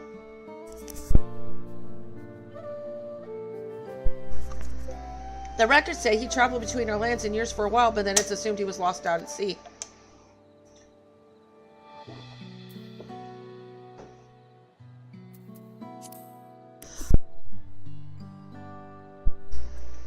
This one recounts the lay of repast, as you can probably tell. The figure depicted here is the Zarabal like me. For decades, the Zarabal and the Mamalja were at war for control of the forest of Yaktel.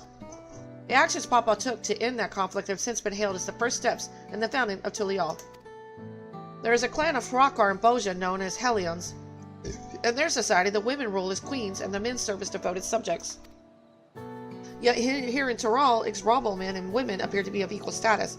How dramatically culture can vary with the location.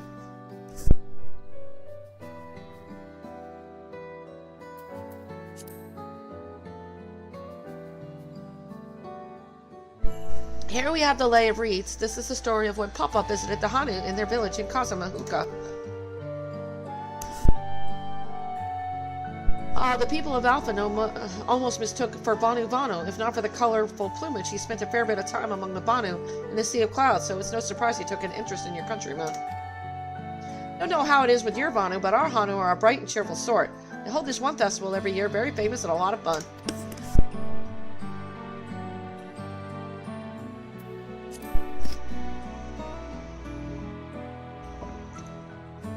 Let's see. This one is the Lay of Pots, which depicts the moblins of Kozama'uka. They might wear odd masks and sound weirdly muffled when they talk, but the gold and silver walk they sell is the best you'll find anywhere. Moblin goods are the standard when it comes to gift giving.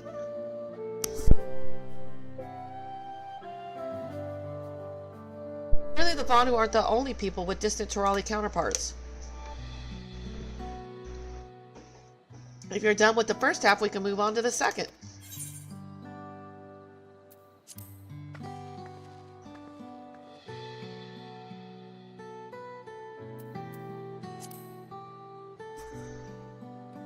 The Lay of Gold. This pillar shows one of the Pelu whose homeland is in Urqopacha. Having created our currency, the Pelu are rightfully known as the Merchant Clan. They oversee Turalial's markets, and their traveling peddlers are a common sight no matter where you go in Tural.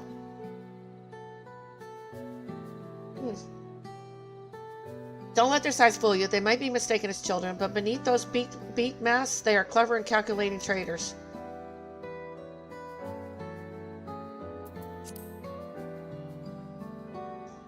Ah, the Lay of Proof. That big fellow is of the Yakkoi, the largest of Tural's people.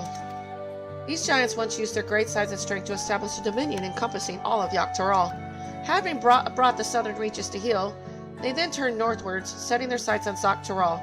You'll recall that massive bridge they built beyond the Sky Gate. Sometime after launching their northern campaign, however, they just gave up. They abandoned the lands they conquered and withdrew into the mountains of Urqopacha, never even seen any of their kind so much as set foot in the city. This was a people with the power and resourcefulness to raise a temple on a mountaintop and build a bridge across the sea with stone. What would move them to renounce their ambitions and their place in Turali history?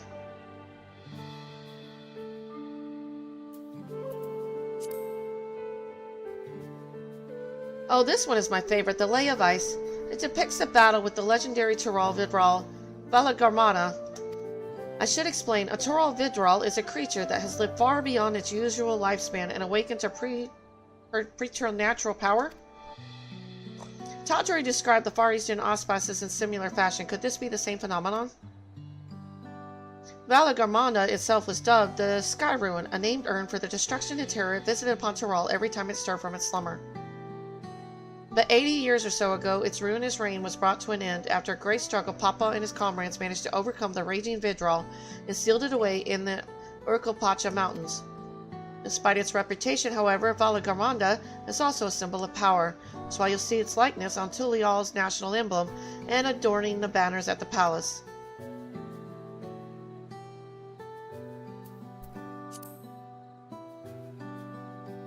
Oh, this one is unmarked. Papa says he left a blank pillar for the next chapter of Tulial's history, whatever that might be. Had your fill of history then? Yes, thank you.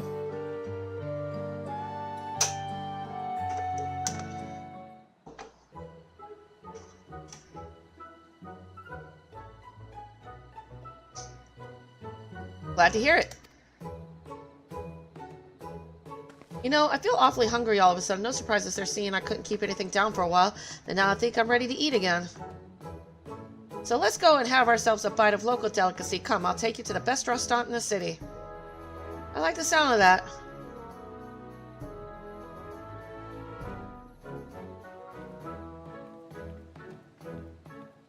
And meanwhile, what is Aaronville and the twins up to?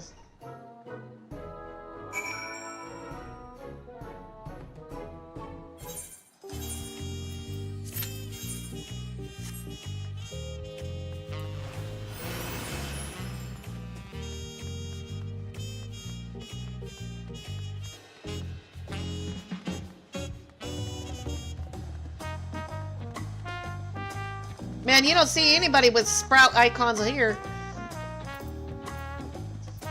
It's kind of nice. What a lovely establishment. I'm reminded of the Bismarck in Limsa Lamensa.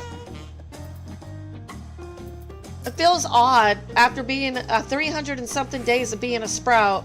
It's gone. It's just gone. I don't know how to feel about that. Have you ever had tacos? They're a Tulial classic. You bake a crunchy shell made from corn flour and fill it with meat and salad. A lot of shops and stalls sell them, but I like how they're made here at Saba Olive Tea best. And I need one right in front of me right now. Let's head downstairs and place an order with old Urqopacha. I'm just so glad I don't have to deal with the whole, like, the buff thing anymore. Everything's over 90. I'm good to go. It just takes a little longer to get from 90 to 100, but hey, whatever.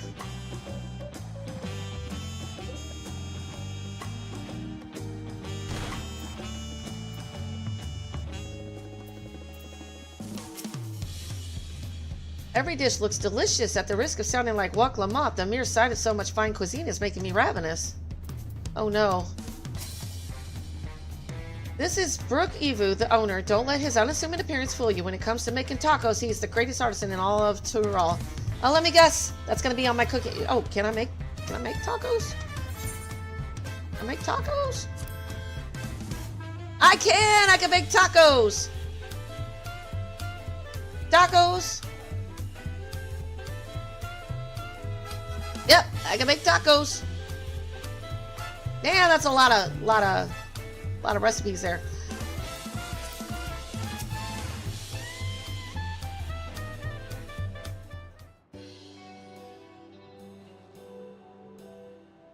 Urqopacha! My companions must sample your heavenly tacos. One for each of us, please. Right away, promise. And I'll pack them tight with my choicest feelings. Only the best for you and your friends.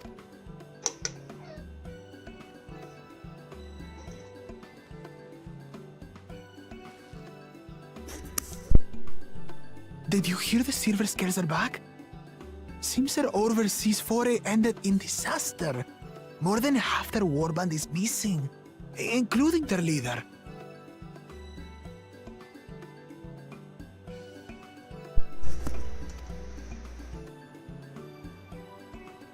Aye. And now keen to rebuild their broken reputations, the survivors seek the Golden City. A fool's errand. How many hopefuls have disappeared in search of that fable? They should count their lucky stars they came home alive at all.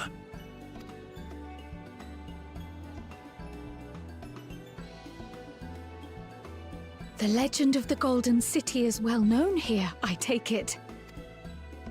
It is, but as no one's ever seen it, many question if there is any truth to the tale. Like our skeptical Erinville. I can't imagine the Dawn Servant would request a formal survey for a place that doesn't exist.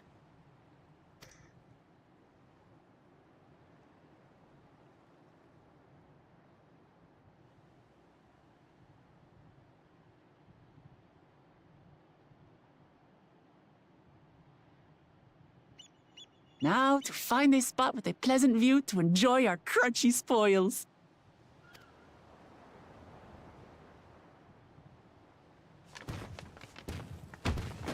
Oh. Hey, what an asshole. Aww.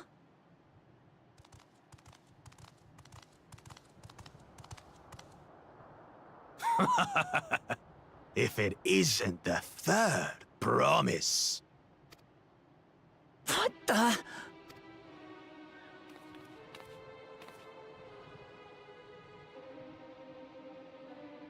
I don't know these ones. New salt. Dredge from foreign waters is my guess, brother. Of course, that's it. Wuk-Lamat is so afraid of the coming contest that she went crying for special help. Was there something you wanted, Bakul Jaja? The third promise remembers us! Such an honor! Let her go. Glory on your name, brother.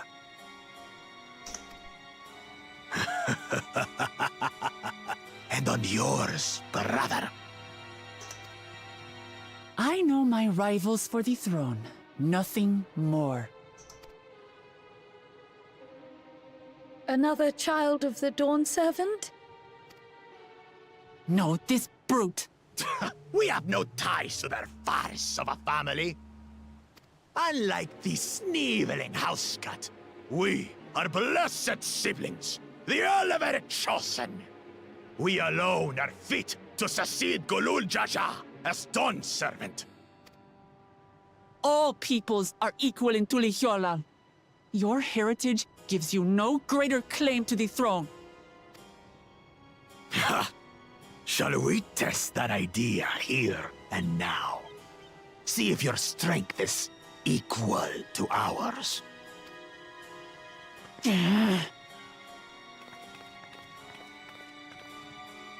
None of this has any bearing on the right of succession, correct? Best not waste your energies on pointless scuffles.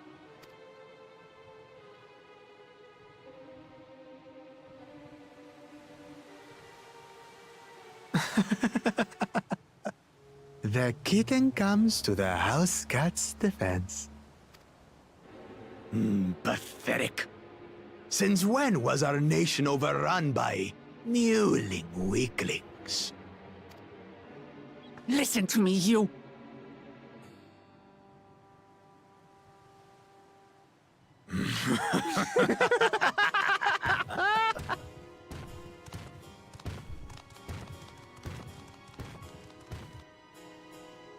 A two-headed mamulja.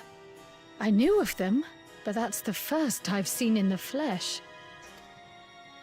Some get it into their twin heads that they're destined to follow in my father's footsteps. So they travel to distant lands to hone their battlecraft. Those are likely the ones you've heard about. Are there other two-headed claimants? No, just Bakul Jaja. Even in Tural, his kind are far from common. The Mamulja people largely belong to one of three clans. The Hubigo, the Bunewa, and the Dopro. Every once in a great while, a two-headed offspring is born from a union between the brown-scaled Hubigo and the blue-scaled Bunewa.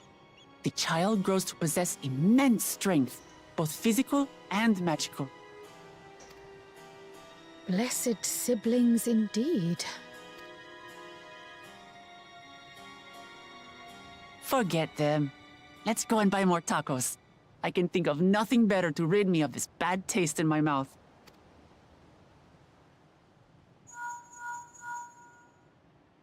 Enjoying your tour of the city, I trust. We've seen our share of notable sights and took a moment to rest. As such, we're ready to present ourselves at the palace for the rite of succession. Shall we meet you there? The palace it is. I'll let Urqopacha know. Destiny calls. Perhaps we can return for more tacos later? Or eat the ones that are on the ground. So it goes.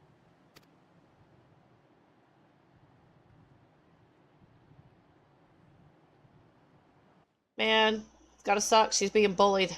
That sucks.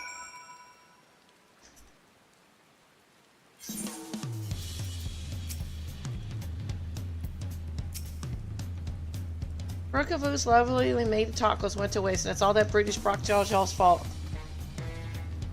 I know! Or I can make tacos. Just need the ingredients, right? I was looking forward to trying some authentic Tulial cuisine, but we should hurry and join off on the others at the palace. Alright, it's a bit of a climb to the top, but you can head up from the Resplendent Quarter, or even the eastern side of Thalamark if you prefer. Now that you have an idea of how the city's laid out, I'll let you find your own way to Valak Shunsa. My poor empty belly. Yep.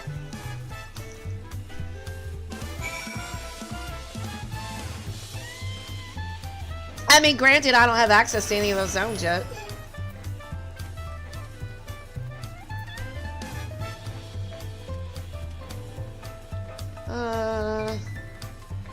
Damn it. You know what? Screw this.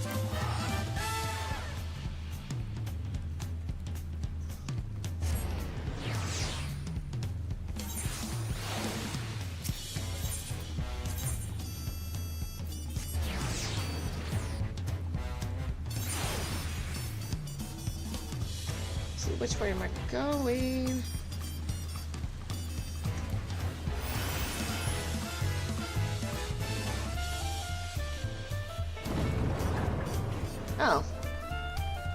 it'd be just my luck that I have to come back to this, but I don't want to skip the 12 again.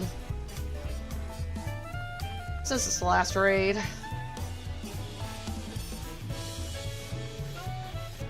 Man, people were so grumpy this morning.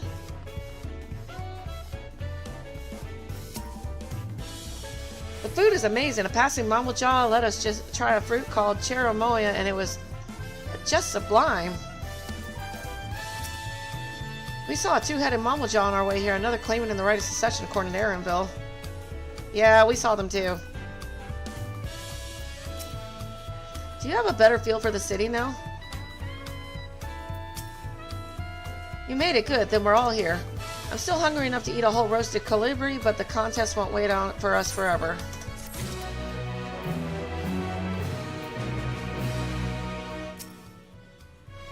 Aw, man.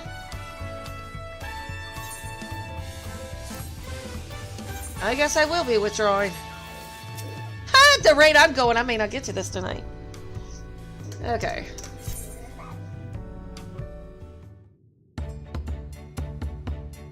I've acquainted the twins with the city as best I could in a short time.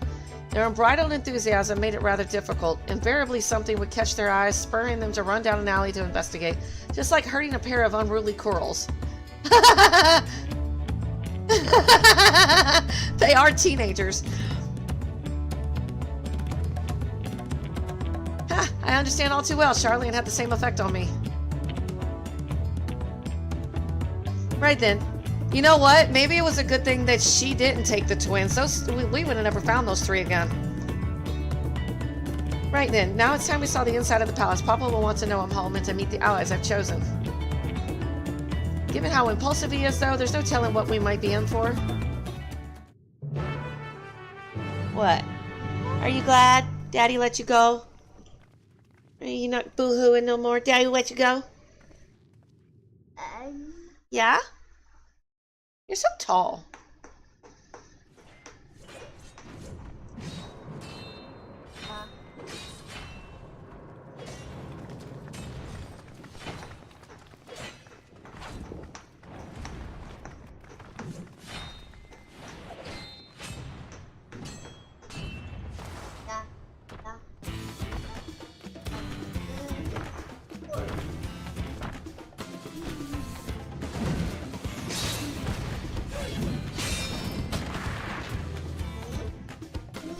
Estinian? When did he get here?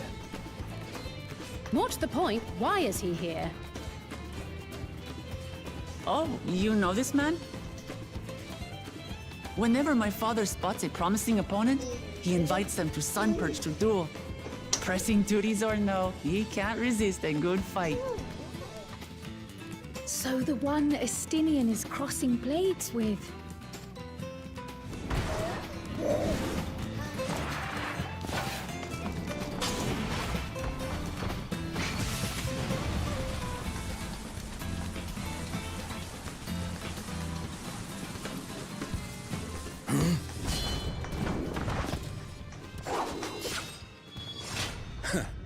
That would do, Spearman. I would receive my darling daughter.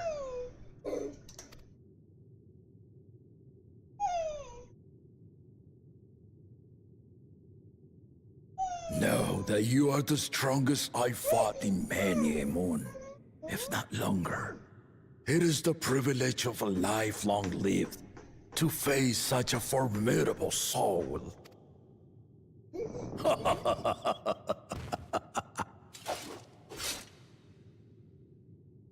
If it's formidable you want, then look no further than that woman there.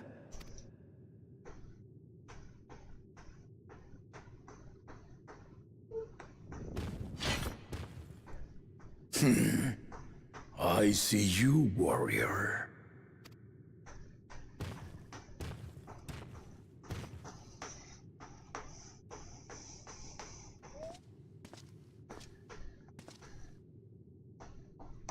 We had no idea you meant to visit Tyrol. I've seen what lies east. This time I chose west. And thus did our itinerant dragoon make his travel plans. You witnessed our bout. If you thought he was fearsome, that was with one head dozing. I'm not sure I understand.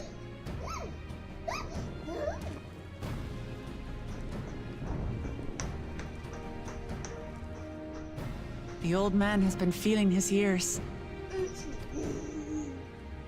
The uncovered side is the head of resolve, and age has only deepened his love for combat. But the head of reason, wiser of the two, sleeps more and more these days. As I understand it, the veil helps with the restoration of his magical energies. Enough about me, Lamati. I want to hear of your adventures. Lamati. A term of endearment. It's what my family calls me.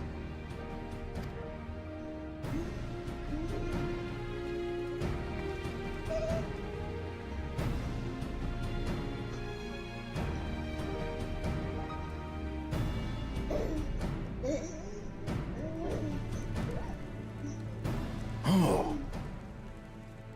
When last did we see you in the palace? Greetings, Solonesh. It's Erenville now, Dawn Servant.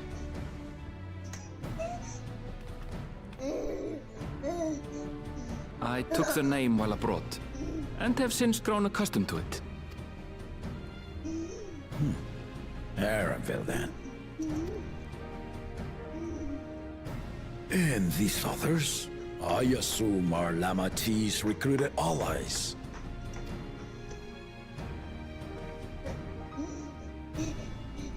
Ha! Old-tempered still.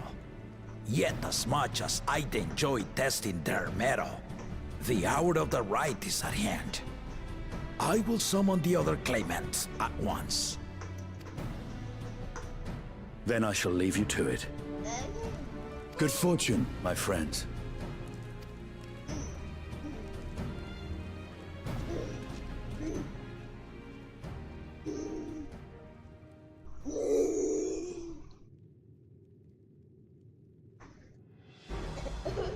Got ticky. Ticky, ticky, ticky.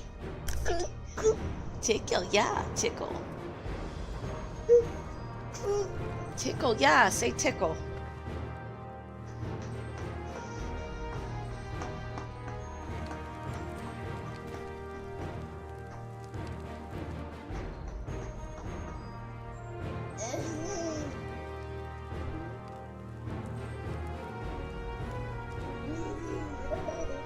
The claimants are assembled.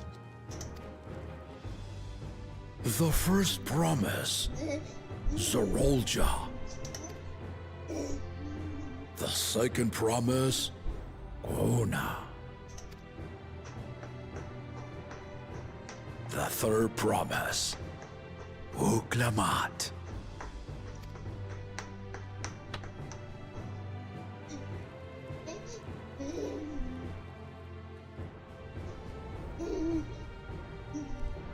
And lastly, the chosen of Mamuk, Bakul Jaja.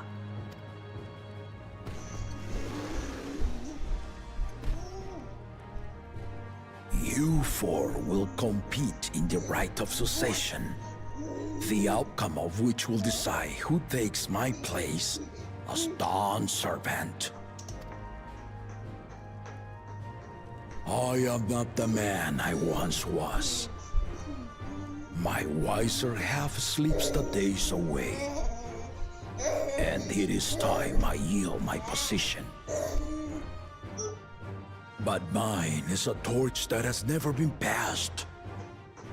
Tuliyola is young, and so I look to thee always for inspiration. The rite of succession, the means by which the autarch of Mamuk was chosen. Only the two-headed were deemed fit for this contest. But the Tuliyola I built is a nation of many peoples. Our leader needn't have two heads, nor be a Mamulcha at all. So I gave the right of claimant, not only to the son I sired, but to my adopted children as well. Yet the opportunity to rule was still not equal. That is why a recent tournament offered a place in the contest as the winning prize.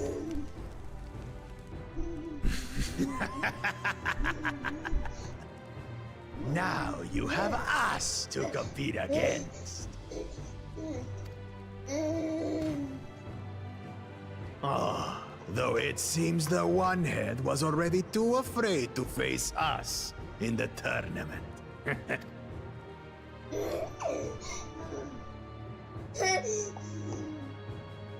Our brother was in Shock Tural leading the Landsguard on a campaign to eradicate a Tural Vidral. Anyone with sense will know he was too busy for games.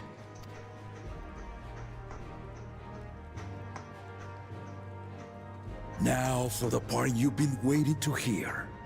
The nature of the contest itself. To triumph in the right of succession, and thereby claim our nation's throne, you must travel the lands of Yogg-Tural and find the City of Gold.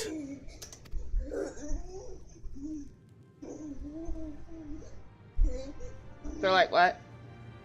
What? If I may, Father. Speak, Gwona. The Golden City is an ancient Turali legend, but after so many failed attempts to find it, the story has become more fairy tale than fact.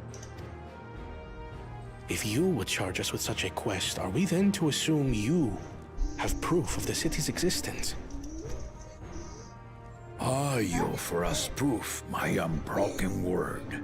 For I have seen it with my own 4 eyes.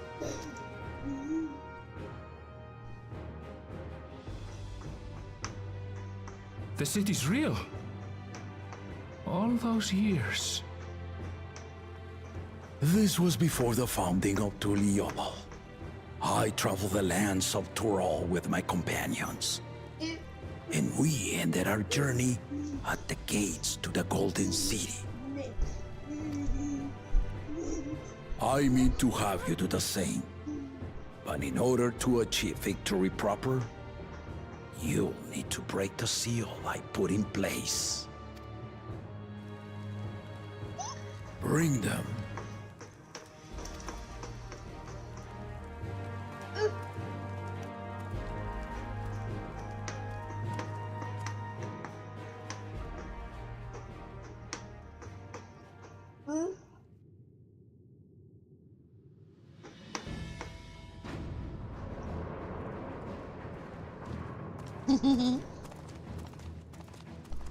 Ooh, don't hurt yourself.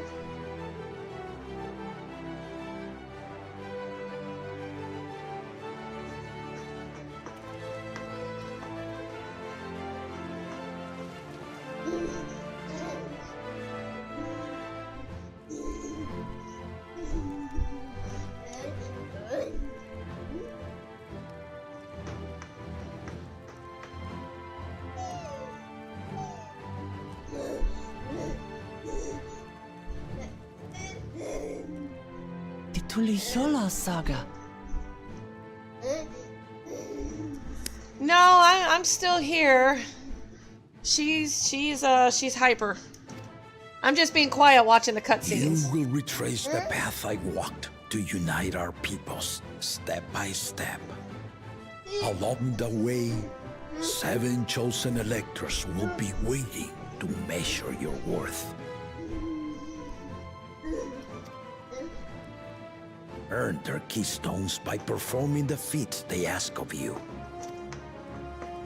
Once you've fitted each of the 7 tablets with the keystone, you'll have the key to unlock the seal on the Golden City's gates. So the contest is in stages, none of which can be skipped by rushing to the ultimate objective. Exactly. Exciting, isn't it? Martial tournaments, hunting festivals, and now this? Do so love your contests, Papa.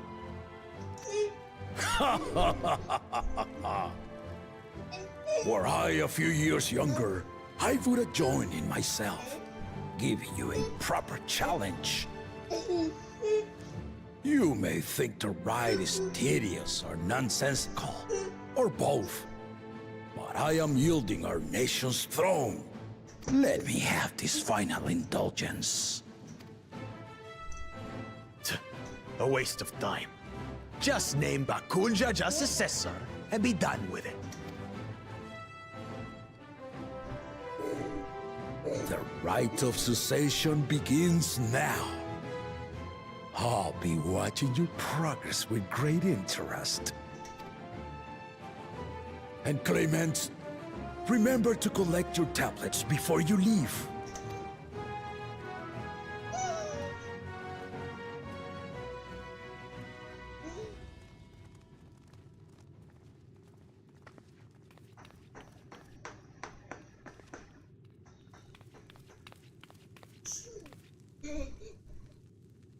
You are one of Lamachi's allies.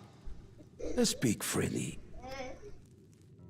I am Kryl Baldessian, representative of the students of Baldessian. My name is perhaps familiar to you? Ah.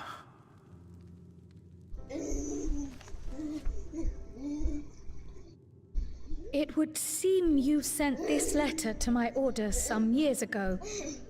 The ink has since faded and much of the writing is illegible. Even so, we managed to determine the essence of it. A request to investigate the Golden City, addressed to my grandfather, Galuf. Included with the correspondence was this earring. A fairy tale and a piece of jewelry were enough to convince my grandfather to sail halfway across the world. So there is surely some greater mystery at work here. On behalf of the students, I've come to seek clarification on the matter. Have you any knowledge you might share with me?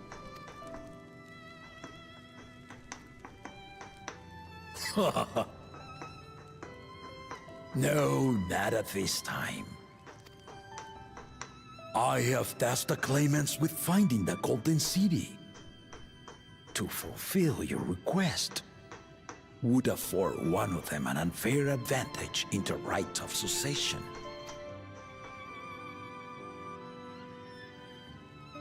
But once the contest is decided, I plan to entrust the entire truth to my successor.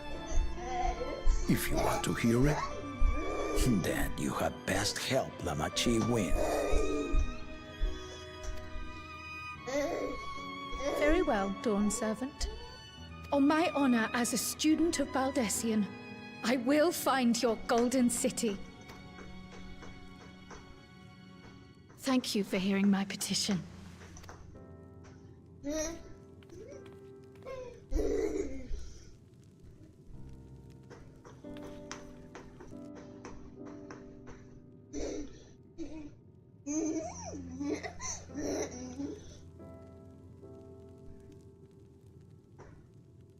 How about that?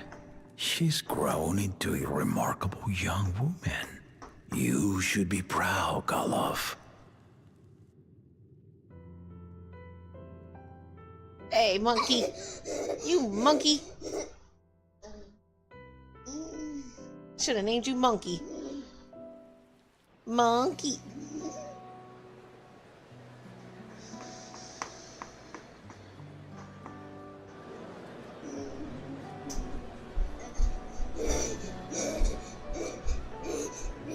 Too late to change your mind now, I suppose. But are you sure you wish to be part of this? Our third promise is not wont to take no for an answer. Though you may have agreed to help, I worry that you were swept up in her relentless enthusiasm. Or perhaps you've been lured by the glory of the Golden City. Either way, this contest for the throne will place you and yours at the heart of political turmoil. If you are second-guessing your decision, tell me now. This may be my last chance to help you withdraw.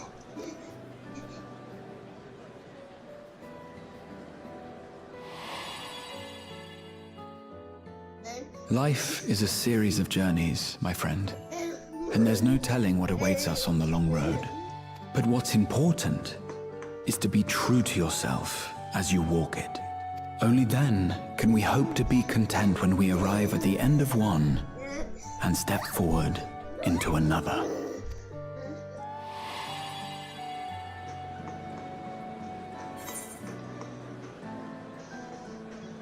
I want to see where this journey leads.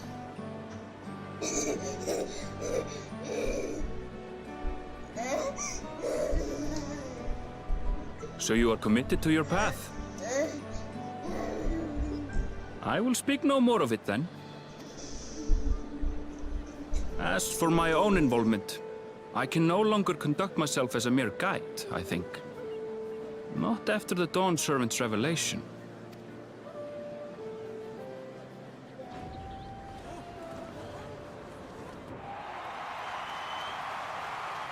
It's chicken. It's my chicken. You want some chicken? It's my chicken. Here they come! It's Saralja! Such a fearsome mien. Make no mistake, there goes Tuliola's mightiest warrior. First promise, our village needs aid. The cold weather stunts our crops, and the children of our village go hungry. Once you ascend the throne, I beg of you, grant my people new lands, please! Serelja.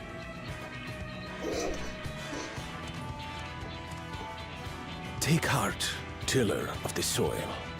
The Resilient son, blood heir to the Dawn Servant, has heard your pleas.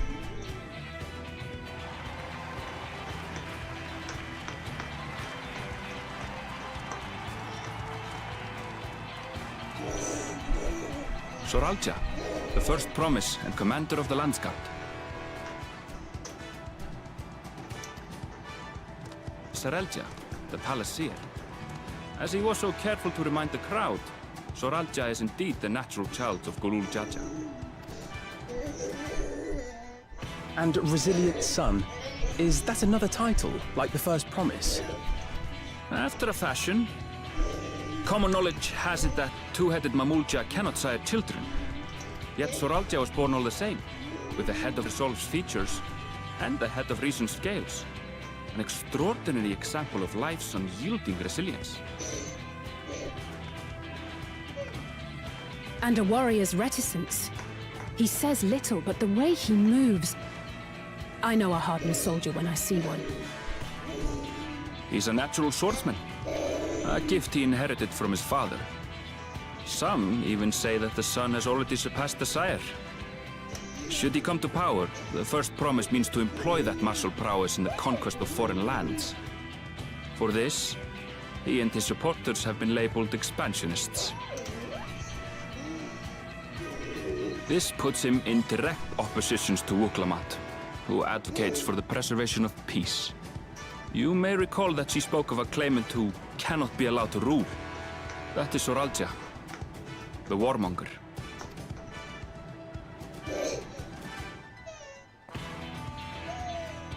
Cryon, are you all right? The echo. It gave me a glimpse into Zoralja's ambitions. Deep and unknowable, like an abyss. Yet at the same time, a roaring, unquenchable fire. It was a trifle terrifying, to be frank.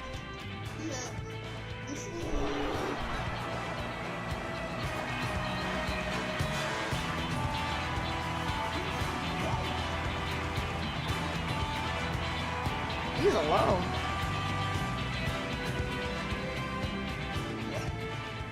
Second promise, you must bring us more marvelous conveniences. More dirigibles and trains and the like. We need you in charge to make trading easier.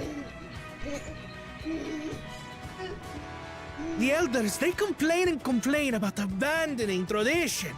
But we're not like them, afraid of everything foreign and new. You have our wholehearted support. With your ingenuity and knowledge, you're sure to win the contest. Forgive me, but the rite of succession is barely begun. I will hear your petitions if and when I am named Dawn Servant. If you will excuse me.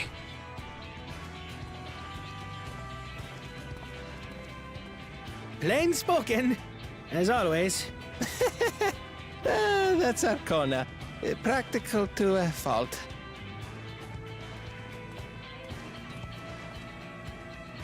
Here we have Kona, the second promise, who spent time as a pupil at Sharlayan's own studium. Now that you mention it, I think I did see him in the halls once or twice. There was nothing to suggest he was Turali, much less from a royal family.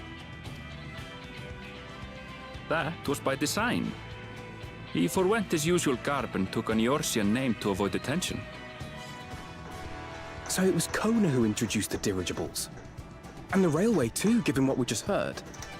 In furtherance of his goal, to enrich Tuliolal with every bright notion he learned of in Sharlayan. He is the hope of those who prize innovation. As aloof as he may seem, Kona and Urqopacha actually get along rather well. They bicker and banter as only close siblings do.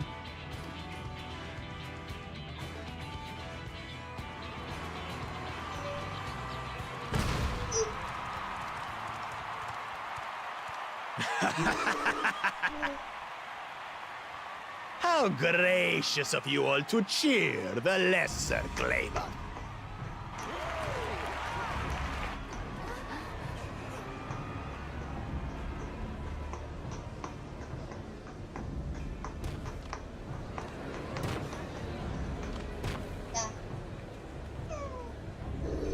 So, come now. What are you afraid of? I'm no different from your Dawn servant.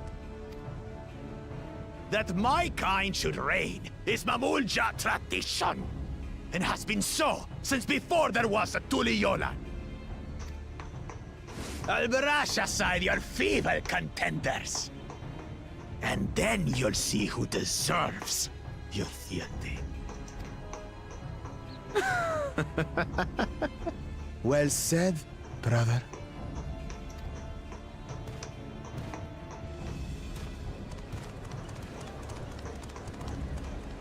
The Mamulja finally found peace in Tuliolal. I pity those fanatics are intent on keeping that tradition alive. The chosen of Mamuk, Urqopacha, winner of the recent martial tournament, and the only claimant not of the Dawn's promise. His strength is undeniable, but you see how he is. A few devoted Mamulja are his only supporters. What would he do with the throne should he win it? His policies and so forth. I doubt he's thought much beyond winning the contest itself. But one thing seems certain. If he does become Dawn Servant, he will see the Mamulja exalted as the ruling class, and all others forced into subservience. Sounds like another that cannot be allowed to rule. Well, nobody's sticking around for the third promise.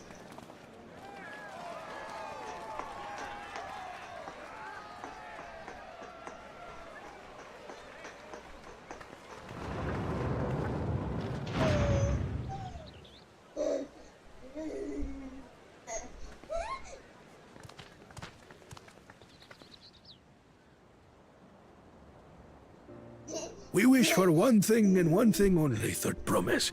To abide together in harmony with our neighbors whom we love in this land we share. It is our way, the Turali way. Galul Jaja built for us this peaceful nation, and we beg you to preserve it. You have my word. I won't let your pleas go unanswered. Until Tuliolal was founded some 80 years ago, this continent was ravaged by war. The eldest among us remember that dark era, and they are Urqopacha's most ardent supporters. Apologies. It's hard to get away. This is Namika, my childhood nursemaid. She's been like a mother to me my whole life. I told her it wasn't necessary, but she insisted on seeing us off.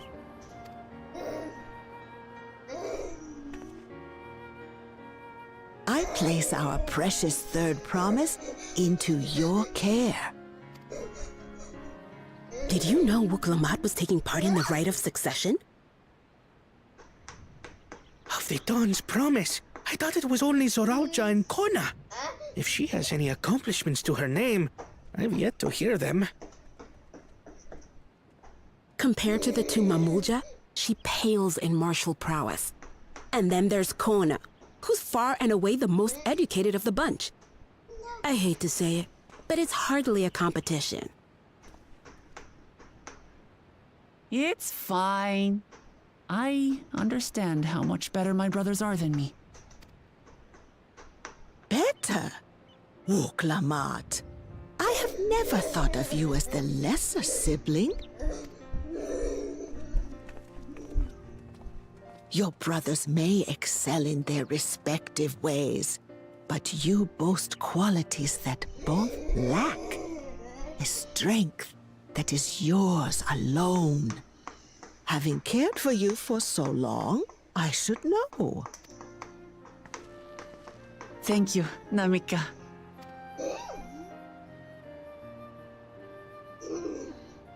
Well, we ought to be on our way.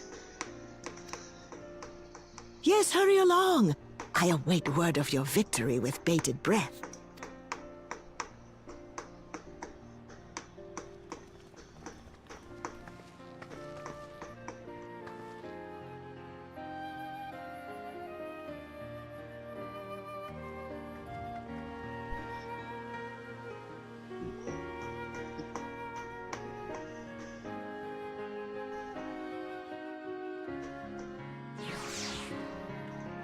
You need to stop. Stop it. As you just witnessed, Urqopacha has no great army of supporters, not yet at least. I know not what drives Zoralja, but it engulfs him like an inferno. So Kona, the second prominence, is intent on developing his country by means of Charlene innovations. And his background, I suppose it should come as no surprise. The two-head claimant, Bakul Jaja, treats everyone around him as lesser beings. No doubt he tried to elevate the Mamulja above other races should he become Dawn Servant. Not unlike how the Garlean Empire afforded special status to pure-blood Garleans. Well, so much for the brief reunion I had in mind. Papa is not one to waste time when he decides to act. I'm used to it by now, of course, but others are often caught off guard. In any case, we should talk about how we're going to find the City of Gold. All we have to work with are the 7 tablets and their connection to the Tulia saga. Might I suggest first comparing the tablets against the pillars? We could check for any discrepancies between them. Good idea, let's go and take a look. Maybe I'll get in there finally. Let's see where I'm going. Go that way.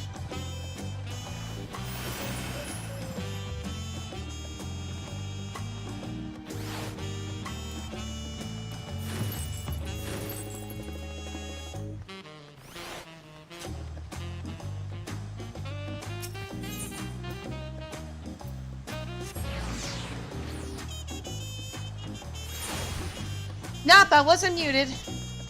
Actually, for once, I was not muted.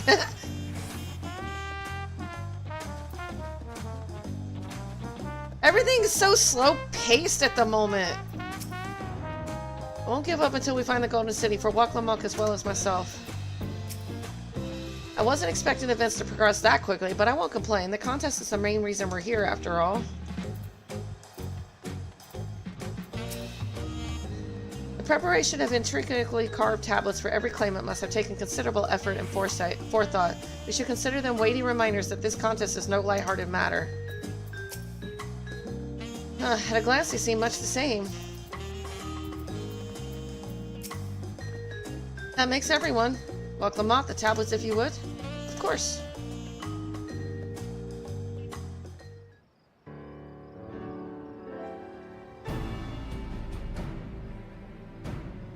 Everyone has a tablet, then let's compare them to their respective pillars. Keep an eye out for even the smallest differences.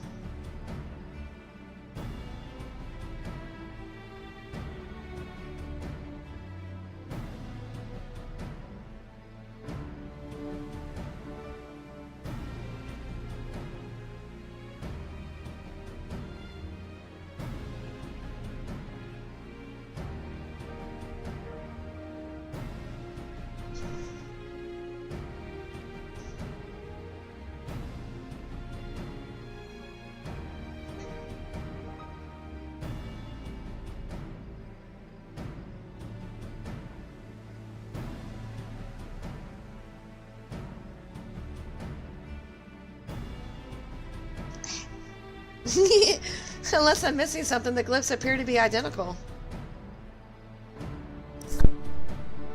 The only difference being that the tablets have hollows where the keystones are to be fitted. So now that we've established that the scenes are the same, where do we go from here? The Dawn server said we were to retrace the path he walked in uniting Tyrell's peoples, that we would encounter 7 electors along the way. Then we have the answer here in front of us. Papa's path is all laid out in the Tulial saga.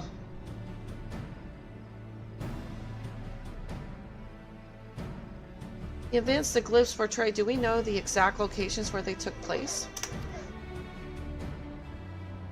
If one is close, we could go there and search for an elector. That would confirm we're on the right track.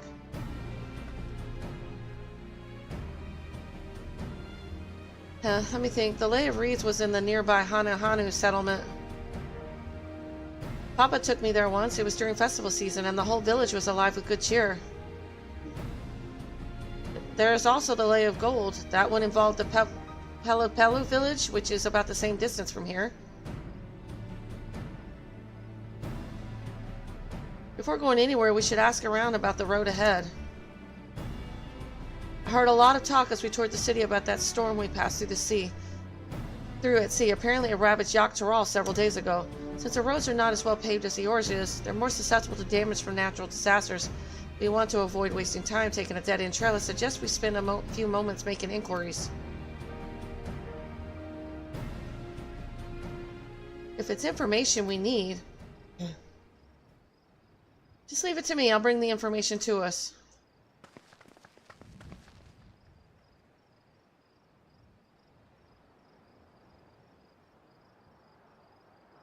It would be prudent to ensure we prepare for the journey. I'll guide you to the accommodations I've arranged.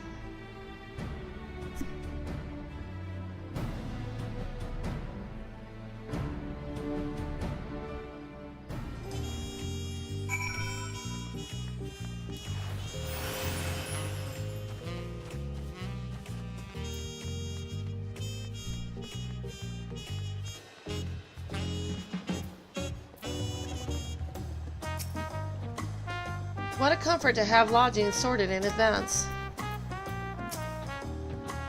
Well, the Mutt said she would bring the information to us. I wonder what she meant by that.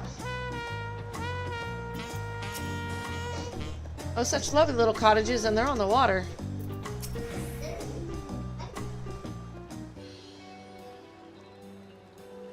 That's right, the reservation is under Wakla Mott's name. If you don't mind, I'll leave my companions to you. Certainly, sir. I'll go and track down the third promise. Once you finish organizing your year, you can meet us outside Zawlatai. Now she wants on the bed. After you gave it up. She didn't want to take a nap, but... she's weird. Greetings, visitors to Tulial, and welcome to the 4-yard cabins.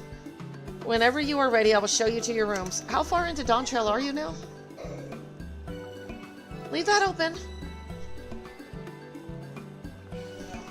I'll watch. If she runs down there, I'll go get her.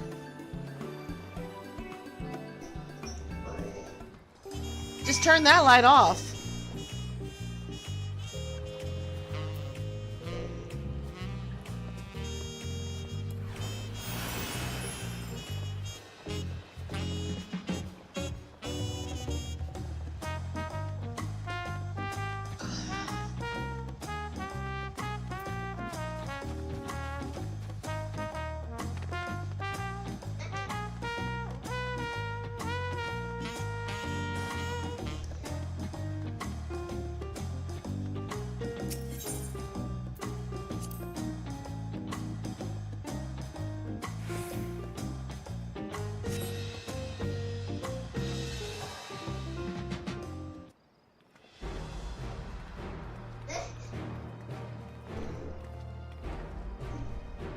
Trust you to be the keenest to head out, Knight.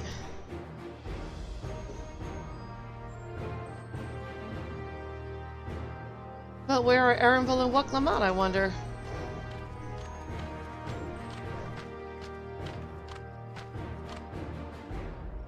Oh, good, you're all here. Who might your companions be? Seeing as we needed information, I thought who better to get it from than the locals. These two hail from the villages we're thinking to visit.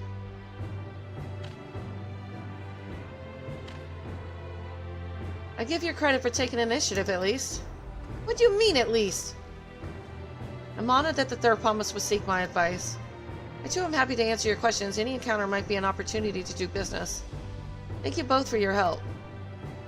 Before we begin, there will doubtless be other occasions when we need to act independently, so I brought these for the two of you.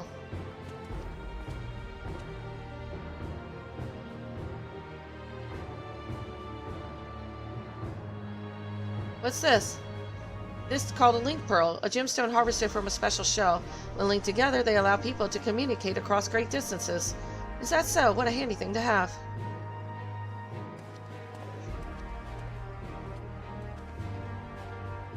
It'll be very useful on our travels. Speaking of which, I should get back to introducing my two new friends here.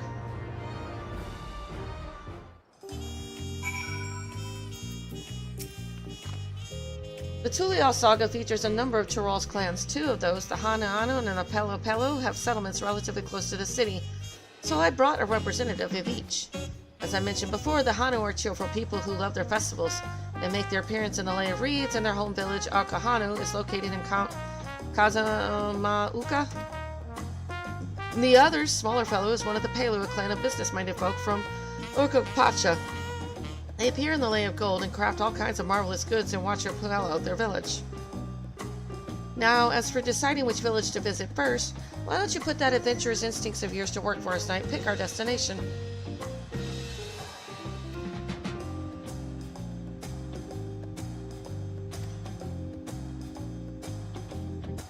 Okay.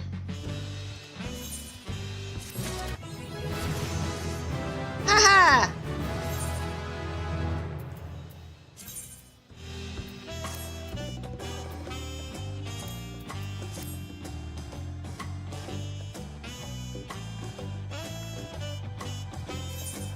Let's see.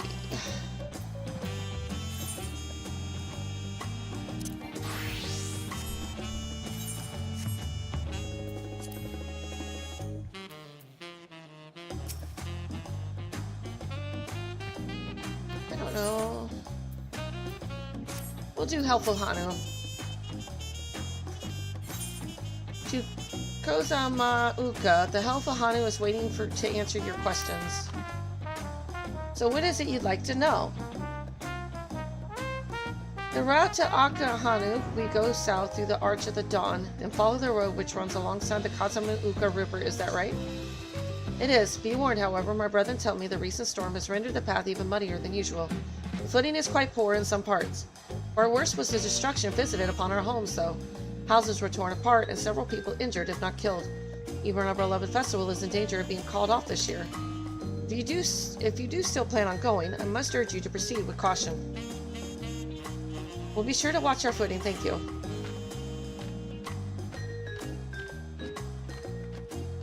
Now, I'm worried for the Hanu. It sounds like they were hit hard by that storm. Anyway, if we're bound for Kozama'uka, we should head over to the Arch. We'll be back to talk to you in good time, Master Merchant. Meanwhile, you can eat and drink your fill at Zabotao. It's all been arranged.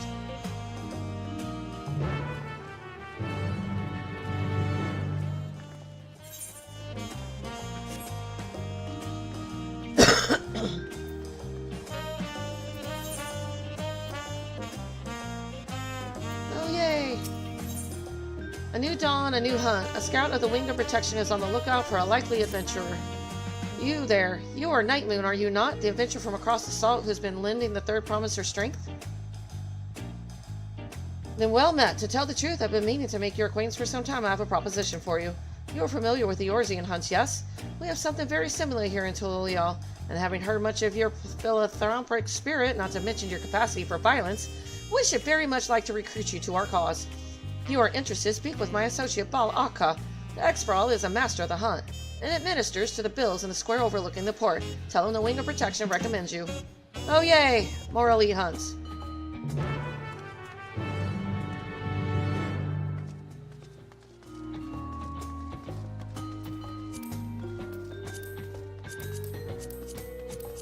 Let's see.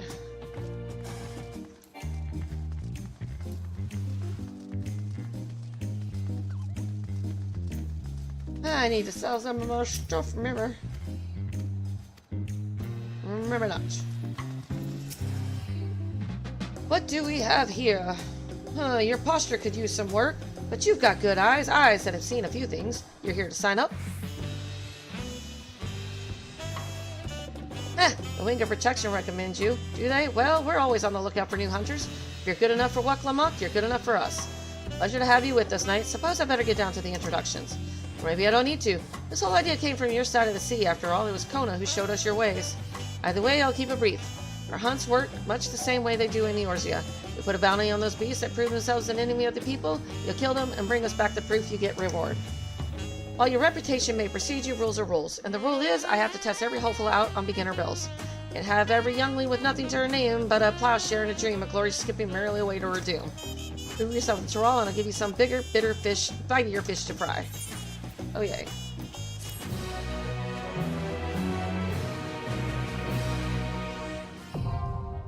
Dawn's Hunt now accessible.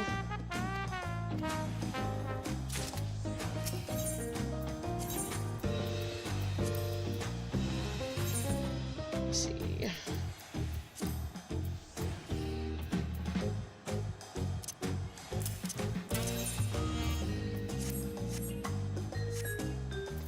They got those. What are these?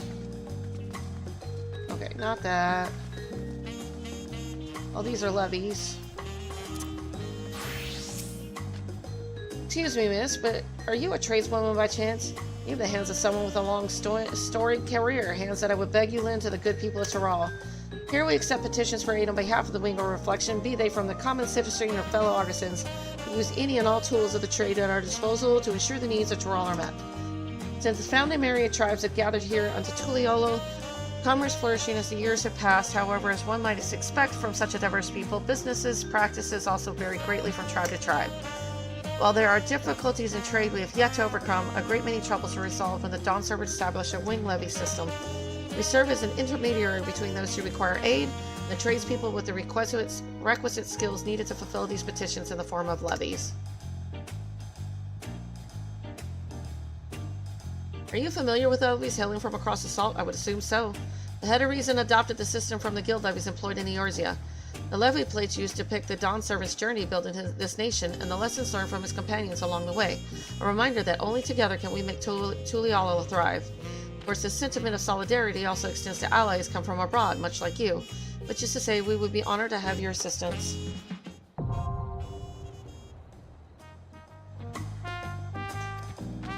Sweet. Alright, let's go back to Viper.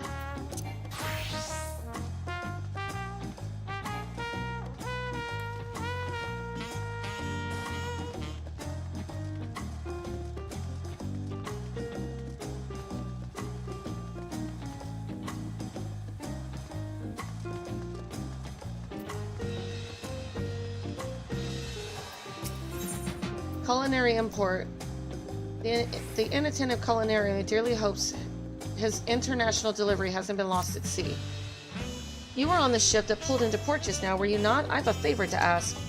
I'm expecting a shipment addressed to Aunt Till's Tacos, but I fear it may have been unloaded on the southern pier by mistake. I'd be ever so grateful if you could speak with your crew for me. You need to be getting back to the open to shop, but if you do manage to find it, please bring it over. I'll see to it you're paid for the delivery, I promise.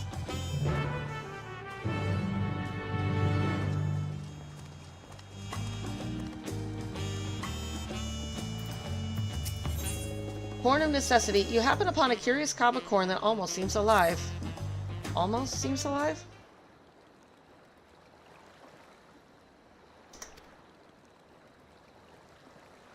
The rustling of this corn sounds not unlike a dejected sigh, and you could swear it is looking out at the ocean. Oh, woe is me. What's the matter?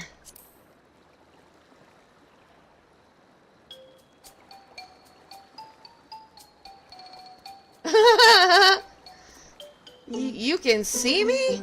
Well, yes. Oh, blessed be! For countless ages have I watched over these lands. When man first tilled her soil, I was there. When they partook of her bounty, I was there. A silent guardian of the harvest, my presence unmistakable.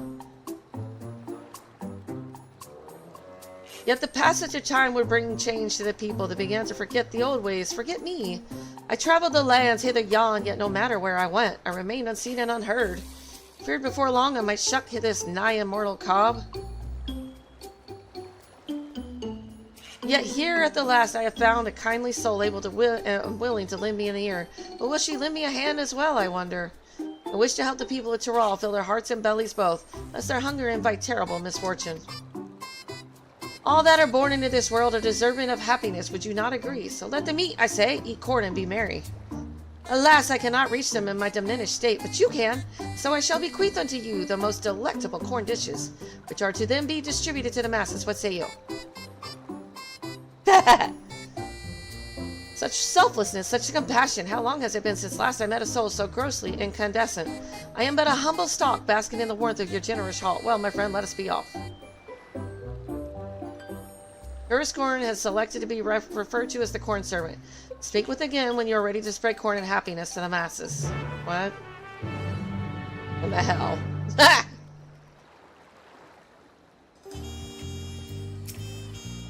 Goodness, how long has it been since last man has partaken of my corn? I can hardly wait. The hungry bellies of Tyrol cry out for satisfaction. Let us sally forth.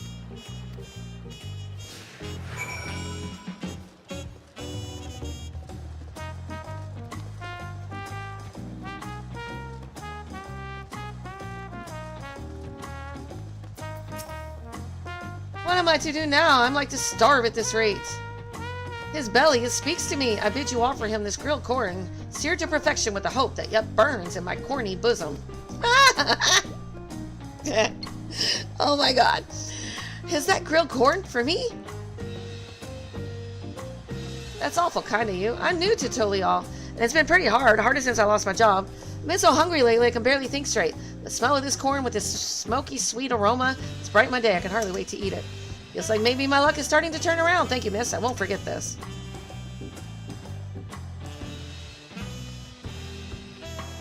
Well, there's one.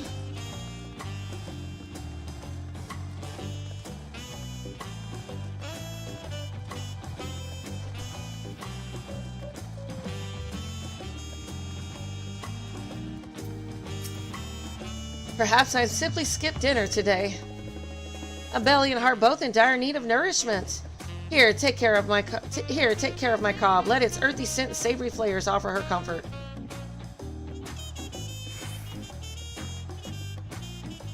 Grilled corn. My husband loved grilled corn. Life simply isn't the same without him. One moment I think I'm fine, then suddenly I find myself brought to tears. Even eating has been a struggle, but I know he wouldn't want me to mourn him. Thank you for this. I'll try to do better for his sake and mine.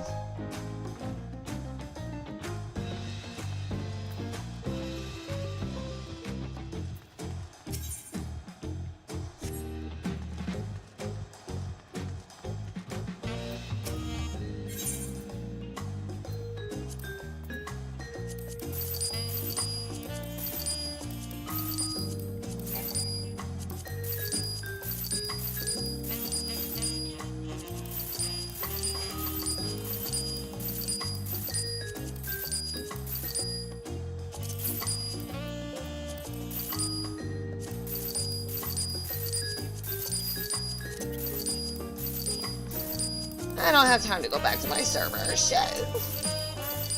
For the desire.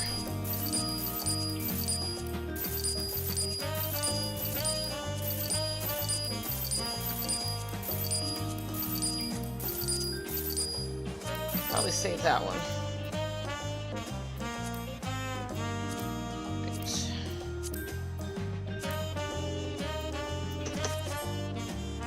I need a mender.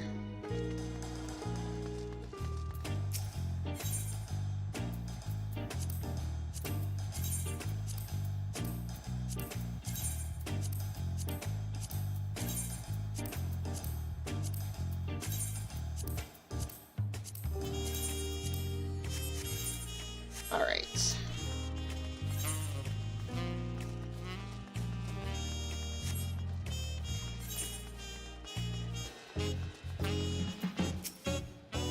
I'm so hungry, but I have no money. May the gods forgive me for what I'm about to do. Do you hear that, friend? His belly weeps from hunger. Pray offer him this corn. Let its smoky sweetness give him comfort, and deliver him from foul temptation.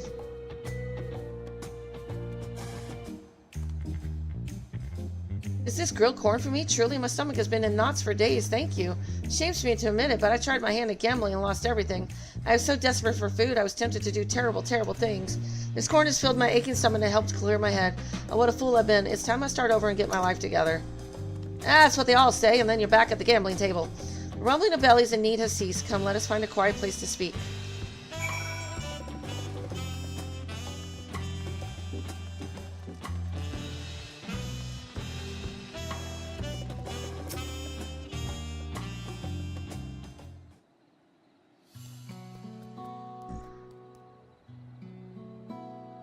Full glad am I to have helped the people of Tulial.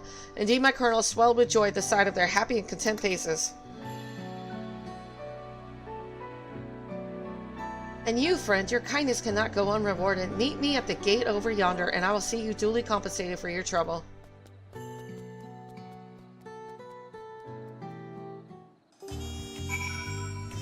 Okay. I will go that way in a minute.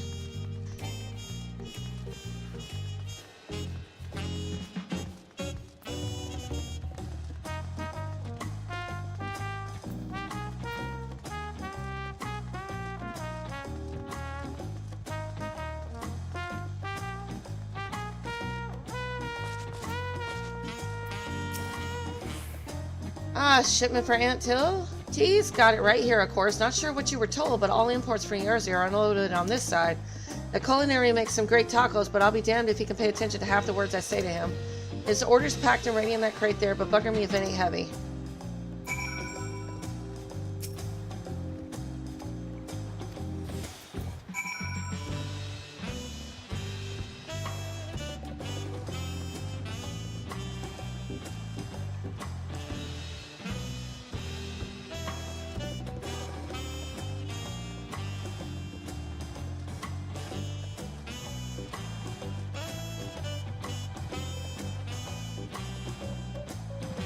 Don't know why they're giving you a whole 2 minutes to do this.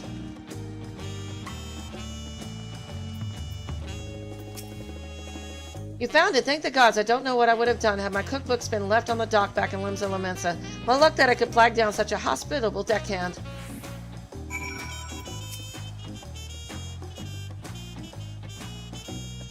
Wait, what do you mean you're not part of the crew? I thought you came into port with my books.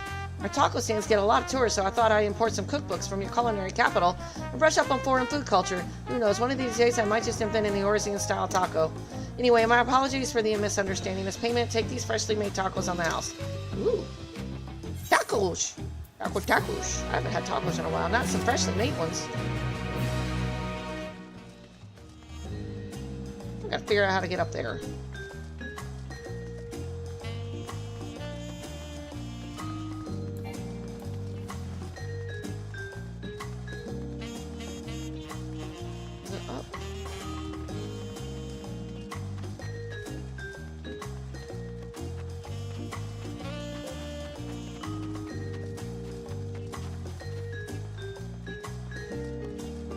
This city's confusing.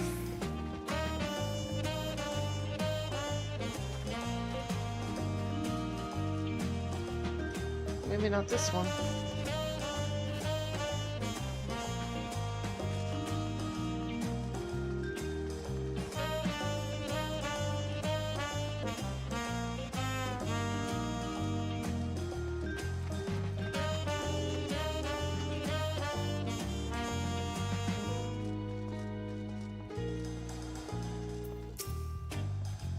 A fellow Eorzean, am I right? Do you fancy yourselves much of a sightseer? Oh no, not one of you people.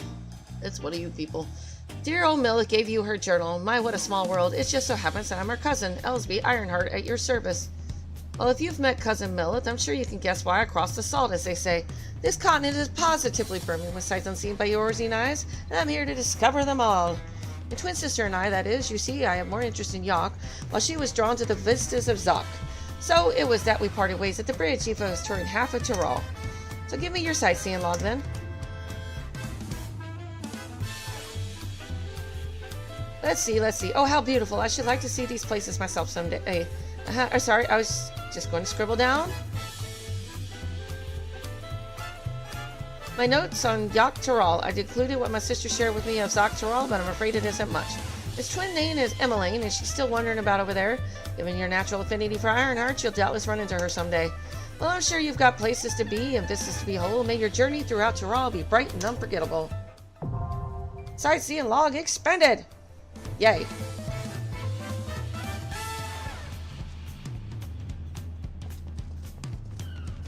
At least I'll know the city.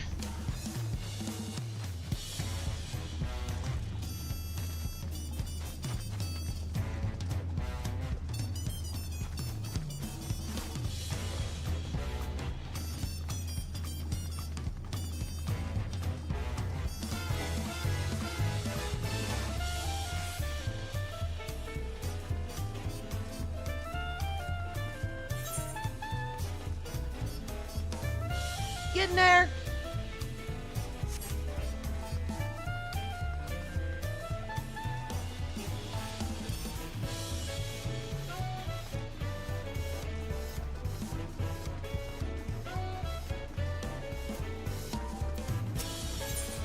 The many multitudes of Malmoja. The impatient Landsguard is expecting his partner to arrive any moment now. One of Wak Lamont's companions say, could I trouble you to go and fetch someone for me? It's time for patrol and my partner's nowhere to be seen. I'd handle it myself, but I could miss his arrival were I to leave my post. Knowing him, he's lost in conversation somewhere in Bright Plume Post. Just look for the Bunawa with the big eyes and dark blue scales. When you find him, tell him his partner is waiting for him.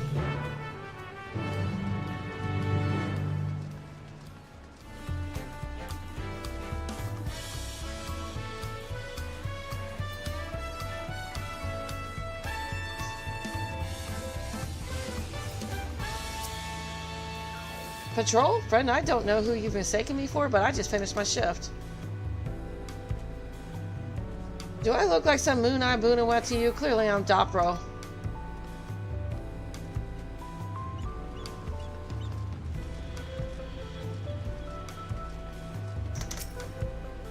No, I don't believe I have any work scheduled today. Mayhap you've mixed me up with someone else? No, I am Hubigo. Bunawa don't have long combs like ours. You see, they're most commonly identified by the hue of their scales.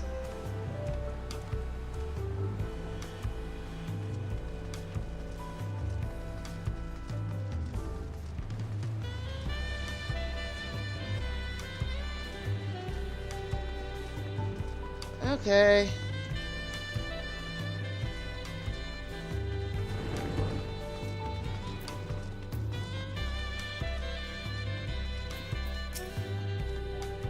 Patrol partner, yes, I'm the one he's looking for. I don't know why he's always so needlessly punctual, but there are in fact still a few minutes before our shift. Then again, patience has never been his strong suit. In any case, thank you for letting me know. I suppose I head over early just to be nice.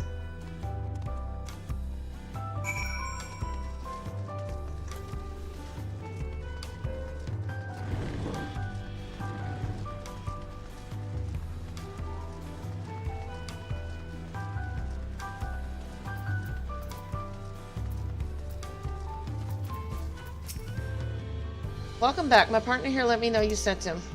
Didn't I see you talking to another Malmoja before you found me? Huh, I suppose we all look alike to you people from across the salt.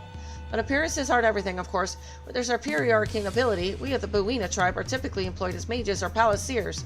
As for the Hubigo, they're more likely to excel in feats of athleticism. The Dawntrail, meanwhile, are renowned for their skill at beast handling.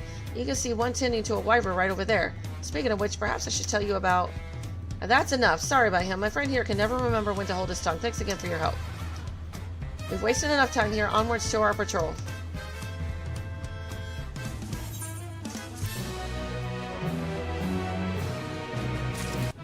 '91.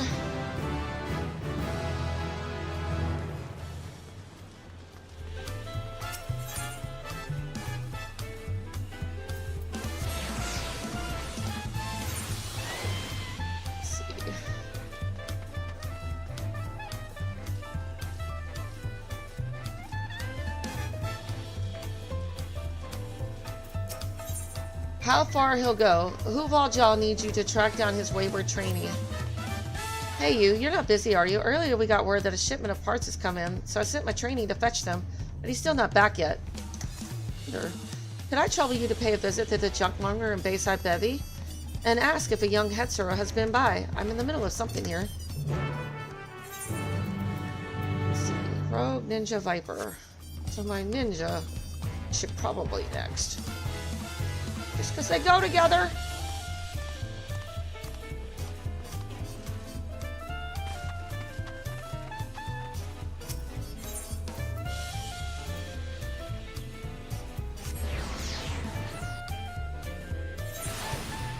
Okay.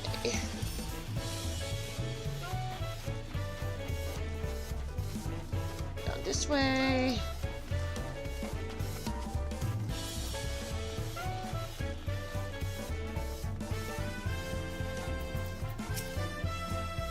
The training mechanic from the dirigible landing. No, I'm afraid I haven't seen him today. Might be as he took the scenic route, as he's often wont to do. Seeing as you're looking for him, you may as well take the delivery along with you. Knowing who will jaw, he won't be satisfied until both are brought to him. As for where his young charge might be, I often see him on a pier at High Tide Harbor, gazing out at the sea. Like as not, you'll find him there now. Oh, goody.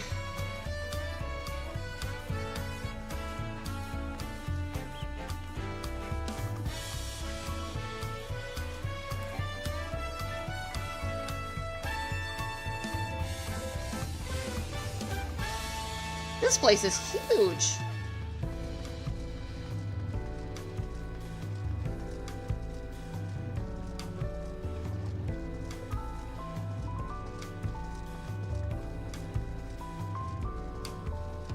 What am I supposed to have here?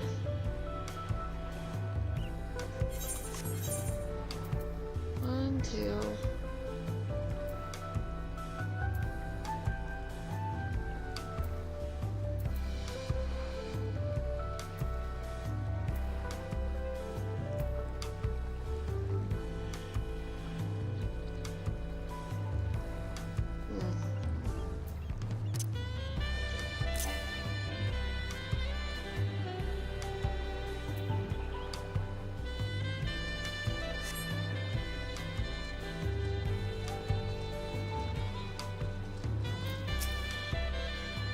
Oh, sorry, I was lost. I thought, oh, how can I help you?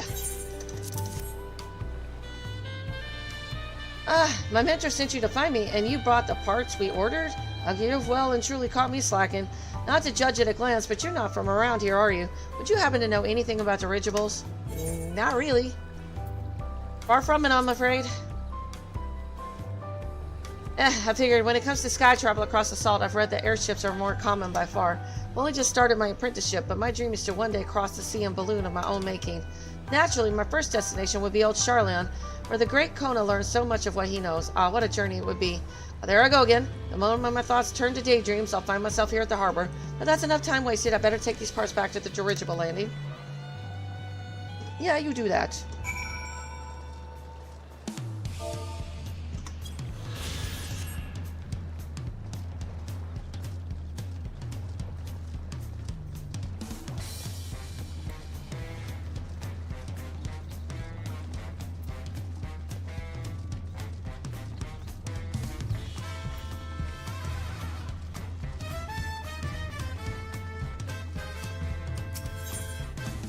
Alright, back up here.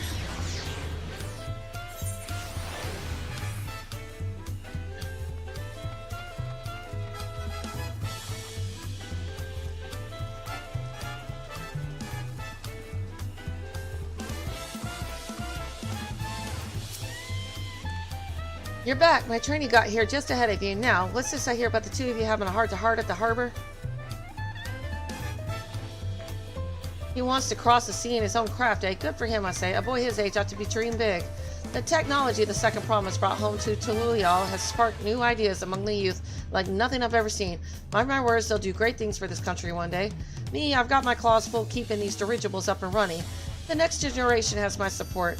Nothing will make me prouder than to watch them soar to ever greater heights. Great, now you've got me waxing all sentimental. Something in the fumes, perhaps. Take your reward and run along before I embarrass myself, will ya?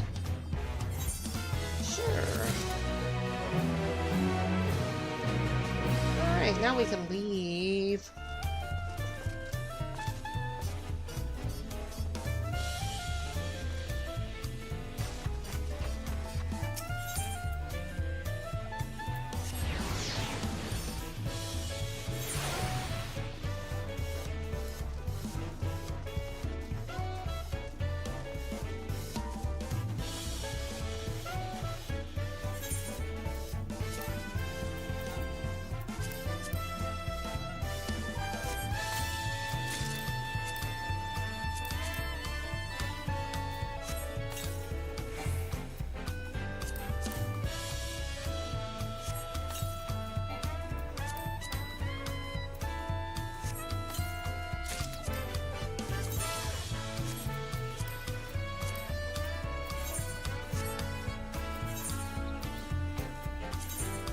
Oh.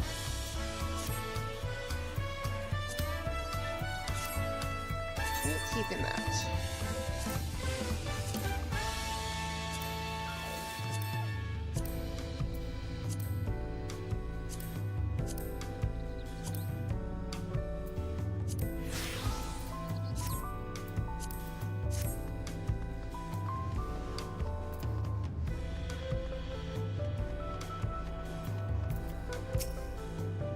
There you are. I hope our little excursion was fulfilling for you as it was for me.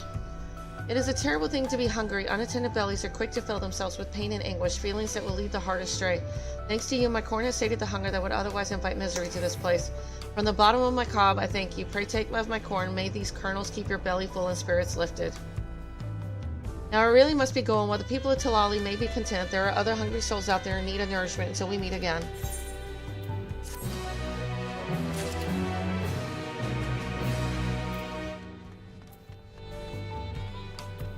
Oh, I was talking to everybody. The Hanu are a friendly folk who should welcome us with open arms, assuming they are not too preoccupied with recent troubles at us. Through this gate, we'll be on our way south to Kozama'uka. I swear that gate gets bigger every time I see it. Considering the size of Gula Jaja, though, I suppose it's better than having it be too small. I should have liked to observe the festival, but the Hanu are probably not in the mood to celebrate. Are we all ready to leave? Yes, ma'am. Let's go. Then onward to Kozama'uka. Yep, and let's help everybody, because that's how you're gonna win your seat.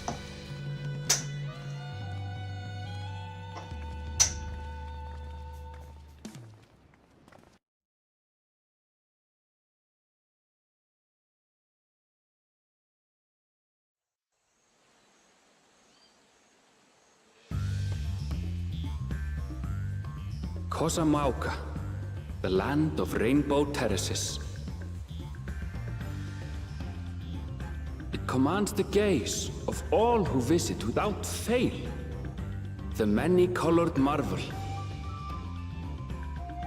An endless torrent of water cascades over sheer cliffs to shape the wetlands below. To its relentless flow, all life must yield. Together with Urqopacha, we proceeded along the marshy trail, a road upon which the Dawn Servant and his comrades once traveled.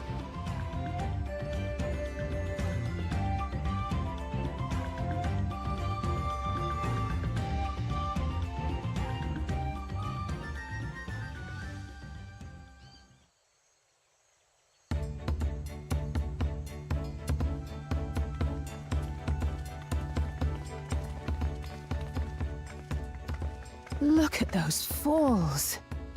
Even from this distance, you can feel the weight of that water. The Isle of Ham was impressive, but as you can see, Tuliyola does not want for natural wonders.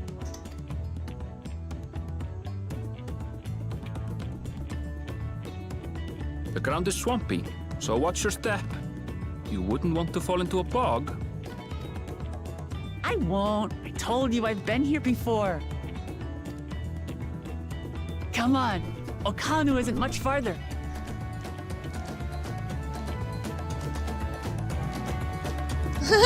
Poor Aaronville.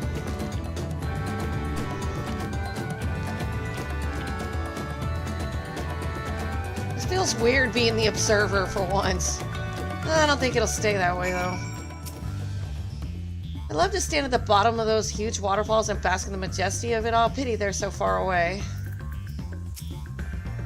Wetlands is an apt name. Much of the ground here is positively saturated. There's no stopping the third promise, is there? A good thing she has Aaronville to keep her from getting lost. For all his grumbling, he's certainly there for her. Everyone should be so lucky to have such a loyal childhood friend. Right, let's get moving. If we continue along this road, we should find ourselves in the village before long.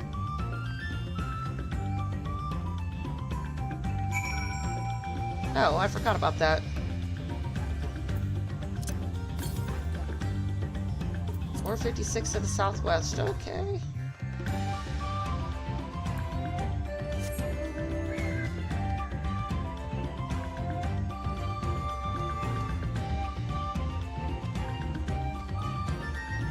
I'm all about looking for ether currents.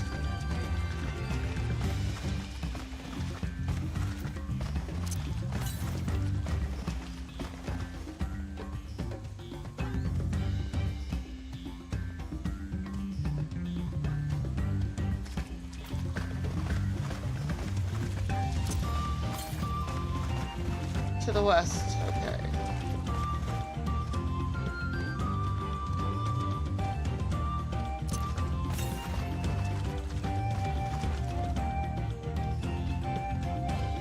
Probably up there, maybe? There it is.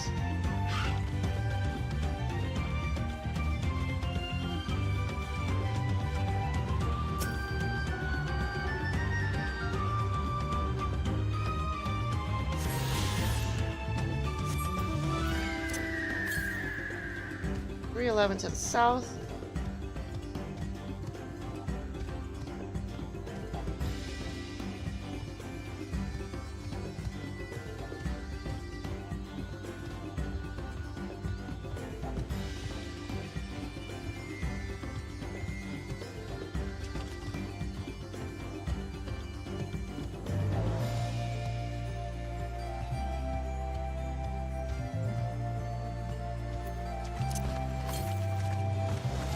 Southeast.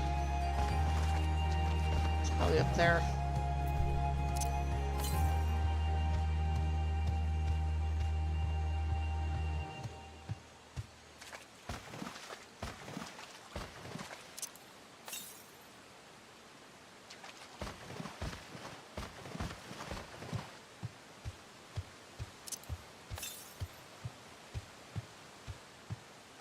Yep, it's above us somewhere.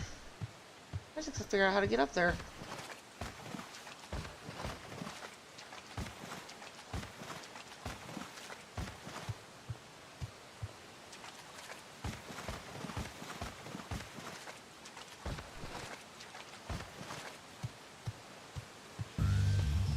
Let's see, how do I get up there?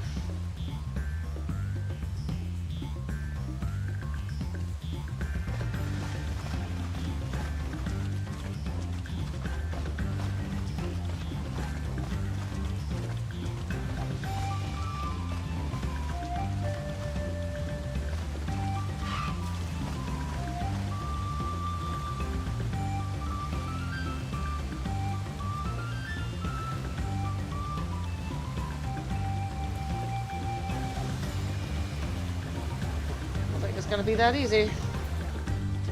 Hey!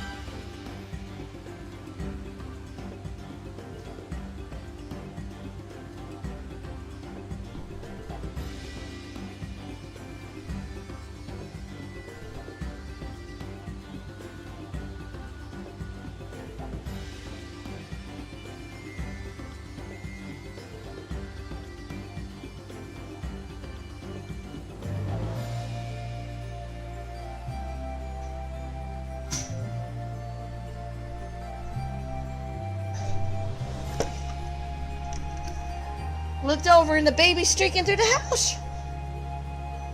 Okay.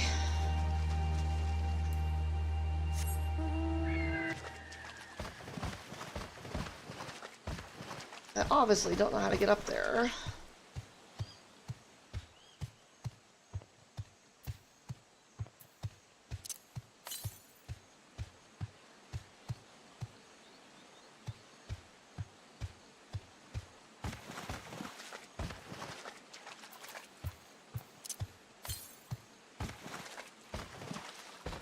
How do you get up there?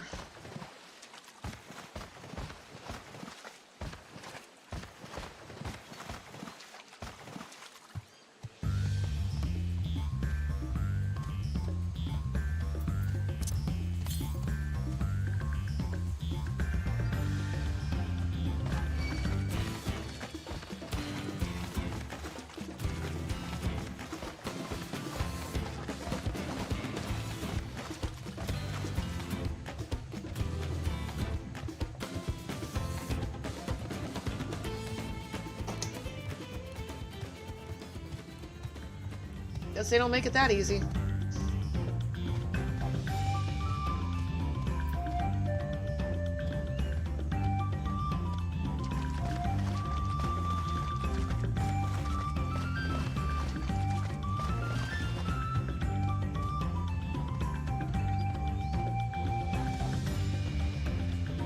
can't believe I've been in queue for almost an hour.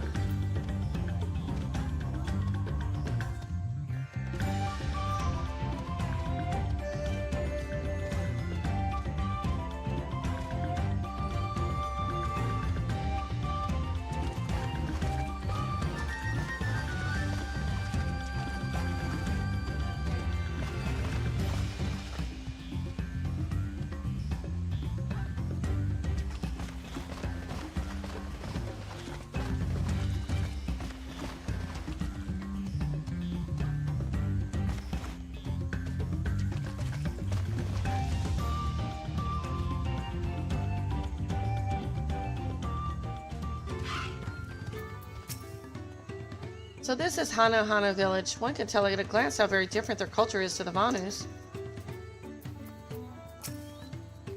Assuming we have the right idea, one of the Dawn Servant's electors should be here somewhere. The water from the falls must flood the wetlands and flow into all these streams and rivers. Ow, stupid distracting waterfalls. Everyone has arrived and none the worse for wear, except for a certain third promise who slipped into the mud despite my explicit warnings. I asked you not to say anything. Anyway, this is Hano village I was telling you about, Okahano.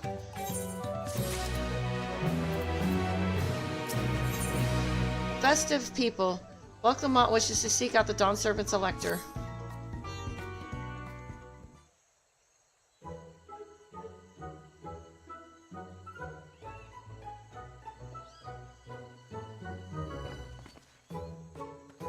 It's like our friend said, the people are in no mood for festivities. Can only assume they're still recovering from the damage wrought by the storm. Indeed, well, let's do what we came to do and find this elector.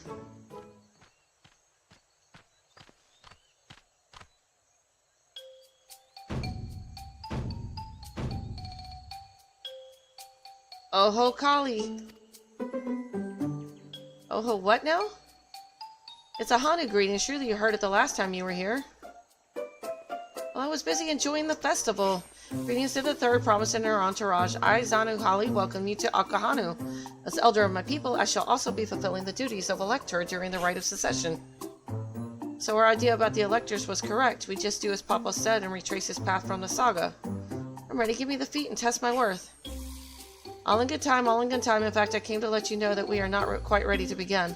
For the moment, please enjoy the hospitality of our village.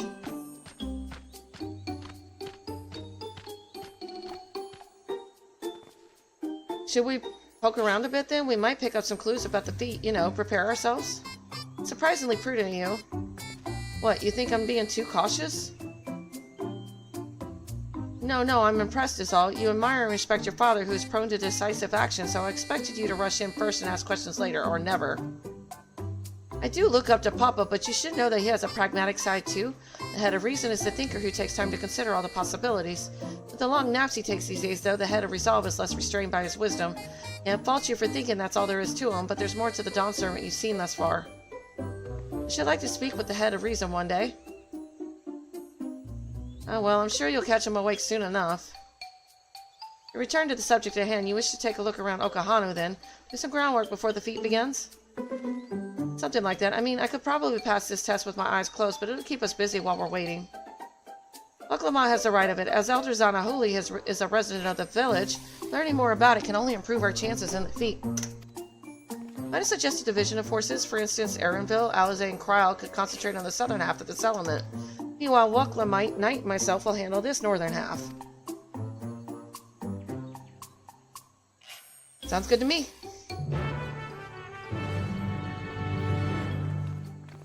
Pretty sure her dad said go around helping people. That means don't think about just yourself. I'm just guessing.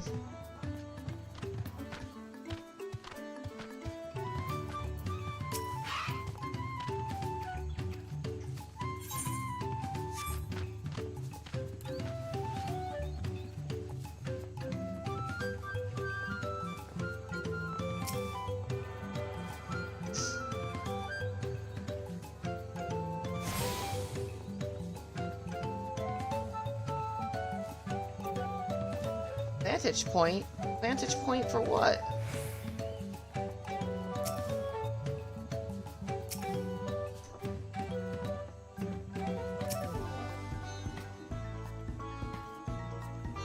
I'm just curious. What is this?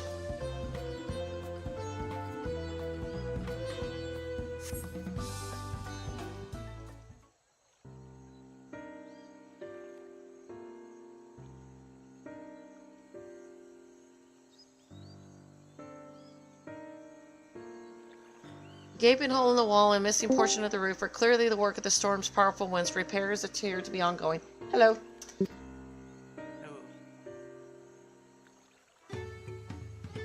Oh, let me turn you up. Sorry. I had to turn both of you down, way down earlier. Okay, I can hear you now. Hello. What's up? Not too much. Man, trying to find all these Ethernets are going to be like a pain in the royal tushy.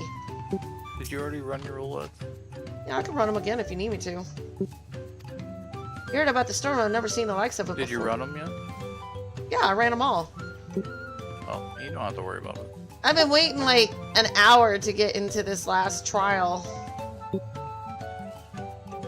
With the supplies and help with the Dawn servants sent, we're making progress repairing and rebuilding our homes. But while roofs and walls can be patched, there's so much else that was lost for good. I mean, like I said, I don't mind helping out. What trial is it? Well, it's the normal rate, it's the last one. Oh, I don't want that. But yeah, I've been in the queue for like 56 minutes.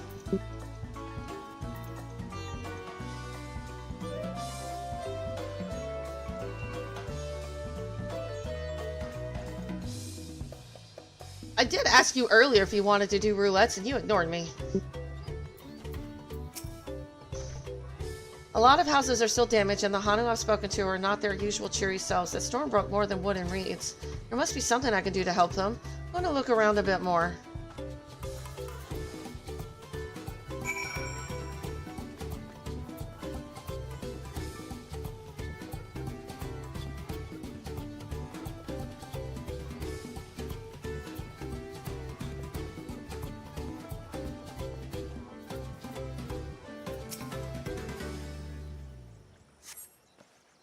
The dry and shucking bundle suggests the reeds were harvested some time ago. So, my guess is, Gorby, this is just a hunch. When the current ruler said he wanted them to retrace the steps, you know, and meet the people and stuff, my guess is they want them to get to know the people and help them if they need it. And that's the making of a true ruler, I guess, right? Am I on the right path? And she's basically going to do that. Whereas everybody else is only focused in on their own personal whatevers. Pretty much.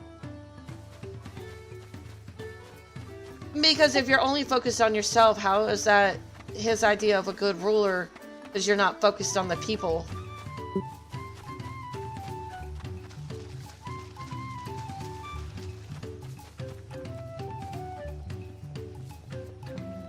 Some would call that weakness, though. They really would. Some would argue about that. But at the same time, it's like, If you're aware of your people's problems, then you know how to, like, make plans to fix it.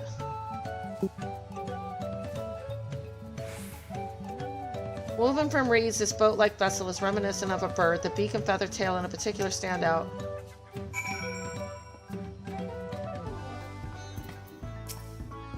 This boat must be woven from the same reeds I've seen gathered into bundles here and there. The plants hold both practical and cultural significance to the Hano, then.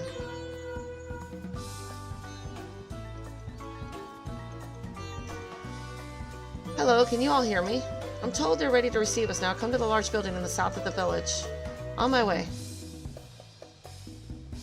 You ought to hurry over, too.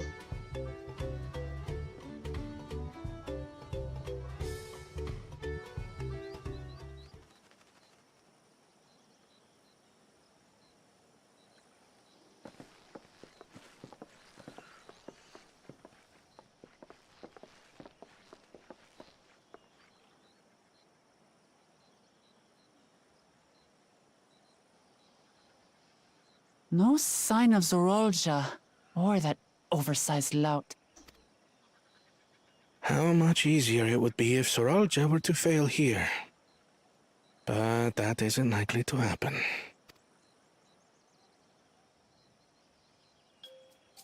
Honored guests, I am Zanuhali, Elder of the Hanu.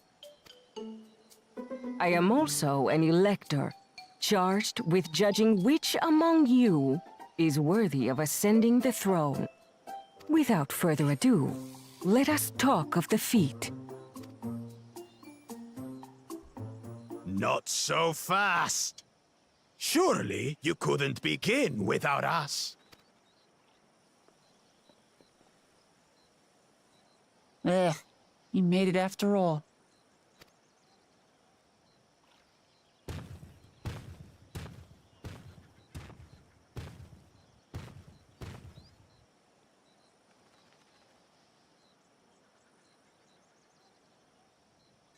No need to fuss. There is no time limit for this challenge. Now, if you would allow me to proceed. It is here, in Okanu, where my people forged a bond with the Dawn Servant during our own chapter of the Tuli Yolal saga. In homage to those events, I have prepared for you the Feat of Reeds. Reeds seem to be of great importance to the Hanu. I wonder what this feat entails.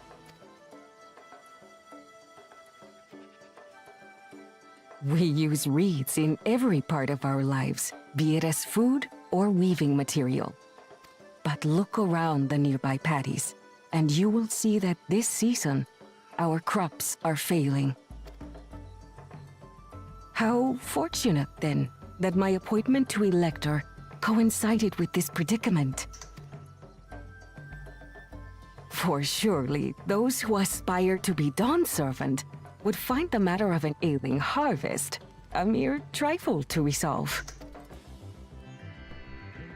Aye, well, it is indeed the duty of a ruler to address the people's woes.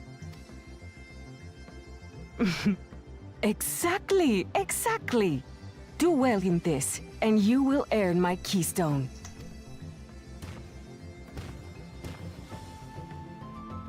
Why bother mucking about in the mud when we can take the stone by force? Oh, mercy me! You are a hot-headed fellow, Bakul Jaja. Some electors may enjoy going toe-to-toe with scrappers like you, but I refuse to entertain your base instincts. Arrangements have been made. Should you attempt to engage a feat giver in combat without their consent, word of your immediate disqualification will be sent to the palace.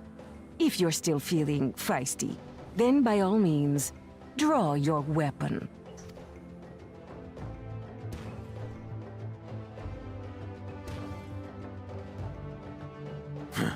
This contest is presided over by cowards. There's no sport in fighting you. Then we can return to the business of earning my keystone. The feat of reeds is begun. Claimants, I wish you the best of luck.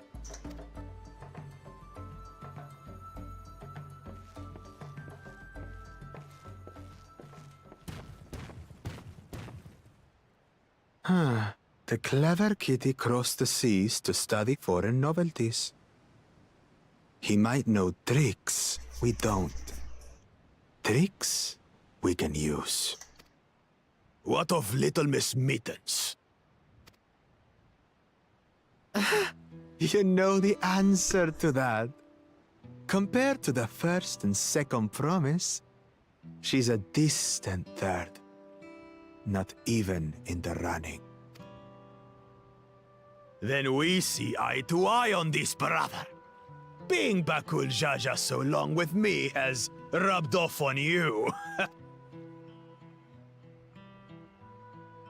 These allies of hers, though, they might be a problem.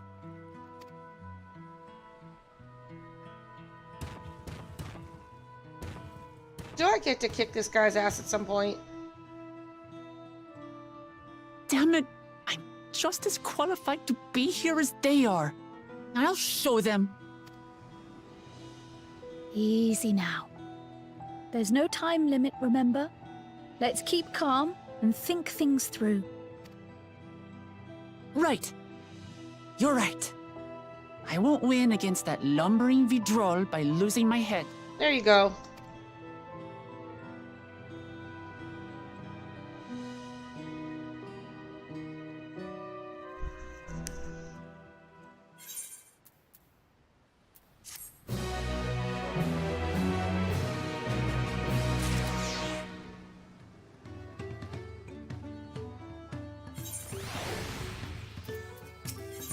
The Theta reads, welcome Makazi here to help solve the Hana's woes.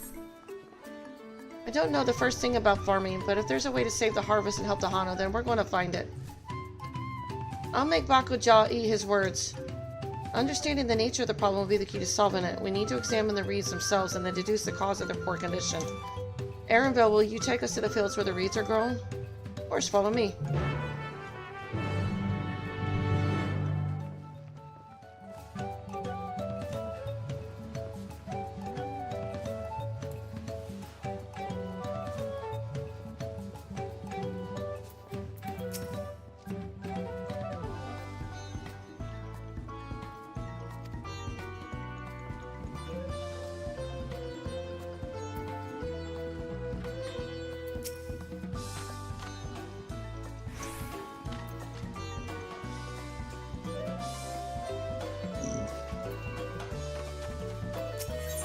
A strong foundation. Kanuhanu is gazing up at the wooden pillars with worry in his eyes.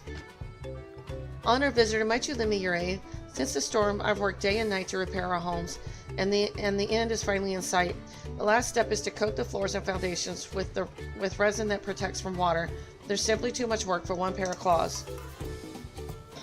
You will help then? Splendid. We should start by gathering the resin from the trees to the north of Akahanu. And all we have to do is use it to coat the structures in Okabe to fortify them against the elements.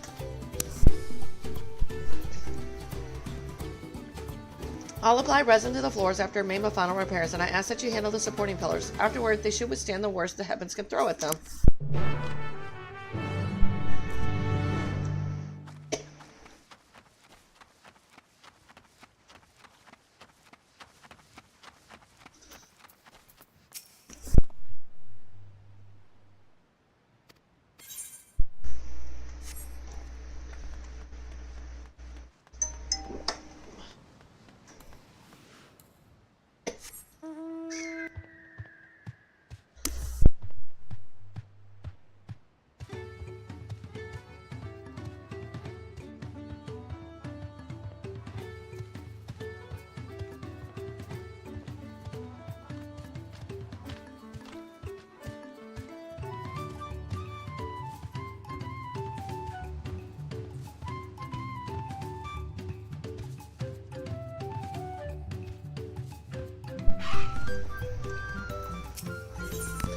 Molting season. Zanahanu is twiddling his claws nervously.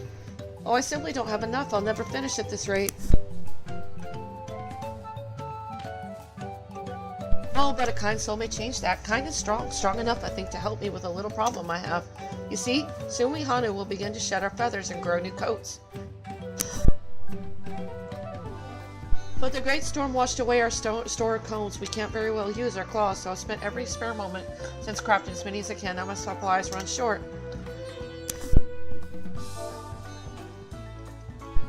But if I had a shell from a mature marble beetle, I could make enough combs for everyone. Please make haste to the southwestern forest and hunt one. I can feel my feathers falling out as we speak.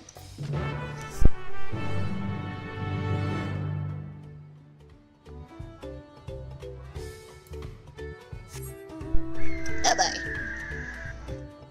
Let's do it.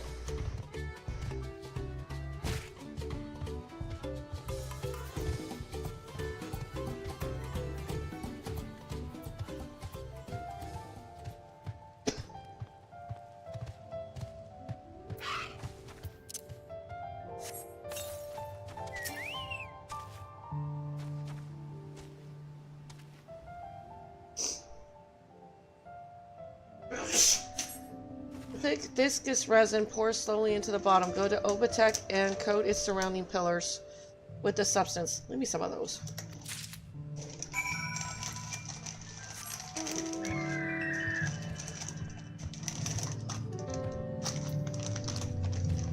Man, they really treat the third promise like crap.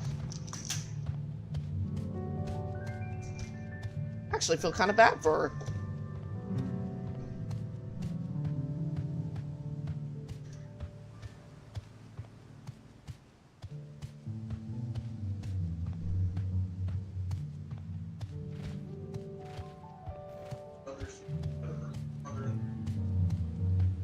Huh? Oh, the Makode? But still everybody treats her as she's like not even a contender. I feel really bad for her.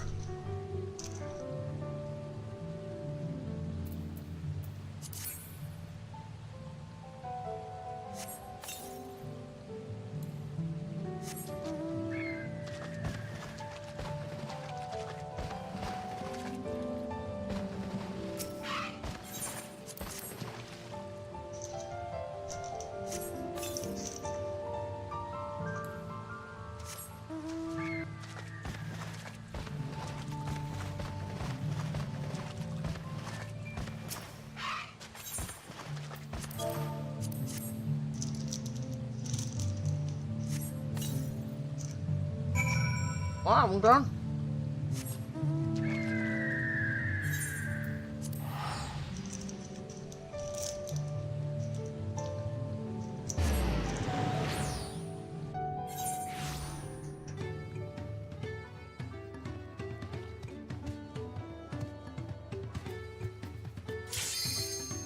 Oh my god, I've been in the queue for like ever.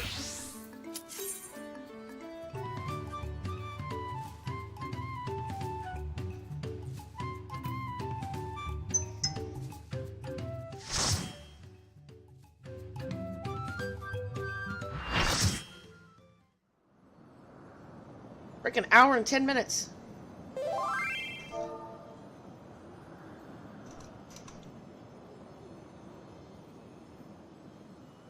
You have done well to reach the seat of godhood. Now, bear your souls to me.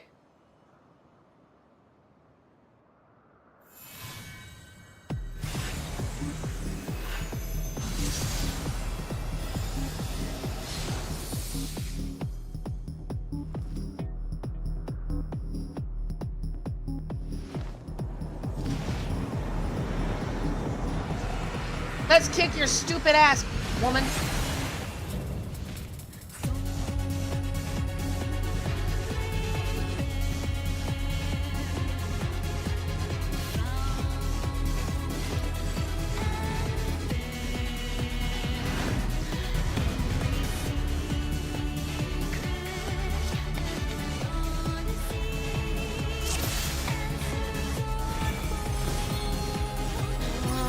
Of us. Okay, whatever. Show me your all, that I might become divinity manifest.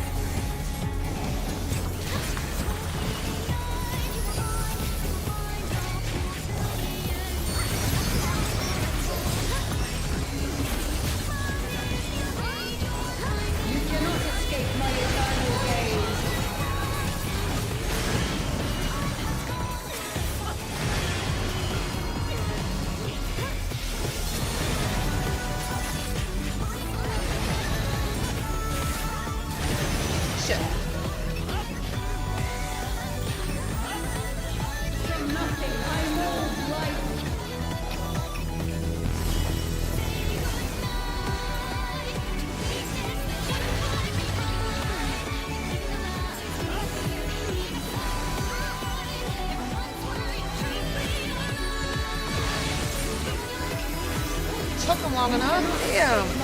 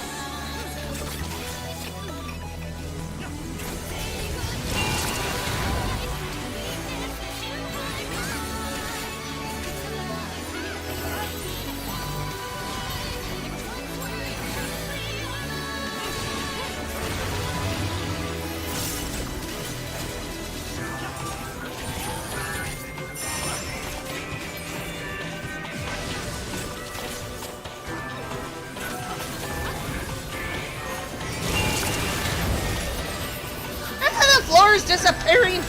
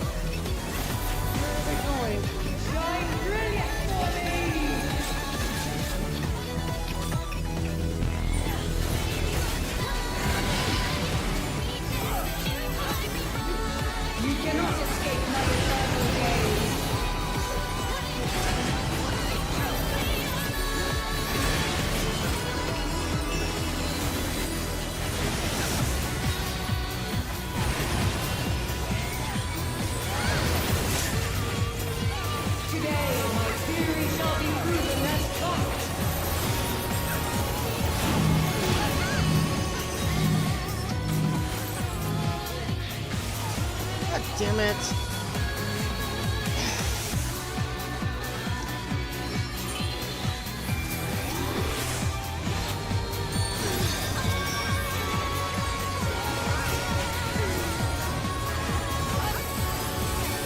I really hate those purple rings. Everybody's stepping on each other.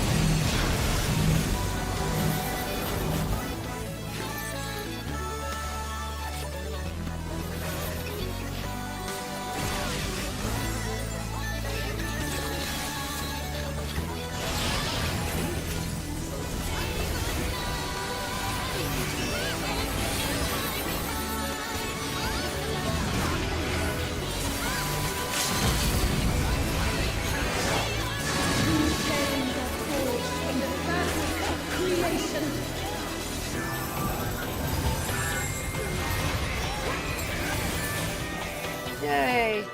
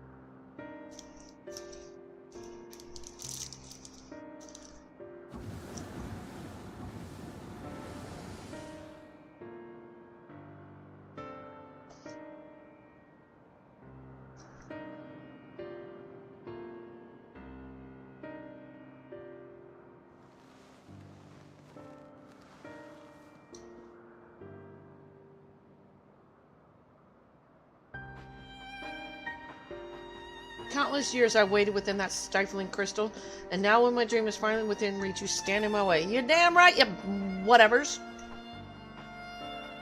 Your dream is not but selfish ambition. Its fulfillment will benefit only you.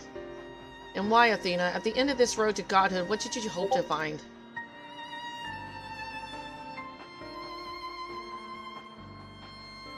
Matters not. The fact remains that she worked against the interests of the star. Even so, I would hear her answer. I would know why my mother cast us aside.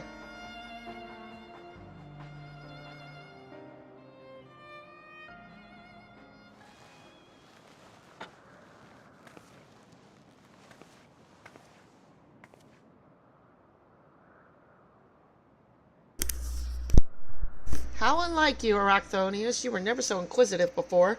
Having struck upon a hypothesis, there is but one thing the wise woman desires.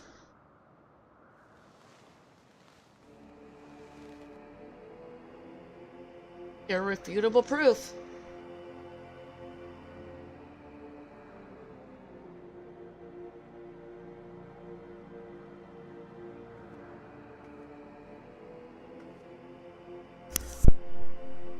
My theory was that any true God would see us as we are, imperfect. She would hammer out our flaws and build something greater.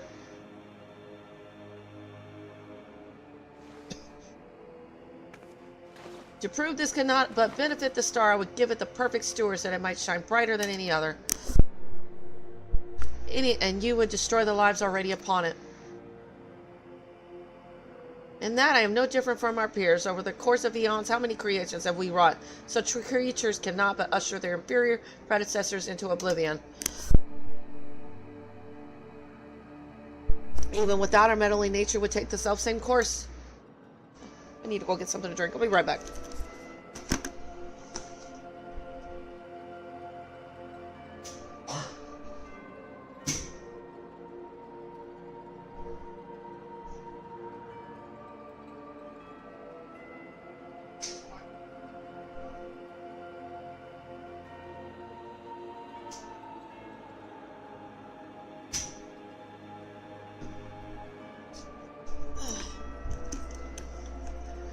If the destination is the same, is it somehow worse to arrive there by the guidance of a god? I think not.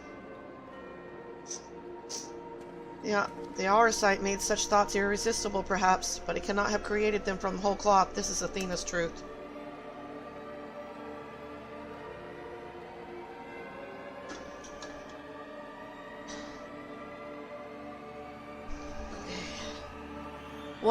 What right have you to pass judgment? You were but a vessel for my masterwork. Your purpose ends there. My only mistake was leaving you possessed of a soul.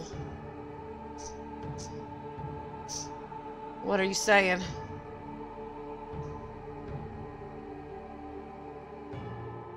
Poor Arachthonus, always the last to arrive at the obvious conclusion. I gave birth to you for a single reason, that you might serve as my tool, and like any tool I crafted you to suit my needs, that you might accept my essence when the time came.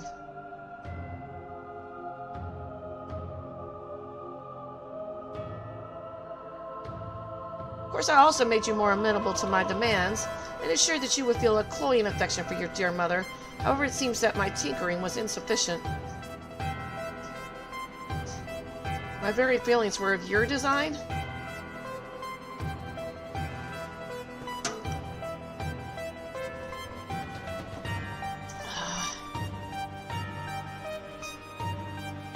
You created a boy unable to grasp even the simplest magic, ever hopelessly clinging to his mother's robes, unable to do otherwise. I was doomed from the start. Yet here you are, standing in defiance over desire, and you are more than what you made you.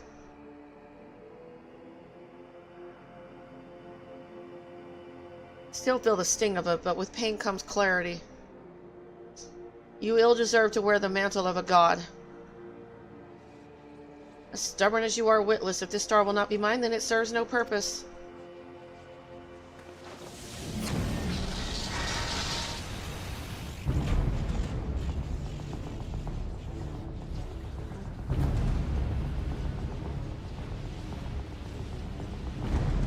She aims to obliterate the ethereal sea and stem the flow of life.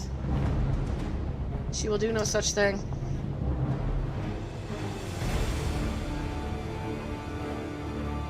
Before the battle, La Habrea told me I was the key to finishing this. Although I am but an illusion, my soul has crossed eons to find its home in another, one whose body Athena has seen fit to purloin as her own.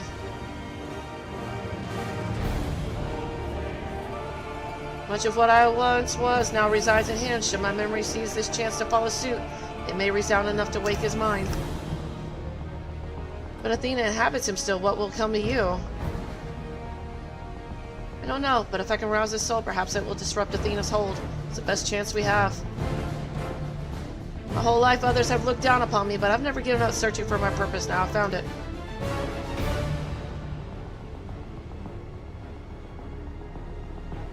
This decision is yours to make, and yours alone.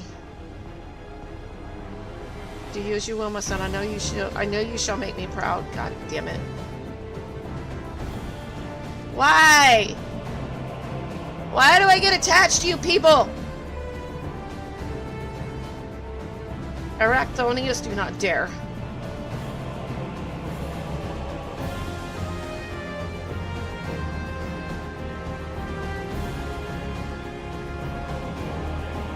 No, stop this. Your words hold sway over me no longer. My life is my own. And I have found my true family.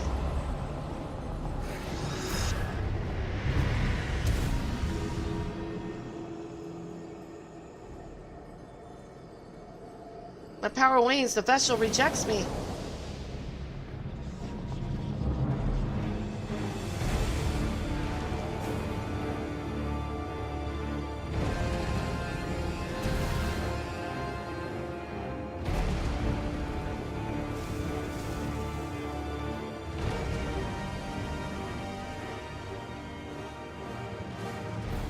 I had a feeling because he kind of looked like him. What is happening? Athena's magic should be impotent with no body to feel them. Precisely, Athena was the sole force holding the space around Pandemonium together. Now it crumbles.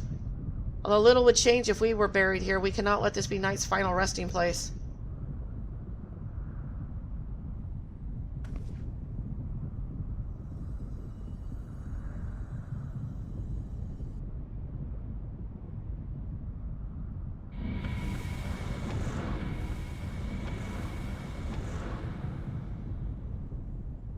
Can't say I'm sorry to see you go. I got bad words about you. Of all my miscalculations, to think that you would be my undoing, that you would even be capable of defying me. Well, of course. You lied to him.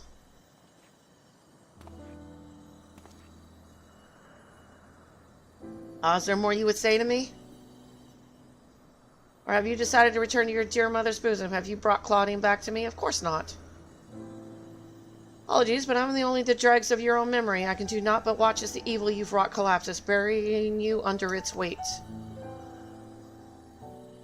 How disappointing, truly useless to the last.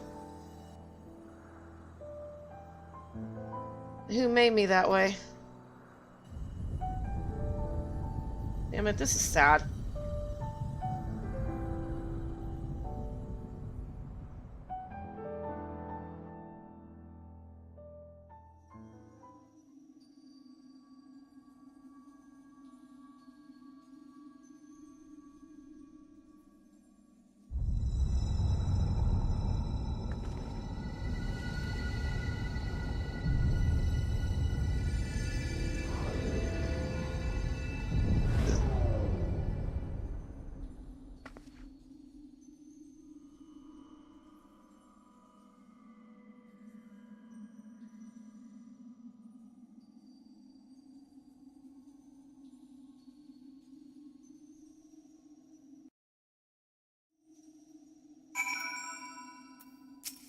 Questions, questions, and more questions. Why did Claudine set out by himself? What did he see? Oh, I do hope he wakes up soon.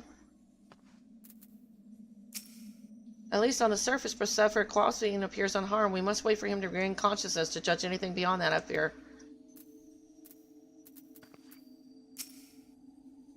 I'm sorry, La Habrea.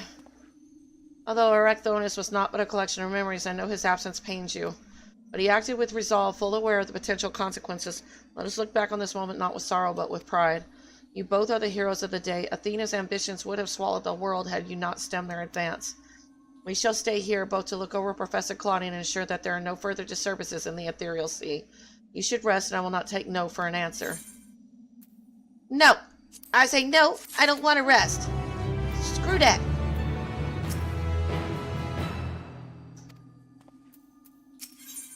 Guided by the past, La Brea watches over Claudine with concern. It seems we can do naught but wait.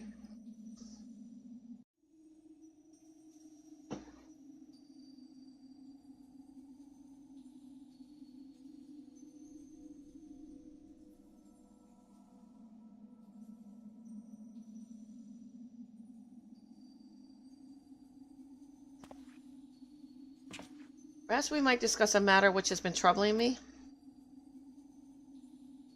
While your colleague Nemeji was enlightening us on the historical events which led to this error, she let slip the name of one of the Ascians, La Habrea.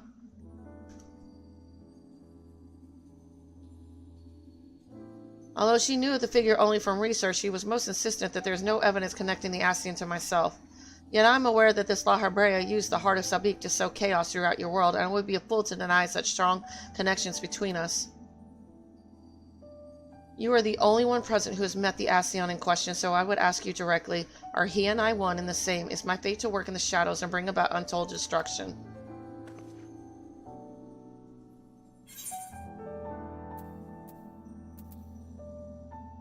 You are him. I'm gonna be honest.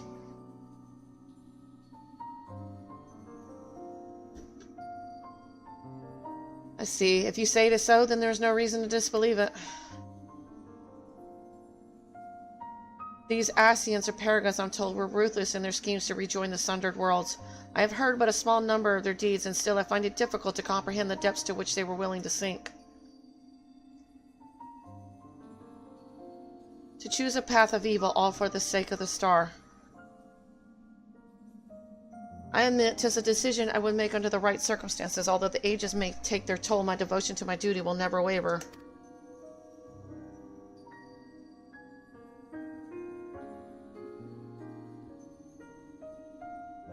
Pay no heed to what it might be lost. I will treat the heart of Sabik as a mere tool for my own ends. Never caring to look beyond the surface, I will unleash forces that I fail to truly comprehend and remain blissfully ignorant of my hypocrisy all the while.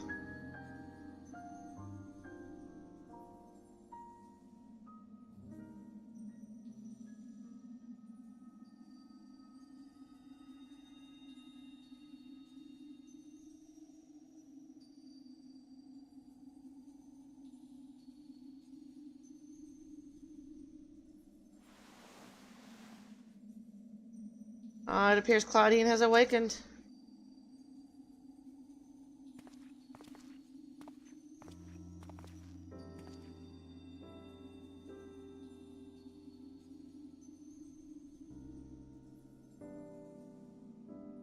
Knight, I have some faint memories of what transpired. You stood against Athena and won. And you were there too.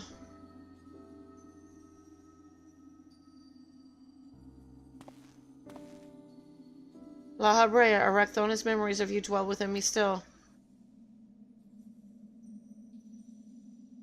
Though unyielding discipline, you hope to forge a son equal to yourself, but the crucible you placed in him left scars which are loath to heal. Yet you were never motivated by selfishness. Oh shoot,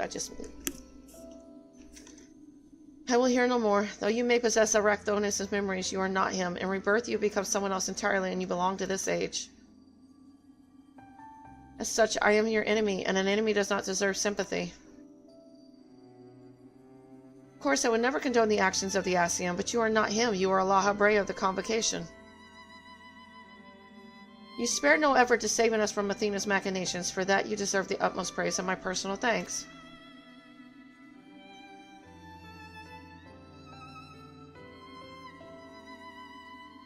You insist on deceiving yourself, then so be it. My stance remains unchanged.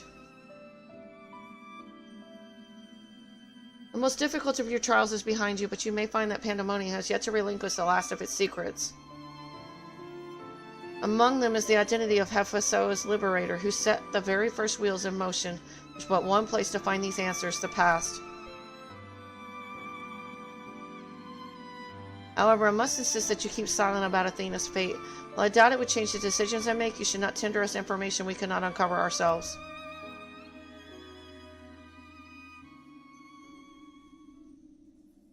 Now that I've said my piece, I shall follow in my son's footsteps.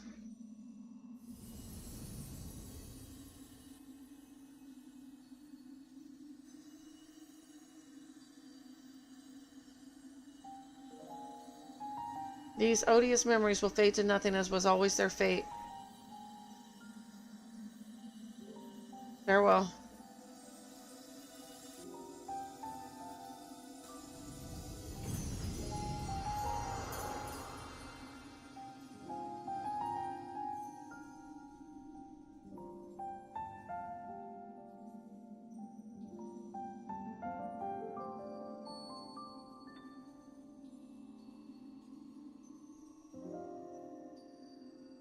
My time too draws near, but I believe I can stay long enough to see this matter through. You shall journey to the past to seek out the truth of La Habrea's words, yes?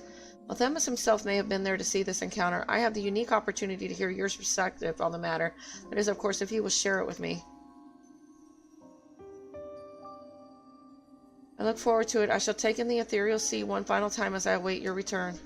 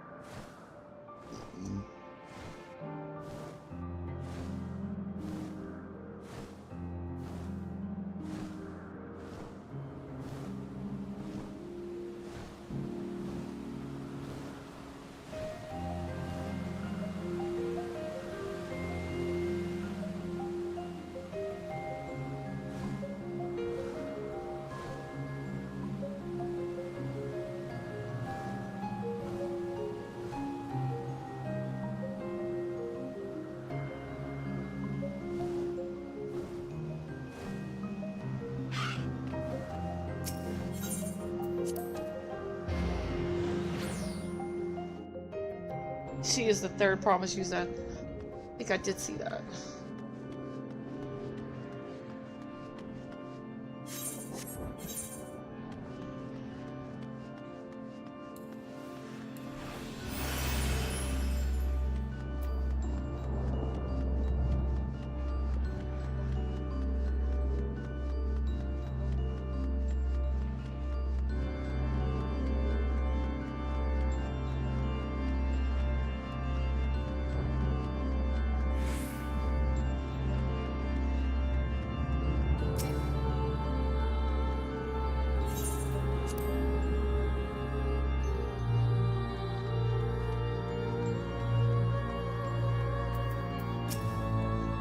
Thank you for checking up on us. Did you speak with Hagagomi and the other warders on your way there? Here, the work is long, but we have made great strides in undoing Athena's meddling. Knight, I didn't expect to see you again so soon, but 'tis always a joy. You seem quite happy to be here.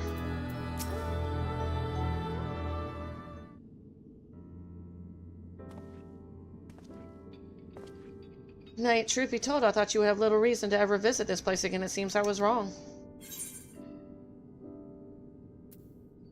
Looking for answers.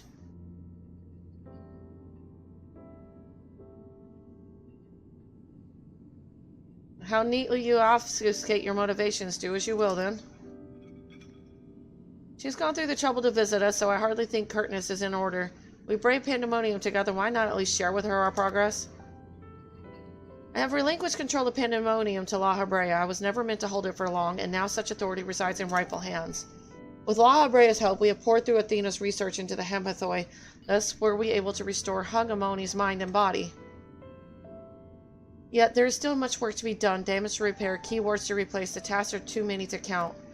But although the path may be long, our progress is steady. I believe we can safely say that Pandemonium will still function as it did before.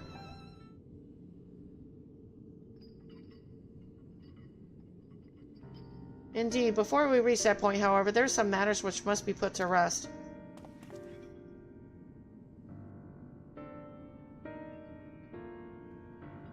One concerns Pandemonium itself, and another is a personal matter. Until they are settled, I cannot move forward. It shall not take long. Lack of resolve caused me to delay, but I have chosen my course. These concerns must be weighty indeed. Do you intend to share your burdens with us? You would bear witness, then come. Your arrival at this very moment almost beggars belief, but I shall not ask you to leave. I simply ask that you do not interfere, no matter what may happen.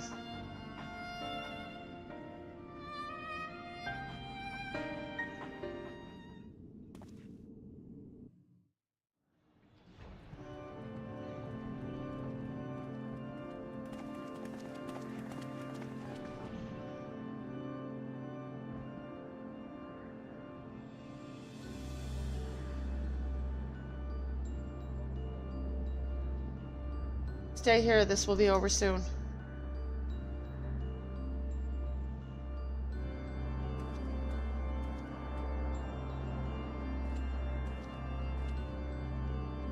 Why did you call me here, Master La Habrea? There's still much to be done if the warders are to be freed.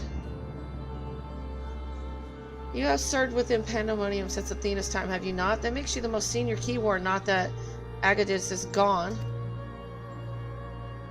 As such, you deserve to know a secret few others are privileged to hear, one concerning myself.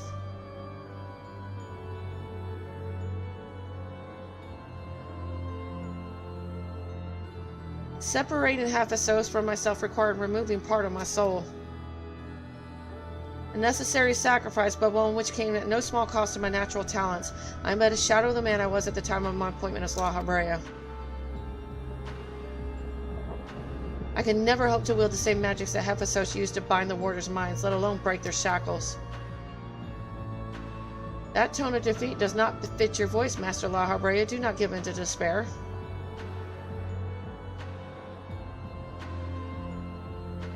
There is no despair, only truth. I do not confide in you to garner cheap sympathy. Hephaestus left behind fascinating research. His conclusion was that in order to transform a vessel into Hephaestus, absolute control over their mind was essential. As you well know, the magics used to achieve some dominion exploited strong emotions within their victims' hearts. In the case of Hesperos and Agadis, their respect for me. Upon slipping his bonds, Hephaestus took steps to throw Pandemonium into chaos. With their attention divided, key ward and warder alike were easy targets. But there was an act that came before. Regardless of Hephaestus' prowess, he could not have won freedom on his own.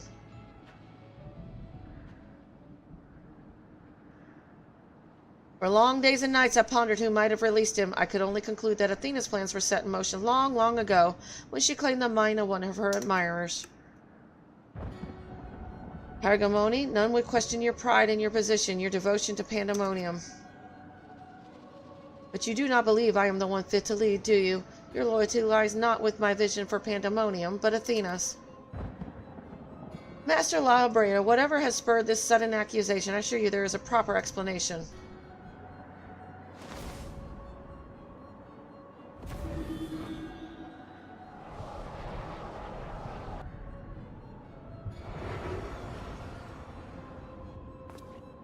What are you doing, La Habrea?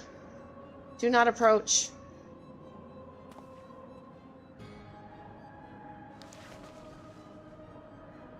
As I've already stated, even should I detect Athena's tinkering, I'm currently powerless to dispel it. And so I have come to a decision, one which was made with the best interest of our star in mind. In order to build a better future, I require the strength I have lost.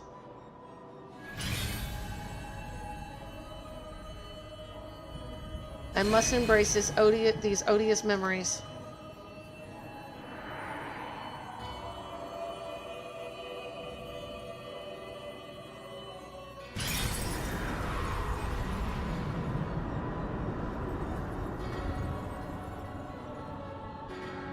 Mark well this sight, engrave it upon your very soul.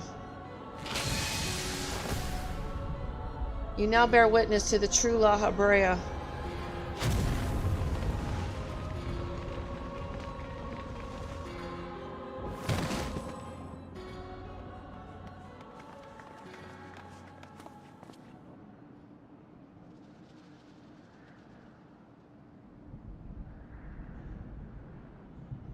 I can imagine this was an easy choice, but it is done. Is she alive? Yes, and she shall remember this lesson well.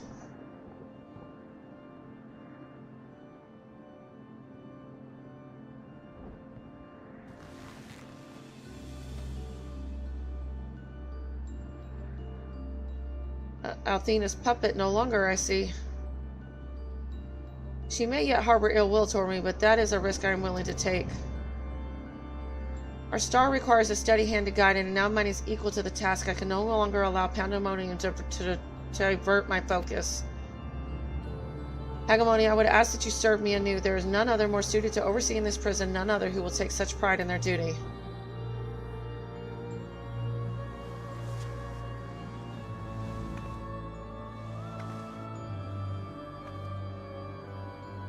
My loyalty to Athena led me to betray you once before. Why would you allow me to keep the position of key ward?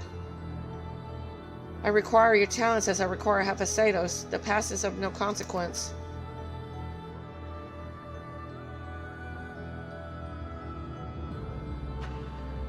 Very well, in honor of our fallen colleagues, I shall restore this institution to its former glory.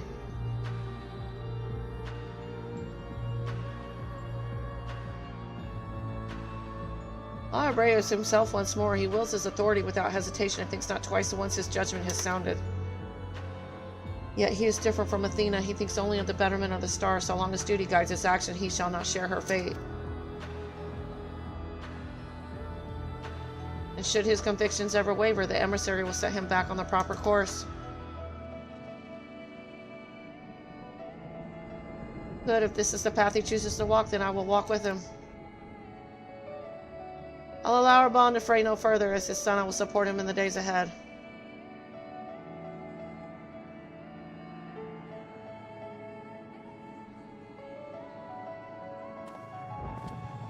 I would not ask you to say the same, Knight. You and I stand on peaks separated by vast chasms. Our perspectives shall never align. And never shall one give away to the other, for such is our nature. With that in mind, let us consider any debts between us to be void. Before you leave here, mark well these words.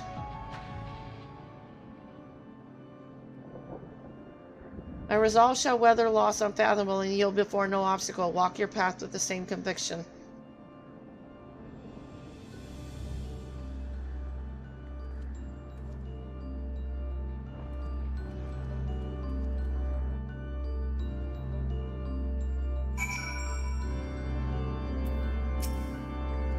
That's a love south of me long ago, but now my mind is unclouded by doubt and I shall not fail him again. Yeah, I've heard that before.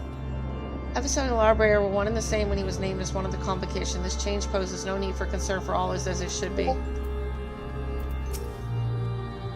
From this day forward, I will do what I can to aid my father. In this way, I shall forge my own future. If not for you, my long slumbering demons may have gone unslain. I would have never been forced to reconsider my true nature. Yet, as I said, do not consider this an admission of debt. Now I believe you have other places to be. Remain here any longer, and may be inclined to place you in a cell next to one of our more recalcitrant subjects. Yeah, right. Can't hold me, dude. Kicked your ass once, I'll kick it again.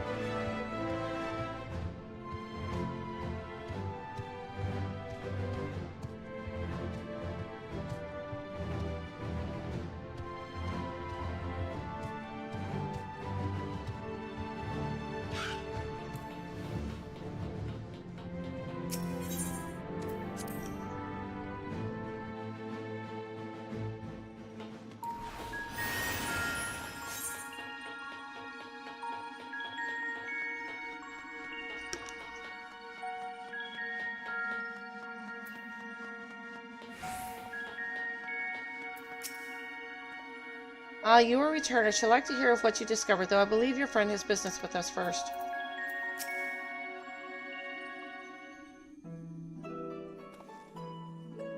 There you are, Knight. While you were away, Themis brought me up to speed on all that happened while I was held prisoner. His story shone light upon any number of questions that were niggling at my conscience, namely those concerning the ethereal signature emanating from Oz's law. Doubtless his source was Athena, reaching out as far as she could from her prison, ever grasping for someone to take Arachthonus' place, grasping for the body his soul resided in. I wanted to ask, when you first found the crystal, were you unable to hear the memory stored within?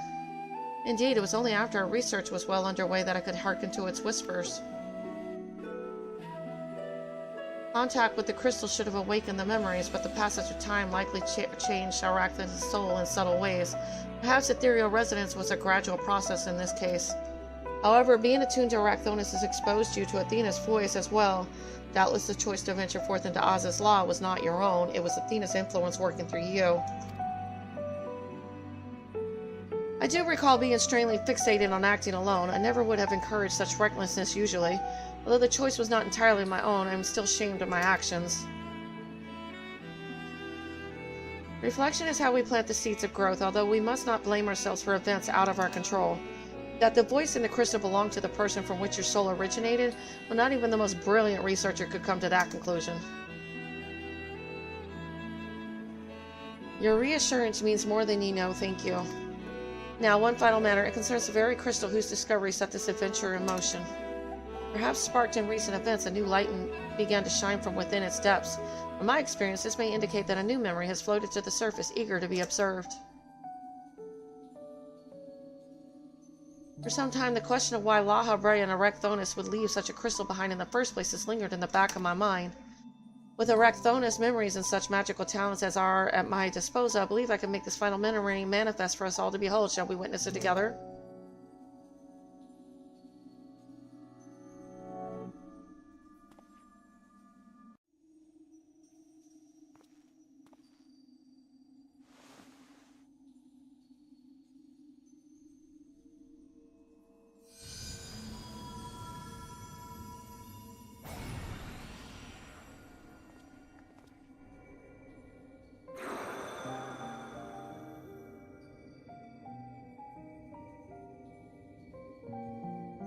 I leave this memory for you, the future of our star. The final days have come, and the creation magics we have so relied upon now hasten our downfall. But despair has not yet won out. La Habrea and the others of the Convocation are working to stem the chaos which threatens to engulf our star. Their plan requires great sacrifice. Elidibus, Themis, has already offered to give his life for our salvation. Yet there is another problem which must be dealt with, pandemonium, wherein are confined our most vicious creations. Even should we survive the final days, it would take time to restore order. If pandemonium cells were breached and their prisons set upon the star, our hard-won peace would be obliterated in an instant. Someone must stay behind to ensure that never happens. With Themis and La Habrea otherwise indisposed, that responsibility falls to me. And that is why I must defy the directive of the Convocation. My soul will not be offered to manifest the will of the star, but instead consigned to eternal vigil. I know that in doing so, the final days may take me. I may not live to see my duty upheld.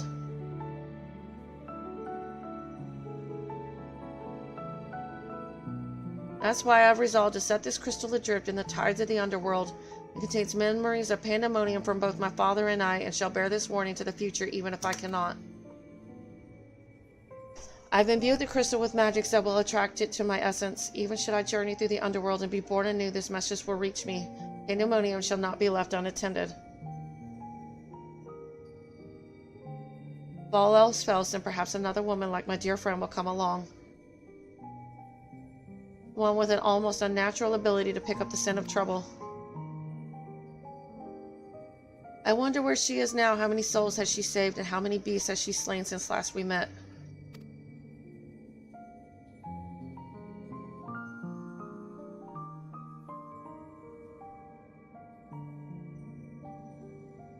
Alongside my warning, this memory shall carry a wish. Night, may we meet again. Aw, damn.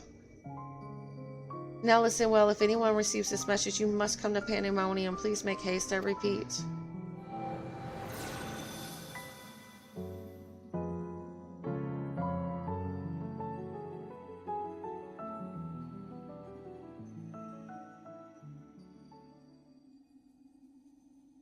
Well, that hit like a ton of bricks.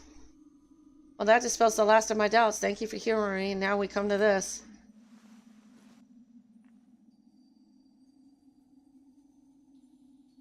It survived.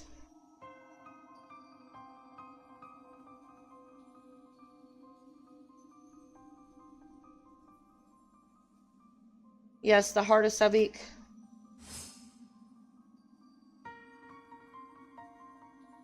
The tie that bound Athena's memories to my body, no doubt. When I regained my senses, I found it on my person. Now it appears your efforts have left it bereft of memories. No trace remains of Athena. However, its power as oversight yet remains, and it may prove to be a valuable trove of knowledge in the hands of the right researcher. I feel that fate has left it with me for a reason. I shall take my leave, but on behalf of my colleagues, nay, the entire Star, I thank you both for putting an end to Athena's wickedness.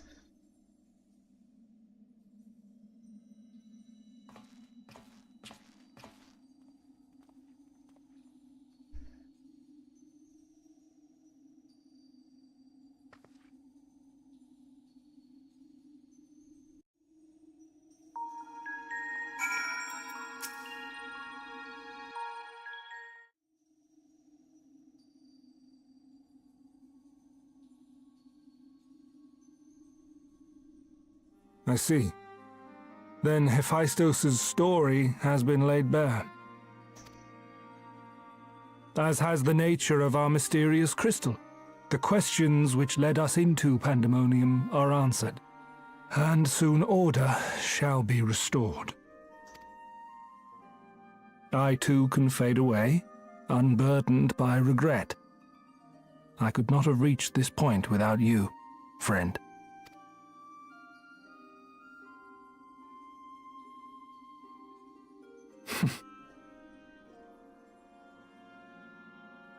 So many revelations. But there are more, if you would dig a little deeper. Elidibus's soul was plucked from the ethereal sea, and from it I was wrought. Surely you have a passing interest in what I remember, in what I feel. You deserve what answers I can provide. While my memories of Pandemonium are clear, all else is hazy at best. Perhaps Athena made me this way, or perhaps it is the result of who or what I was before.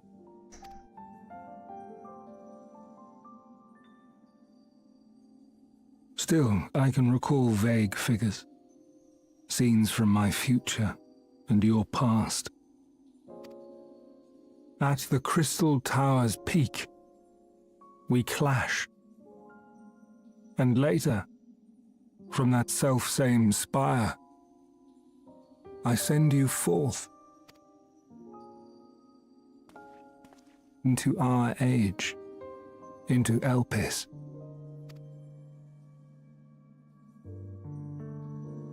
Why do I decide on such a course? Formless as these images are, I cannot say. However, I can hazard a guess. Somewhere within my fragmented memories, I catch a glimpse of our journey into Pandemonium. A glimpse which shows not the path we took or the destination where it led us, yet by its very presence demands that you are required in Elpis. And even if that act is but one link in the chain of events which ends in Atheris' salvation,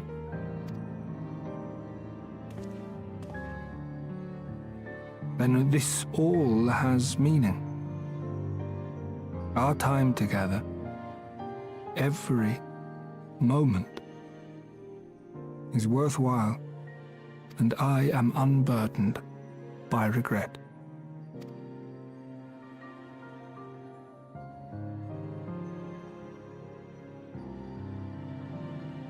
That said, it is possible my motivations become something else entirely.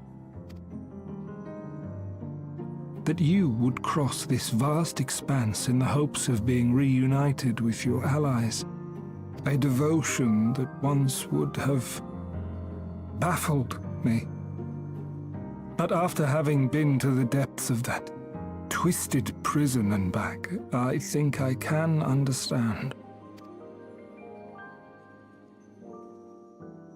Now, I have pulled back the curtain as far as I dare. The people of your age call this the Ethereal Sea, a name I quite enjoy, for it teems with life, each star a soul on its journey. Good morning. How you guys? Up. I'm good. Up's a word for it. We should be in bed. And among these uncountable But we have an stars, autistic little toddler that's running it was around yours that crossed creating my path. havoc. For that, I shall Excellent. be May as forever well suffer grateful. it on Final Fantasy. Yep, I finally finished the normal raids and alliance raids of Endwalker. They're very interesting and sad. I don't know that I've done those yet. I wish you well on your journey. She's Final Fantasying it out. I'm A journey as getting long as your a star is trophy bright. on Phasmophobia. A journey not bound by Oh, the shit, I haven't played confines that in of this forever. world And, or any other. I was like, man, this game's easy. So now you don't only have the people of Eorzea that all fall in love with you, now you got all the freaking Ascians falling in love with your ass. Only the cool ones. Elidibus, Lahabrea's son. What? Elidibus doesn't love you. Actually, he does. You'll find out if you do the raids. But it's during the Alliance raid. It's the normal one. It's the normal Alliance raid, but yeah. It's the one with the 12 series. The wait was a pain in the ass, but it was well worth it, the story. Because she actually looked really sad that he's leaving. Kind of like She the is same in emotions your- that she has when Harashafan died. Oh, we are very Kristen Stewart's on our emotion level. They're all the same. Yeah. It's all the Riddle one. You know, I need to stop At least getting you make attached to these characters. They keep dying, disappearing, coming back, rip your heart out again. I need to stop getting attached, like, seriously. Game does a good job.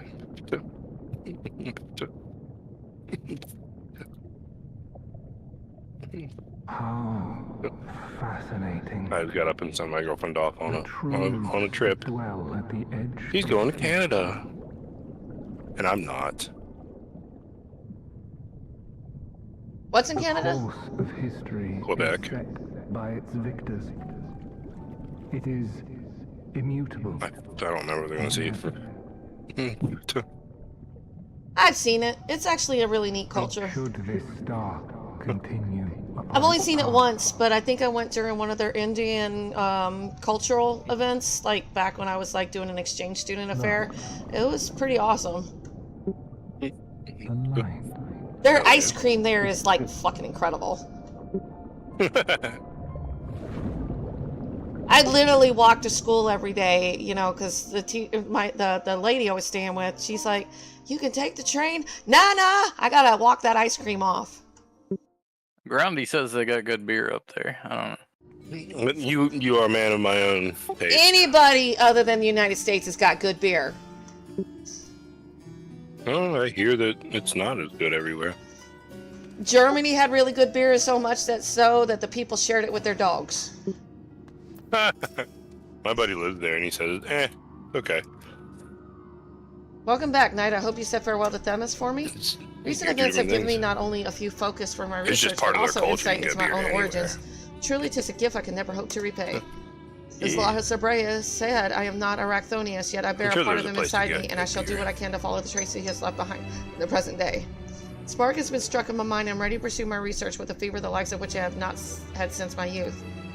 Doubtless I doing shall have anything? need of you in the days and moons ahead. When that time comes, I only hope that you will once again lend me your sound counsel. Finishing Until up then, may you Phasmo, fare and well. I'm probably heading to bed here shortly. She's starting to yawn, so. Well, this time maybe she'll actually go to sleep without crying about it. Maybe. Phasmophobia. The more I try to make sense of what happened, the more my mind ties itself in knots. It will take weeks or I dare say months to navigate this maze of questions. I may have to suggest to Professor Claude and hire more assistants. There's no control. You can't shoot back, and that's just, I don't know why it's scary for me, but I'm a big old lame-o. Knight, may I have a moment of your time? I would very much like to hear of the battles you fought with Pandemonium that appeared in our age. Yeah, I like the message that was left behind to me by one of the Asians. He said, I hope we meet again. But he literally made a message, and it made it back to me in the future. It was La Hebrea's son. And he actually got reincarnated in by the guy that asked me to research it.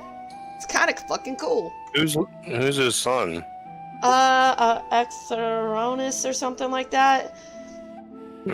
He's a dark-skinned Asian, but he ends up being reincarnated into a researcher here in Labyrinthos, and his name is Claudine.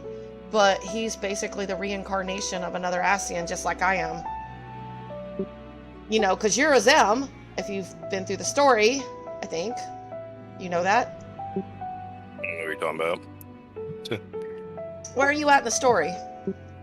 I beat Endwalker. Okay, then yeah, you're a Zem. They've pretty much established that. You just haven't awakened. I don't know what a Zem is. A Zem is basically the Asian that we were in Elpis. They kept elaborating to it, and they got pissed off because I wouldn't side with either side. You were the wanderer that took over Vanat's position. I thought about that.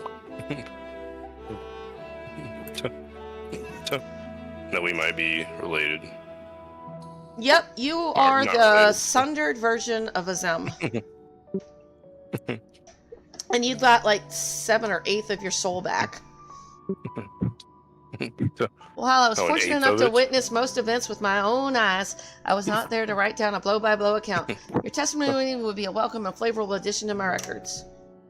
And if you're beyond Endwalker, you should have known this. So I'm not feeling like I'm spoiling it too bad. Yeah, I'm in post. To think your foes would be even more fantastic than the ones you faced in the past, truly not even my wildest images get close to what reality gave us. Because Emmett Silk kind of brought it up a little bit. Thornton was the first one to say, "Who the hell are you?" because it showed the reflection. But Emmett Silk kind of saw you for what you were. Elidibus, I think, did for a minute, and then it got brought up again in Elpis. Yeah. So there were 2 sundered Asians, at least on the source. There's one on the first, if you've been through the raids on that one, because that was brought up in the Eden series, because Gaia is a sundered Asian that was reincarnated.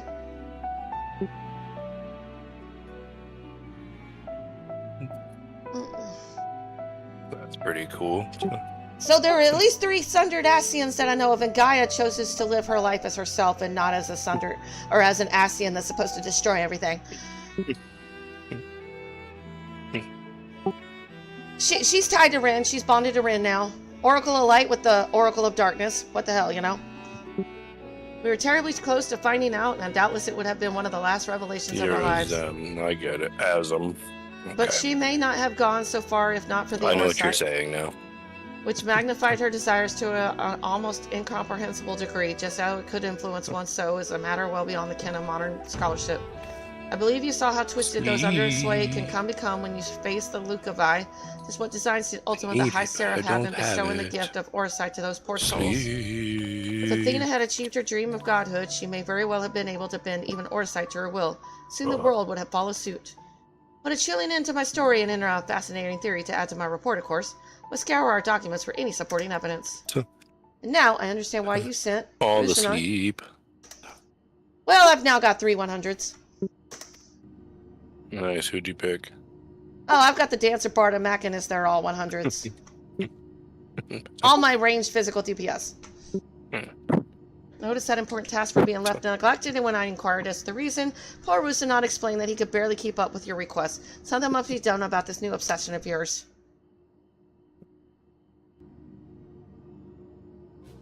You must pursue it until you find the answers you seek. I believe you are on your way to a discovery that shall make you the envy of your peers, myself included. We often find breakthroughs only after shattering the rules of conventional research. I shall tend to Rusenhart's task, but you must promise me that your report will be a thing of wonder. Of course, Professor, you have my word. I shall give every scenario a fair shake where evidence is lacking. Imagination shall fill in the gaps. I shall blend the lines between fantasy and science so skillfully that you will doubt if they were ever there at all. Alright. I would expect no less from one of my assistants before you put pen to parchment. I would be honored if you share some of your idle musings with me. I will, Professor, I will. If you have any interest, Knight, and I know you do, stop by any time and I'll share with you my most recent theories. Yeah, I'm working on the Viper now. I mean, Dawntrail is centered around the Viper and Picto.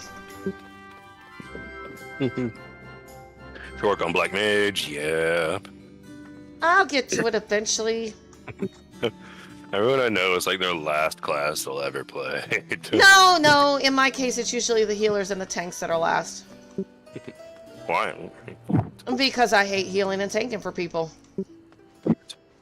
That's true. I forgot about that. I will save them for the Scions of the 7th Dawn.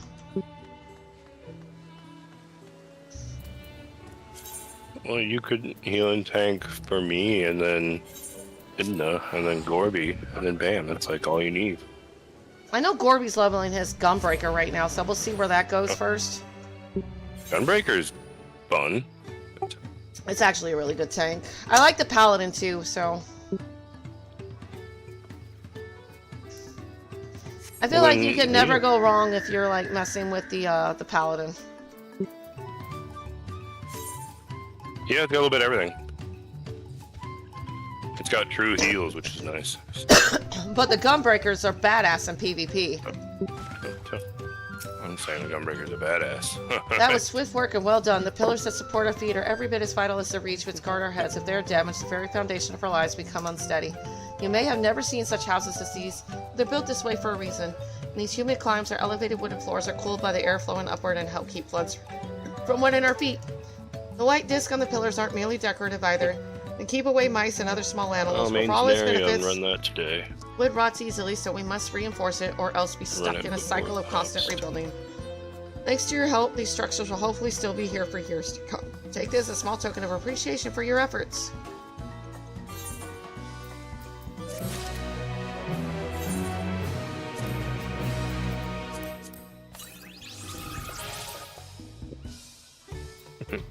I actually just did a side quest for a talking husk of corn.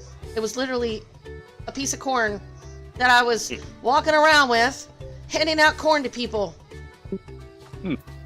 Because he was worried about people starving, so he wanted to help people not be hungry. So we gave him his flesh. It was like an imaginary corn friend. And I'm just staring at it like, what the effers am I looking at? Say effers. Effers. I got a kid. I'm trying to say cuss words without saying cuss words.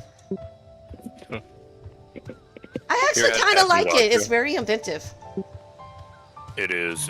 It's you feel creative. I mean, I say mother effers all the time, you know? I actually think that was very creative. It's like I can't completely break the habit of cussing, but I'm trying to change it so that my daughter's not saying it. Like D-head, I have to find a way for her to stop saying that.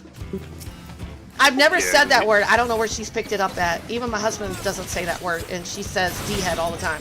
I'm like, where did you pick that up? Of course she can't tell us, but you know, she's supposed to be like non-verbal. The words she does says are all cuss words. It's like, can we learn something else, please?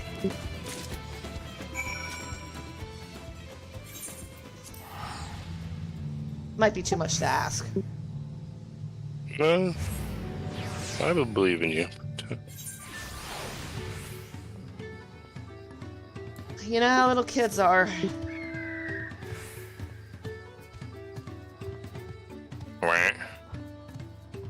So you're gonna start Dawntrail now? gotta do post. Ew. I just haven't had the motivation, but I'll do it. It's actually really good. I liked post. I think it was way better than the main, to be honest. Really?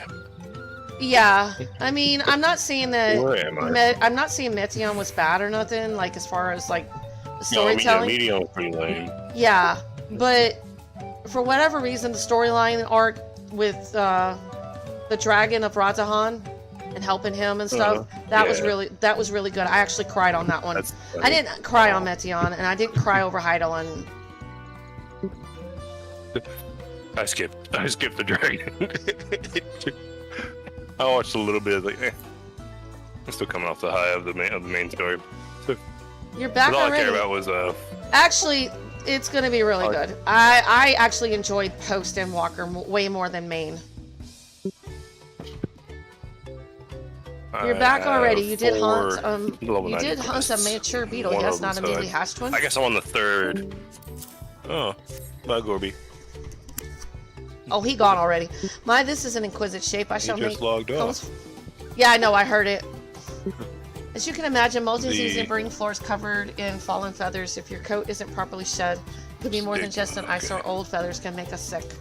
That's why a good comb is an essential to us as good spirit. It's also why you deserve a reward that befits your contributions. Second dungeon, I haven't done it yet. What are you doing right now? Main story, Dawntrail, and side quest. I can do the Fell Court of Troy if you're interested. Oh, what? It's, I think, the second post dungeon. Oh. You don't have to, though. It's chill. I can just walk around and do Sanctuary Island. If we get in there quick, maybe, because I'm like, my medicine's been kicking in and I'm not feeling too well. Okay. I want to help, though. It doesn't have to be now. I've been sitting on it for a month or two now. If you're still on in a few hours, I can. I'm gonna get some sleep because if I don't get some lay down soon, I'm gonna get nauseous and start throwing up. I'm taking codeine right now and the steroids with it, and it's wrecking havoc on me. How long do you take codeine for? Are you taking codeine? They just recently prescribed it because of the bronchitis. Right, but I take it when I need it now. It was every like 6 hours, but now it's like once in the morning, once at night. Okay. And there I thought these feats would have us battling dire fiends or similar. Agriculture is a far thornier problem. I know she wants to do her best, but she should be careful not to make promises she cannot keep. Look at these fields. Why, this could be a painting. You can all stand back. I'll get to the bottom of this problem in no time. Give me strength. Let's all of us scour the fields and help our bold leader identify anything unusual.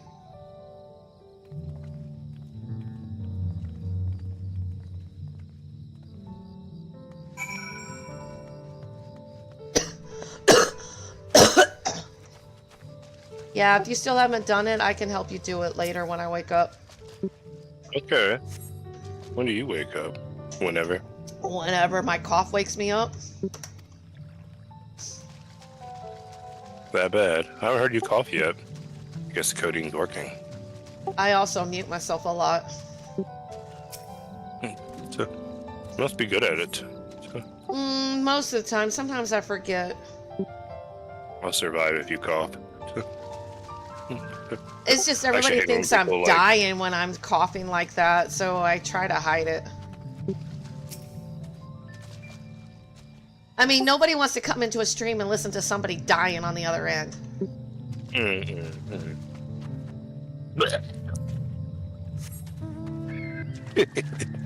ever played Nox, the old 1990s game? No. 2000, no. Okay. Had great death sounds.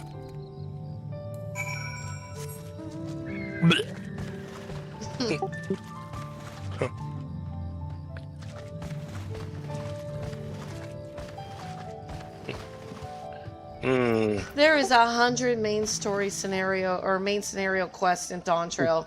Just 100 in the main scenario. Just the main story. And I'm like, that's not even including side quests. Damn. Is that a lot? That doesn't sound like a lot. That's a lot for main story. Now, there was a lot during A Realm Reborn. There was over 240 something. Yeah, there was a lot. Reborn. Seen enough. I'll call everyone together and we can share our discoveries. But in all fairness, with the other expansions, they're tied together. They're like chain quests until you get to the end. Yeah. A Realm Reborn actually had them separated more. So they're kind of the same, but it doesn't look like it because they chain it together. So I don't see the difference. Well, what do we think? Any obvious problems? I'd consider Endwalkers part of Shadowbringers. Pretty I think much. it's the same thing. Endwalker kind of ties everything together. By the time you get done with post and everything's like all the loose ends are tied up. I agree. Yeah, The waters look to be of good quality, as does the mud in which the reeds have been planted. The frogs and insects are unusually torpid. This suggests the problem is affecting not only the Most reeds people but are also saying the creatures Dawntrail's that not live among worth them. like Could something invisible to the naked eye be polluting not the worth water? them returning. We would need an alchemist to know for certain. There's a problem. The game's getting old. I don't have much to add about the fields, but something else occurs to me.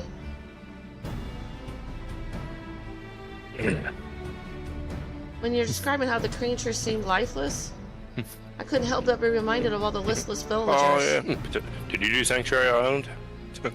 I did some of it. It's kind of boring. They've suffered a terrible tragedy, I know, but there's another reason for their flagging spirits, I believe. No, you actually Go just on. have to do it every day.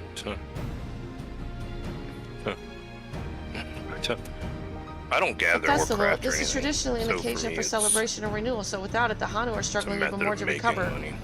The last time I visited, the village was in the middle of the festivities. You'll never see the Hanu more If joyful you and already have alive. crafting, you probably It's an don't need indispensable part of their culture, and its absence will only compound their woes.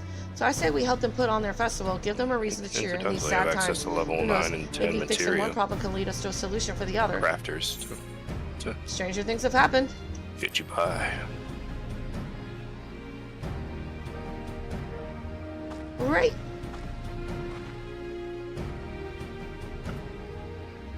I fail to see the relation between festivals and fields. Let's not be too hasty in dismissing the idea. Things which seem unrelated can later prove to be connected in surprising ways. True, and being bereft of ideas as we are, any proposal is worth entertaining. I suppose. Besides, this is Lala's journey. It's only right that we follow her lead. Forgive my antics. Thanks, everyone. By the way, does anyone know where the festival float is? It's like a boat woven from reeds that And you look are like a actually bird. asleep.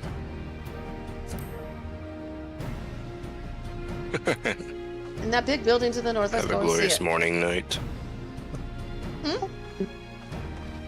You seem to be pretty asleep. Not yet.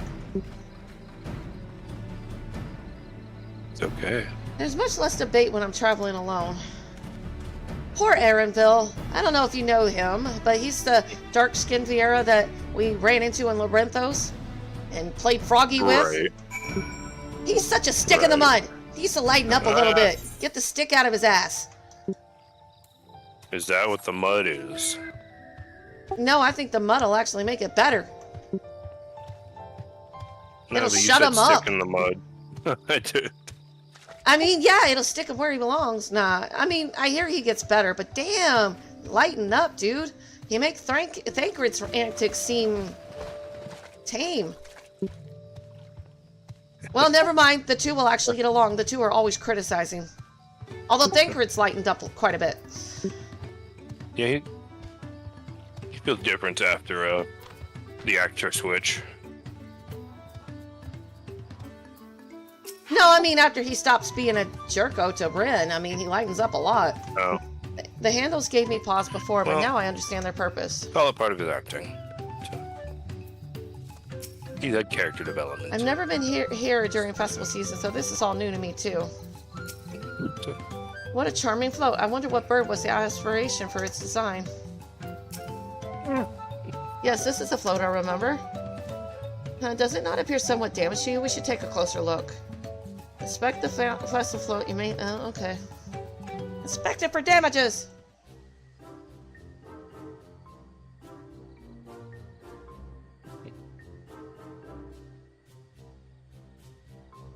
I'm just finishing up the quest I'm on, and then I'm probably gonna go to bed. But yeah, if you still need help with your dungeon later, I can help. It'd be nice for queue time, but it's okay. We will see. I wasn't having any problems on Crystal until later in the night. Oh yes, it's 4 a.m. now, and I'm not gonna I've learned one thing: don't try to queue up for front lines before reset. Yeah. Oh man, people were so bitchy this morning. Like, somebody blamed the person doing callouts for losing PvP, and I'm like, actually, no, he was spot on with the callouts. The problem was, y'all didn't want to freaking listen. You kept chasing the blue team that was kicking our butts and feeding them the numbers. You don't go after the team that is killing you and giving them the numbers. When you die, we lose points. You gave it to them. Why didn't you go after the yellow team who had no points? Instead, actually yellow team caught up with us and we ended up in last place. I'm like, you don't go chasing people. Even if you end up in second place, you just don't go chasing a team that's already kicking your butt. You just don't do it. Now, you start wheedling them down. See, some teams are very good about drawing out onesie-twosies and they'll start eliminating you. And that's because that team is doing exactly what we told you not to do. You don't go chasing into a mob, because then you just... That's stupid. Well, that's definitely broken. How will they lift this great big vessel without all the carrying poles intact? I've never played a big game before.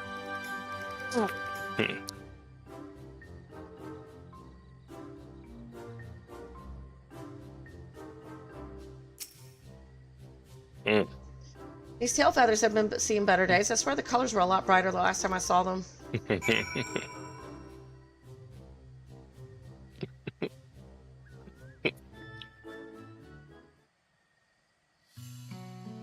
I guess so.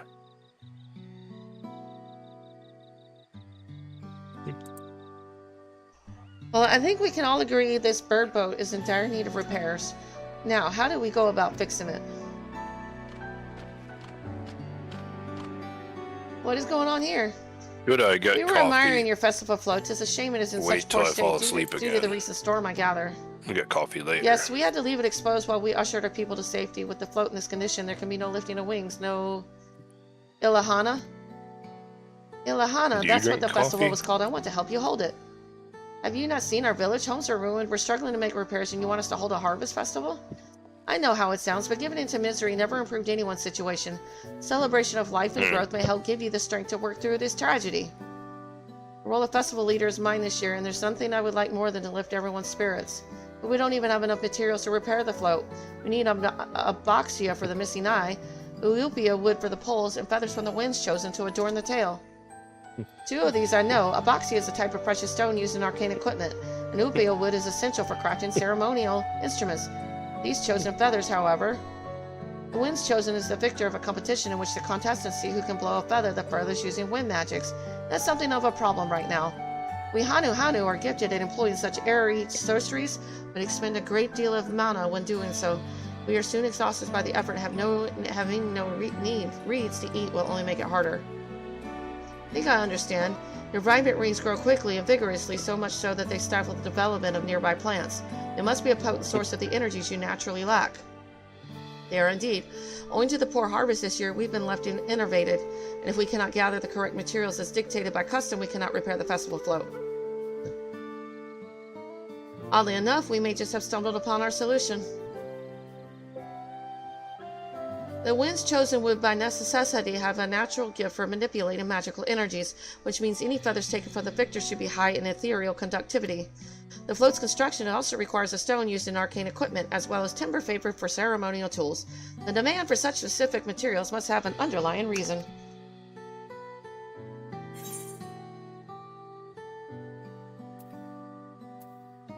The float might also function as an arcane device.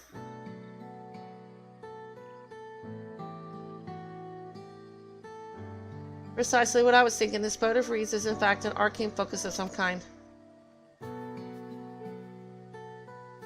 A focus for what? Oh, Ilahana is a harvest festival, isn't it?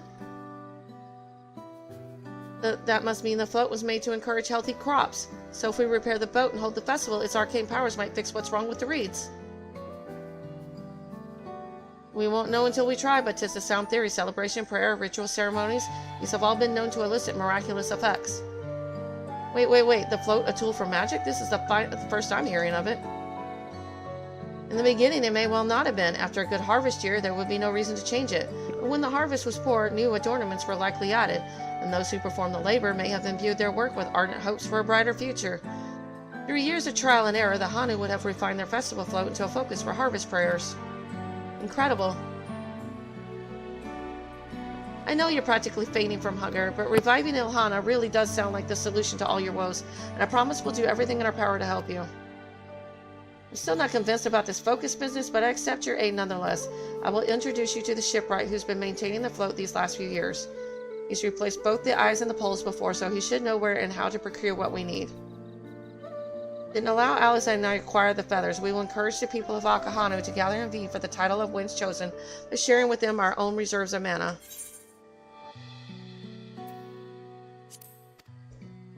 I'll go with you. I carry some alchemic brews that may afford the same effect.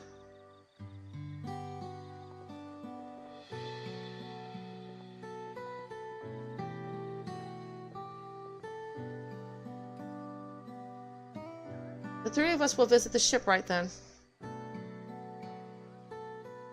Not without me. I've worked hard to fix the float as best I can, and the responsibility is mine after all. Not introduced myself, have I? My name is Linuhanu. Nice to meet you, Linuhanu, and certainly let's all go together. I don't know why people don't like Dawntrail. It's a little slow, but I actually kind of like it. We're making progress now. The solution. Aspects of story. Well, yeah, that's me. But I can kind of sympathize with her, you know? And I'm not going to give away spoilers, but I'm actually sympathizing with her. We're making progress now. The solution to Akahanu's woes is as good as found. Thanks to Wak Lamont, we found ourselves a promising way forward. Experience and knowledge are valuable assets, but there's something to be said for following one's instincts. And a lot of people are arguing that the champion takes a back seat. We always take a back seat until they need us to fight a fucking god. Yeah. I mean, it's true. Yeah, we're I mean, it's like, oh, there's a primal. Can you go take care of that? We got to go do something else. You know, yeah, we got to go do this. Can you take care of that? I'm so used to it by now. It's like, okay. Yeah, we don't speak, so. No, what do you think? And we're like, yeah, it's a good idea.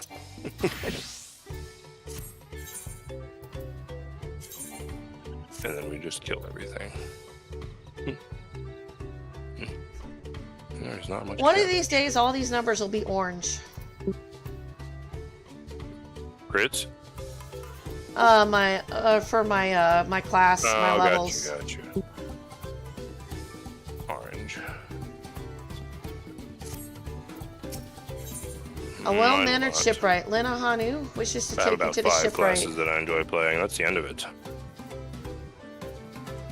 I admire your play style because I don't have it. Huh? Oh. Mm-hmm. I played Black Mage like all the way through Heaven's Ward and Stormblood. Well, I figured like my second playthrough, like when I do my next alt, what I want to do is just focus on one combat class and just push, because I want to see how fast you get to 100 by doing nothing but the same roulettes and everything, doing everything you're supposed to, like roulettes, the hunts, all that stuff. Because I'm on preferred bonus servers usually, and then I can just transfer them later. Just doing, I haven't even left like Redania, and I'm like level 55 already, just doing roulettes. Yeah. I mean, just the daily, and you're 55. You do the hunts, the dailies, wander around, get the Aetherites, and you're fucking 55, and you haven't even left the main area yet. I haven't even. Yeah. I was level like 90 something before I got to like Heaven's Ward. Dodged it. Now I've thought about also with this playthrough, just do the entire, the whole like A Realm Reborn, and then clean up all the side quests after that. Because it's not like I don't know where all the storyline goes at that point, but clean it all up. I mean, I can only imagine how high my level will be at that point. But I think I could hit 100 that way too. That you have alts. That's crazy. Do what? I can't believe alternate classes. Characters too. Yeah, why not? I want to hear the different little tidbits that come from playing different classes or different races and stuff, because you get separate dialogue for that. Yeah, so I admire you, but I couldn't do it. This game's too big. I know, it took me a year to get this far on the Viera. I could do that on Fallout. I could not do that on this game. So, He is especially strict I when will it never comes beat to manners. all the campaign. I will So never beat all make the sure to quests. offer him a proper I'll beat campaign, Hanu but I greeting. won't. We wouldn't want I'll to never offend beat him all right the before other asking a quests. favor. Proper I'll Hanu never beat all the blue greeting. Oh, that one. quests, 'cause I don't Don't worry, I gather. remember how it goes. And we shouldn't have any problems. Let's head to Urqopacha to the east of here. I should just watch you because you've done it all. I still sometimes forget, but yeah. That's what my hubby did. Like, after he skipped everything, he started watching my streams, and he's like, "Oh."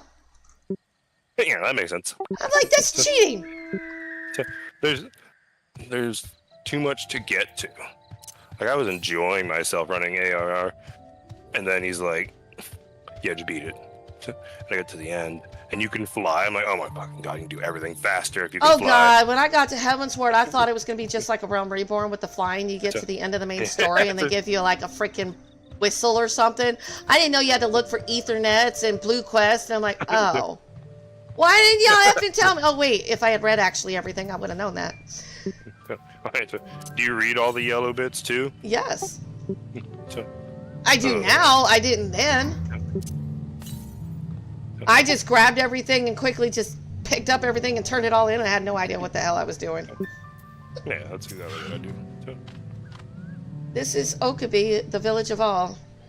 Those who drift in Kozama'uka from Tulula and elsewhere are welcome to live here alongside the Hanu. As for Wukivu, he lives and works in the House of Waters High, the top of the large tree nearby. Follow me, but I should warn you, the climb up the stairs can be challenging.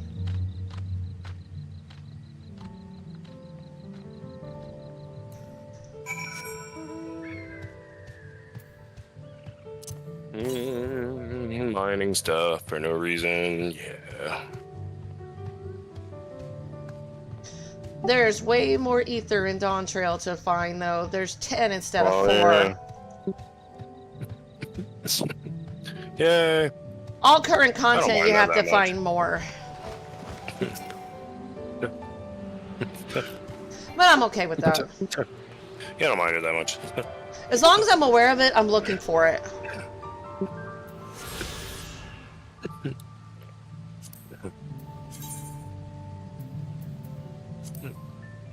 Oh, wow. So there are 10 ether currents. There's still the same amount of quests, but the ether currents, there are 10 total. I thought there was an extra quest. It's 5. I believe you, though. Now, Yeah, it I might believe be you. different on some of the other areas to go zone out, but 1, 2, 3, 4, 5, 6, 7, 8, 9, and 10 of the ether currents, yeah. That's not so bad. No, as long as you know you're looking for them. Yeah. I try to get to them, so I go looking for them. Like, so I don't have to worry about it later. Yeah. I say when you get there, you're like, oh, you're story locked, so you can't get there. Depends on where you're at. Truly. Cabbage seeds. So, I try to get to the ones I can get to, and that way I just don't have to look for it later. oh yeah.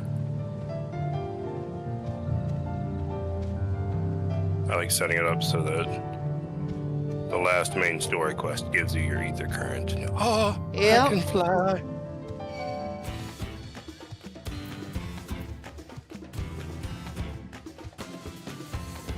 And sometimes it is story locked because it's based on the level of the zone and the area you're in. Yay. You ever buy the mount speed stuff? No.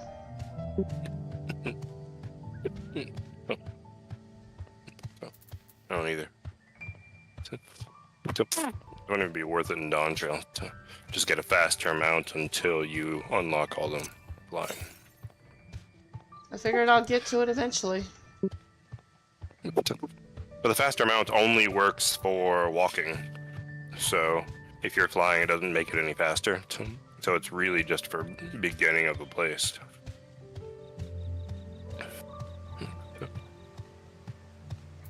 But it costs like hunt marks, so it's...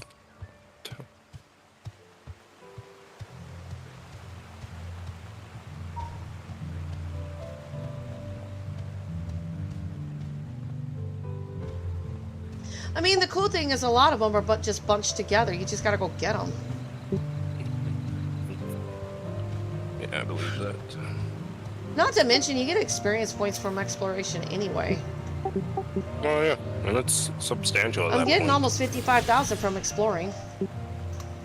Yeah.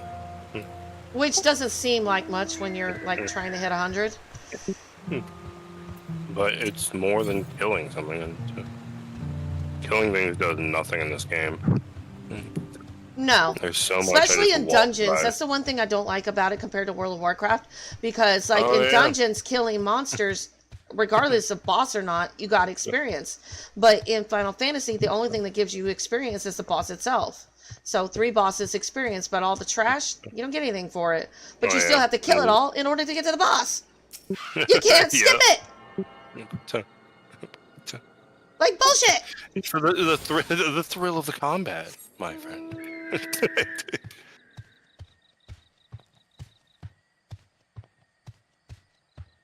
Well, I think I got most of them that I can get to at the moment.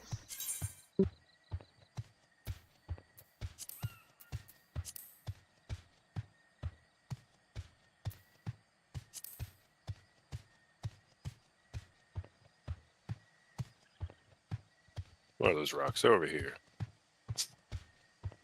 Go click on And they do the usual where you split up the quest into 2 sections first. Who do you want to do first? I just pick whatever, dude. I don't care.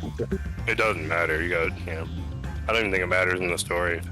It's going to be story locked. I can only do partial of the zone before I have to freaking go to the next zone, and it'll be partial there too. Just let me do the whole damn area and come back.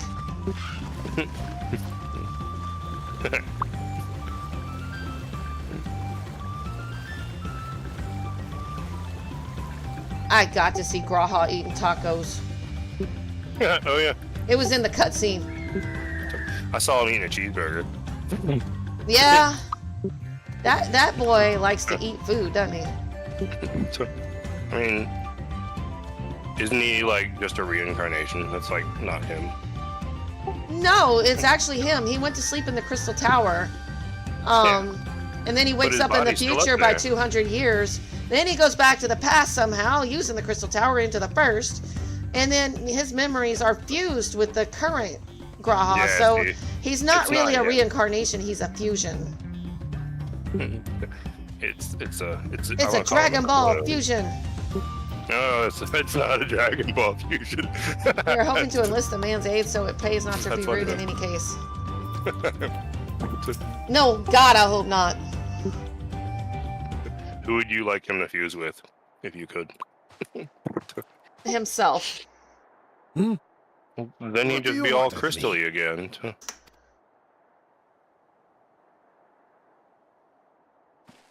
Right. He'll go dark and mysterious and cool, and then he just became all chipper.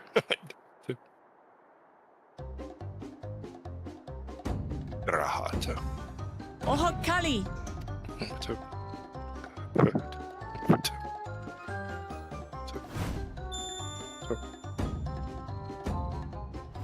Oh, Kali!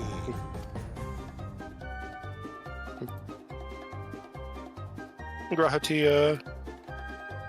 The cool guy. Good. You brought your manners with you.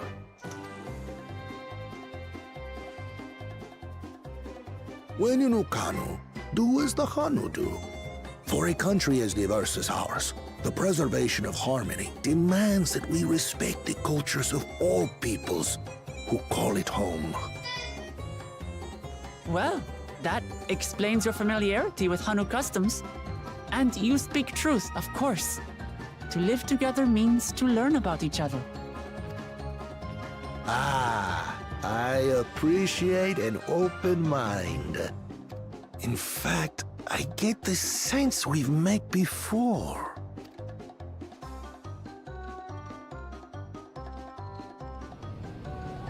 You're Urqopacha. Oh, what an unexpected honor for old Urqopacha. Here I am prattling on about manners, and I've gone and insulted the third promise herself. There is no excuse for this betrayal of etiquette. Take up your axe and claim my impudent head! I will not. Keep your... I hate formalities anyway, so forget about it, alright? Alright then. Consider it forgotten. How prompt. We're actually here about the Ihihana float. It's in bad shape, and we need you to craft new carrying poles and a new eye. I'm told you worked with Uyuipo wood and a certain kind of stone? Abokisha? That I do. But while I would like nothing more than to offer my services, I just used the last I had of both those materials. My lumber in particular went to fixing homes damaged by the recent storm. I'll need 10 days or so to restock. Thank you for being here. We can't totally wait don't that have long. to. If you tell me where to go, I'll gather them myself. What? Send the third promise out on an errand like some common lackey? That's utterly unconscionable. A gross violation of social protocol. I don't know what people are fussing about. This shit's funny. All right then. I shan't worry a whit. Maybe I just got an open mind and I find shit funny. You do have an open What's with mind. your Hanu friend there? I am festival leader this season, and have come along to oversee the float's repair. As strange as it may sound, Urqopacha and her friends believe the float is an arcane focus, meant to encourage the growth of our struggling reeds. Too many Hanu have forgotten, it seems. But that is indeed the true purpose of the lifting of wings. Your education is impressive, third promise.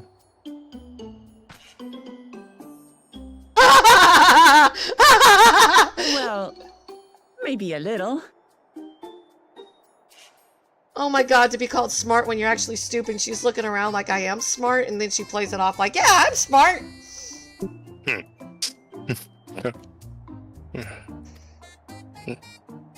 Allow me to show you where to procure Uyuipo. We can leave the Abokisha to your friends, I presume? Take yourself to Cave Kikitola, or thereabouts, and you should find the stones you need.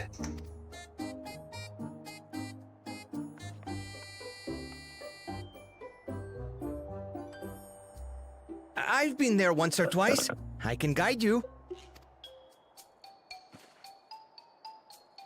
That should save us some time. All right then, let's get moving.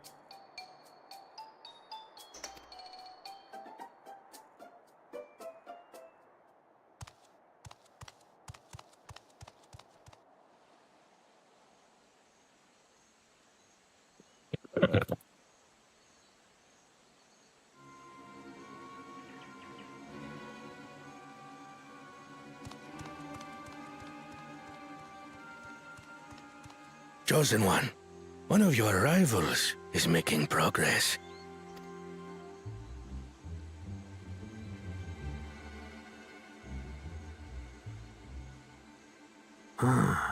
Ihihana, you say? Should our first choice fail to deliver, it might be wise to let this play out.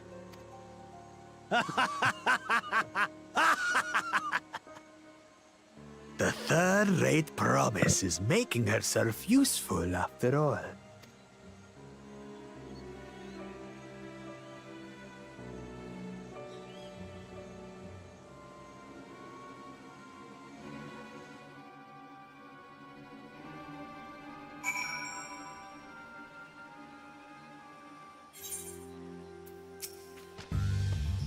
cave goes southwest of Okahana. We can return to the village first and head there on foot.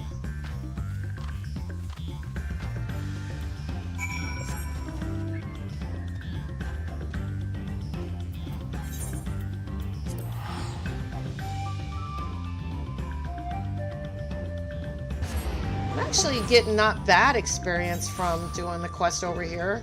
I mean, it is supposed to be current content, so you're supposed to get decent XP. Yeah. We shouldn't be overleveled, so. No, everything's at the same level. Yeah. Now, I will have to do some dungeons probably at some point to catch the other ones up. Southwest of here, was it? Let us be on our way. That's what to.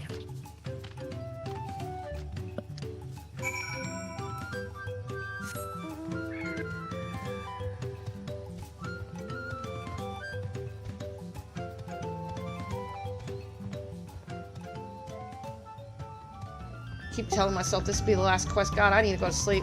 But that story is getting good. There's one more right next.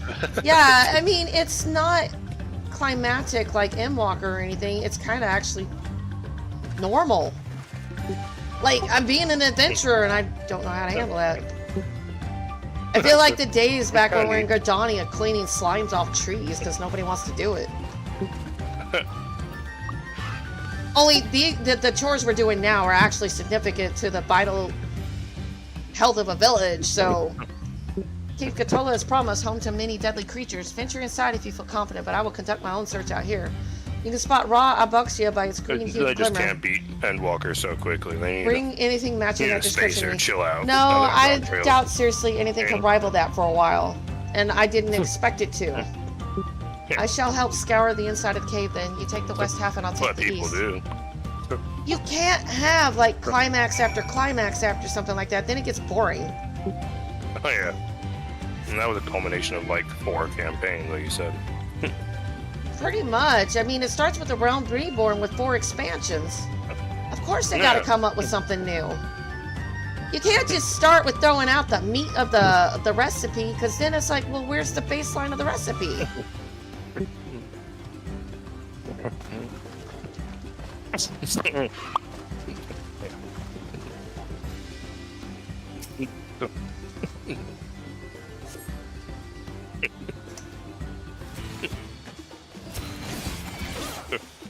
Yeah, this is like the new Realm Reborn. That's what I think. Well, it is, and it's 14 years after the first one was made. Jesus. If it takes I mean, another 14 graphics years. are going to be a lot different than when A Realm Reborn was made. So yes, the expectations are going to be a little bit different.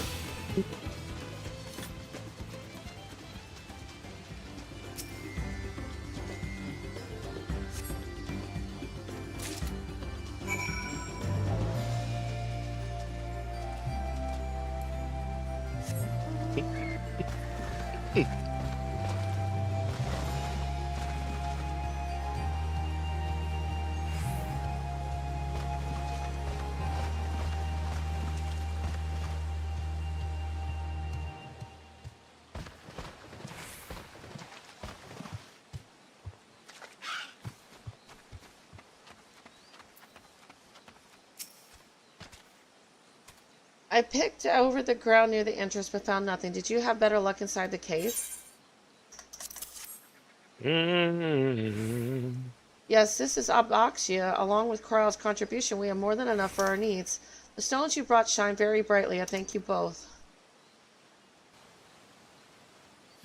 Acre pie.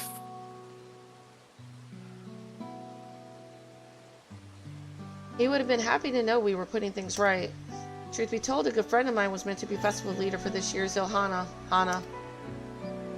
But when that big storm hit, he did not survive. It fell to me to carry on in his stead. That was why you agreed to walk Lamott's request despite your initial reluctance. Yes, it hurt to hear, but she was right. Though I must mourn, I cannot let my grief consume me. Her words made me realize that the path to my recovery, our recovery, is already laid out before me, and I will walk it for myself and for my friend.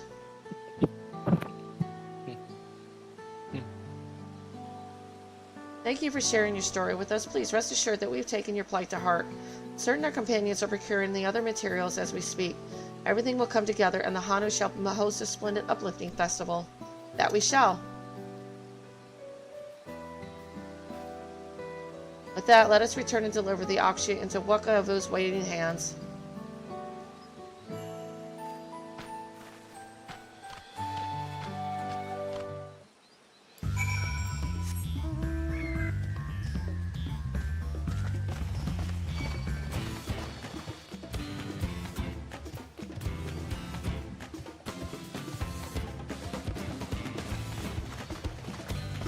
I mean, roulettes are still a good chunk of our experience, so... I do hate doing them, but it's still... eh. That's because you do them every day, huh? Every day that I'm on, yeah. I like it because it's the only way to play with my friends. They're all either way ahead of me or way behind me.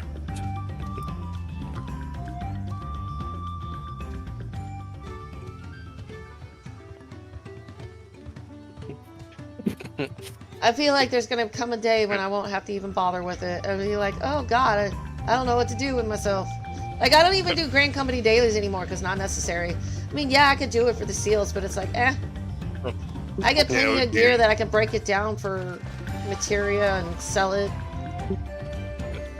You probably don't need seals that much. Not really. I do sometimes go and get them because I want the stuff to get the venture seals.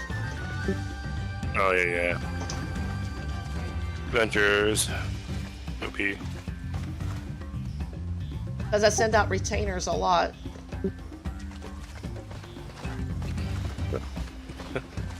I think a full stack gets you like 180 ventures, so.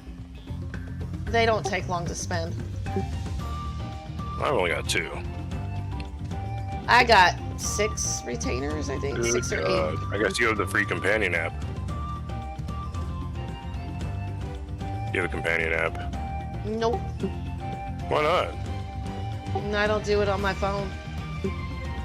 No, you don't have to do it on your phone. If you just, instead of paying the retainer, you pay $5 and you get the app to give you a retainer, and you can double your saddlebag, and you get extra free favorite teleport. A couple other things, but if you're paying for it anyway, you may as well get the bonuses. Tell me double your saddlebag wouldn't be nice? I guess if I ever used it. Yes, these are excellent samples of good quantity too. At this stage, you've likely summarized that the lifting of the wings encourages crops to grow, but not exactly how, eh? When you're in for a treat, if all goes to plan, the results should be spectacular. Now, to get to work crafting these pieces for the float, I could use an assistant versed in the arcane arts to enhance the Urqopacha's conductivity. And I'd be delighted to help.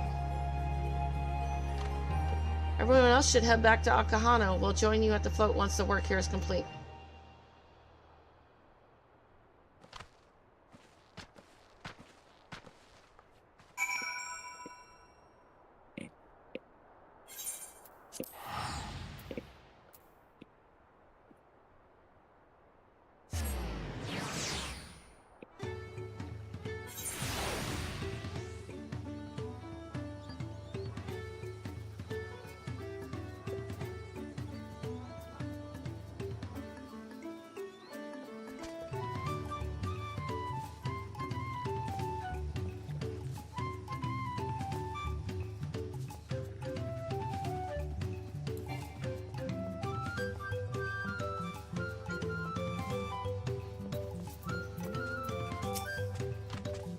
Gathering the Upio was a trial in and of itself. At first, Wakivo criticized everything I did. Then he suddenly yelled, "Spoken ill of the third promise, I must punish myself," and proceeded to slam his head into an Upiopi tree. I told him not to worry about it again, and it was like snuffing out a candle. He's an odd one, that's for sure. At least we've seen to the poles and the new eye. Now we just have to wait for the feathers from the twins. Alright, I truly am going to bed now. I will. Alright, have a glorious night. I will see you Thank tomorrow you if you still need, or today or whatever. If you still need help and you're on, I'll help you out. Sick, thank you. It's gonna be fun. Alright. Maybe I can convince you to heal. We'll see. No. You're like, no, I don't know you. No. I won't. Not after that fiasco. No way. What fiasco? I don't want to talk about it. It was a fiasco. Would you heal recently or tank recently? I healed. It was awful. It's okay. You're allowed to be awful. It's part of the enjoyment to go through the dungeon and figure it out together. I only ever heal Trust or Palace of the Dead. I don't do it with people. I'll go slow.